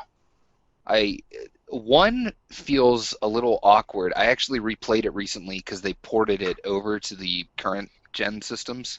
Mhm. And one feels like super isolated and like desolate. Like Yeah. there's very little NPCs. The story is very much in the form of text rather than cutscenes, and it has the aesthetic, but it doesn't have the polish. Yeah. That's a real good way of putting it. Yeah, and 2 is where a lot of that came into play. I love 2. I consider 2 one of my favorite shooters ever. But the first one just kind of... You're not missing out anything if you skip it. Like, it doesn't do much with its story. 2 The pretty much fills characters... it in for you. Yeah, I mean, the characters And the don't really priest. gain a personality until 2. Yeah. So, but that's what's good about the Borderlands series. Your previous playable characters always appear in the next game, and that's where they get fleshed out, which is strange. Which is why I wasn't too big of a fan of 3. Uh, Because they... Yeah. 3, I'm kind of waiting to talk about until like all the expansions are out, but I enjoyed 3. I still like 2 more. Whenever I mention 3, I only usually mention about the vanilla story. Right. And I didn't like the villains. The villains were... I hated the villains Not as so good. much that I hated the game because of the villains. And then not to mention a lot of the crazy, ooh, it's a twist in the story. Mhm. It felt really like depressing, and it almost didn't feel warranted, you know? Lilith... What Yeah. happened with Lilith? Yeah. It felt absolutely unfucking called for what happened Right. to the other Maya. That was dumb. Yeah. That felt But that's so avoidable that it almost was comical. yeah. And That's I mean- something I could go on for hours about. but to bring it right back around with what you said, Yeah. It's the first one does feel isolated. I never thought of putting it like Right. that, but that's a really good way of saying it. Yeah, it's like you're in a sandbox, like. But no one's there to play with you. Exactly. And Bayonetta, one of my favorite action games of all time. It is really weird though, and really crazy, and that's because you had one of the heads of the original Devil May Cry's working on it. This was basically them no longer using the IP. They wanted to make something new, and this is where it ended up. And I love what they did with it. Without getting into spoilers too much, I love that Bayonetta 1 and 2 kind of work in a perpetual cycle where one leads to the other and the other ends with the beginning of the next. You would have to play the games to understand what I mean, but basically the plots work in this never-ending cycle.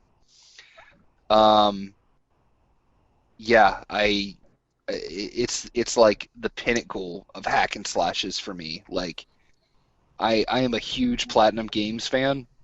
I love essentially everything they've put out over the years, but this was one of their first games, and They knocked it out of the park the first time around. I love it. Platinum Games, So- isn't that the same people as like Beautiful Joe? Well, before that there was Clover, and before that there was Capcom Team. I can't remember. It was like Capcom Team and some number, but that evolved into Clover, which made Okami, some of the Beautiful Ooh. Joes, and then Okay. Clover. Everyone left Capcom, and then they formed Platinum. Oh, And okay. Platinum made Bayonetta 1 and 2, Vanquish, Metal Gear Rising, Right. ton of they're basically the hack and slash guys. I actually just re-picked up their Transformers game they made a few years ago the other day. The one that has like the really cel-shaded 80s art style. But yeah, but bringing it back, Platinum's awesome.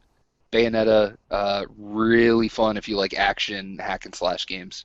But I love the second one a little bit more. But that's for another day. All right. Anybody else got That's all I anything else got. to add? No. Mike, Blake? I Uh, was listening. as far as video games, I mean, yeah, like Arkham Asylum. Yeah, Arkham Asylum's like a really good like starter piece to like the Arkham games. I really liked it. It's more self-contained than the other ones. The other ones became like more free roaming. Yeah, I agree with Trevor said like the final boss was kind of lame, but it definitely got way better when it got to Arkham City. And then I still really like Arkham Knight. They put too much focus on the damn like Batmobile combat Right. Yeah. to the point where it was annoying. Yeah. Yeah, when you're out of the Batmobile, it's an improvement on the other two, but they put way too much Batmobile in there. Yeah. Yeah, and then like they have all this build up, like you have to do all these like tank battles, like they're like Deathstroke's like henchmen. And when you finally like fight Deathstroke's tank, like you think you're gonna like fist fight Deathstroke, but then you just like in a cutscene you take him out in one punch. I'm like, that's it. Stupid. Yeah. But anyway, Modern Warfare 2, I mean, I gotta give credit where credit's due. Like I've played a lot of Call of Duty games, like, and the Modern Warfare games, like for better or for worse, like they were really popular and they made a franchise. Like they're not. I'm sure Activision isn't complaining about it. Um, I think they're fun. I actually really like the newer Modern Warfare. I mean, it's a little burned out now, but Mhm. my favorite one was actually Black Ops. I remember us playing it at Moon's house and having a lot of Oh fun dear God. doing like I was actually- multiplayer and zombies. I was actually going to say, as an ex-GameStop employee, I probably sold more Modern Warfare 2 and Black Ops 1 than like any of the other games by far. Yeah, and it's just and like after Black Ops 1, like it really went downhill. Hmm. But they kind of redeemed themselves with the new Modern Warfare, but it's like it's still nothing like when the first two came out. I've never played Borderlands or Bayonetta. I know what Bayonetta is. I've played the new like Super Smash Brothers with my brother, and like yeah, she's in it. That's the extent I know about her. I learned a lot from just listening to you guys talk about her. Wild games. Borderlands it's one of those games that's like I never got the chance to play it. I remember like I think you guys said like you played it at like Trevor's grandma, but like it was one of those days I wasn't there. I was probably at work. I never got around to playing any of the Borderlands, and it's just one of those games I'm gonna have to sit down and like eventually play because it has a big fan base. They've all of the older ones have been ported over to the 4 or the PS4 now, and they're all relatively cheap if you would ever want to try them. Didn't they Yeah. give Borderlands 1 like a beauty treatment and made it to the standards of Borderlands 2? Yeah, no, that's what I was saying earlier. Like Yeah. I have it for PS4 on disc. Like the disc version was limited, but yeah, it got its because they had the what was it, the Handsome collection before that, but Yeah. that was only 2 in pre-sequel. But Mhm. eventually they did But go it back did and give redo 1.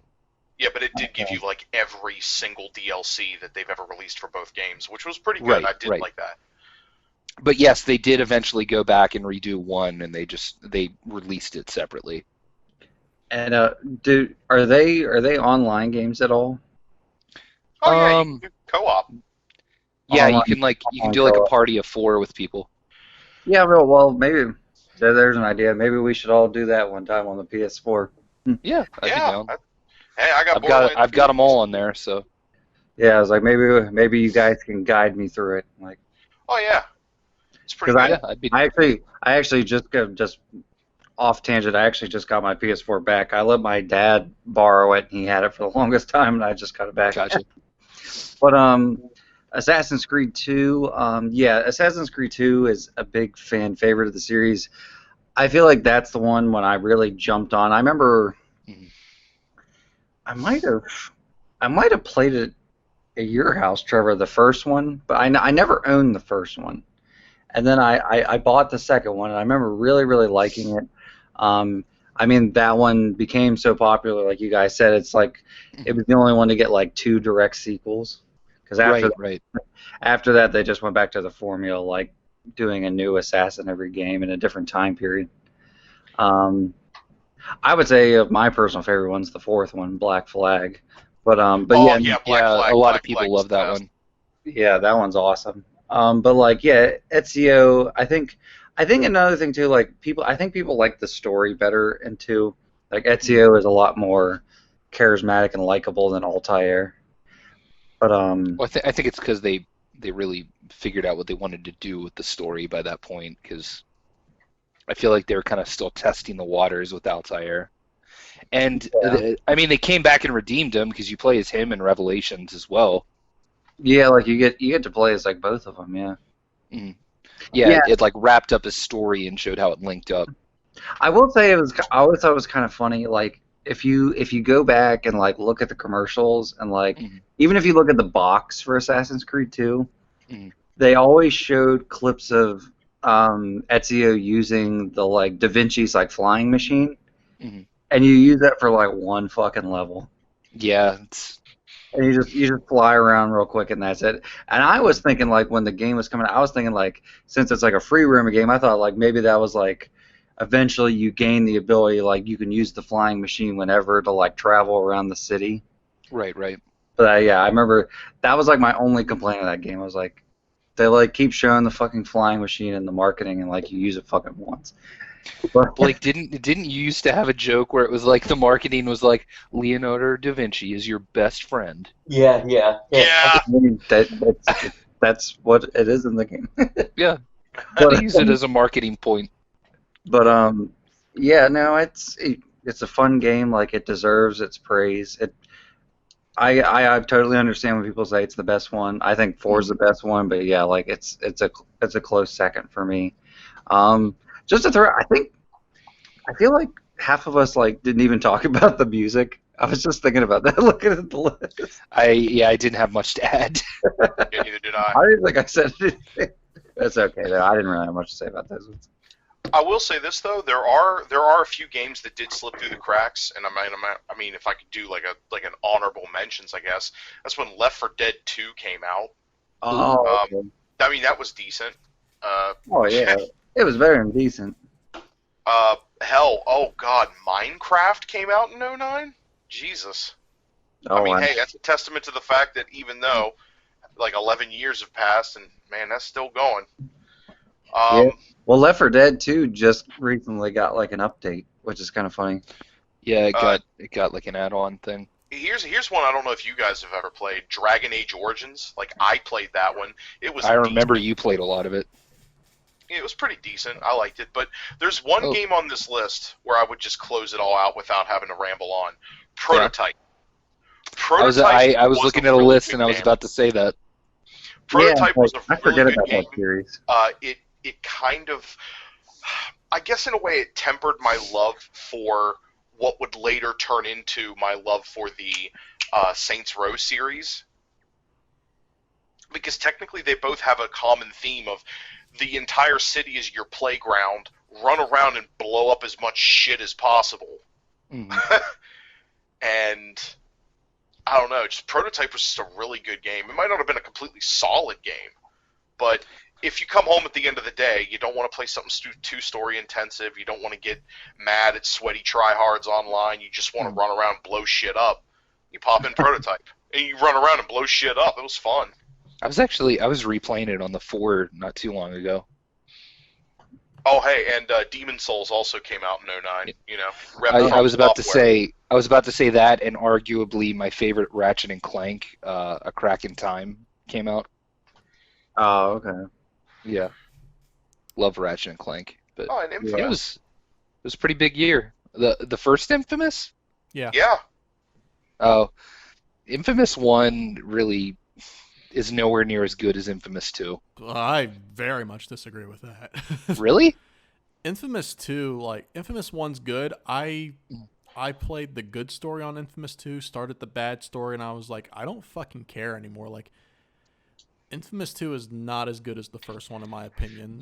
The story isn't, but I feel like the gameplay is better, in my opinion. Because Infamous 2, like, has, like, like, that game is not optimized well at all. Like, the frame drops to, like, 2 or 3 frames per second in a lot of spots, if more than, like, 5 enemies are on the screen. It's not a well-built game. Either way, the best That's one fair. Either way, the best one is Second Son, hands down. Definitely. Yeah. Yeah. Yeah. That's actually the only one I played is Second Son. You're not missing much. Yeah. Delson's a much better character than Cole. I remember that year. Yeah, that's right. That is when Infamous 1 came out, because I remember people were like hyping up Prototype versus like Infamous because it was two Very superhero-y games. Yeah, when did Prototype come out? I was actually just thinking about that. 09. Yeah, Oh, okay. they came out the same year, because I remember Yeah. people were like putting them against each other, and it's like, well, it's not like Prototype's on Xbox; it's on both. Yeah. So It was like the free running game, and you had powers. You know, yeah, Holy you shit. had 2 superpower games come out really close to each other. Yeah. Not Yeah. to mention Chronicles of Riddick Escape from Dark Athena was 09. Okay, that's how I know we're getting off the rails. Is Yeah, when we're talking I know. about Chronicles of Riddick. Yeah, I'm killing that. I'm killing that internet page right Hey, now, or Escape I'll from jump down Butcher a Bay rabbit was hole. a good game. I don't know about Dark Athena, but Escape from Butcher Bay was a damn good game. All right, does anybody else have anything else to add? I think Blake fell asleep. Yeah. No, I'm still here. I didn't have much to add to the video game segment. And I just liked hearing everybody else talk. It made me happy. Made me happy. I just like listening. Here at a bedtime I story. just like watching. Yeah. Whoa, hey. Whoa, way easy. Well, we should, I would love to have all 3 of you back for my one episode idea in the future where we do legacy sequels. Yeah, that's cool with me. Hey, I'm always good to come back. You know what I mean? And then, of course, we have my Patreon exclusive episode that we discussed earlier today. Yeah. Yes. Yeah. But if nobody else has anything to add, I say we go ahead and call this extra stuffed episode now. We finally finished the 2000s, so I think we finished the decade with a bang. Woo! Hope to be back in 2010. Yeah. It was a good episode. I'm glad you guys were here tonight to enjoy it with us. We're going to be taking a little break for like a week or 2 on the podcast here. Definitely be sure to follow the Fat Minute, though, on Twitter, Instagram, and Facebook at Fat Minute Radio. You can follow Blake on Twitter at Puka Saucy. You can follow me on Twitter at Don John Laughs. Thank everybody for listening. Thank you guys for joining us tonight. And good night, and be safe. Good night, and good luck. Good night. Bye. Brr.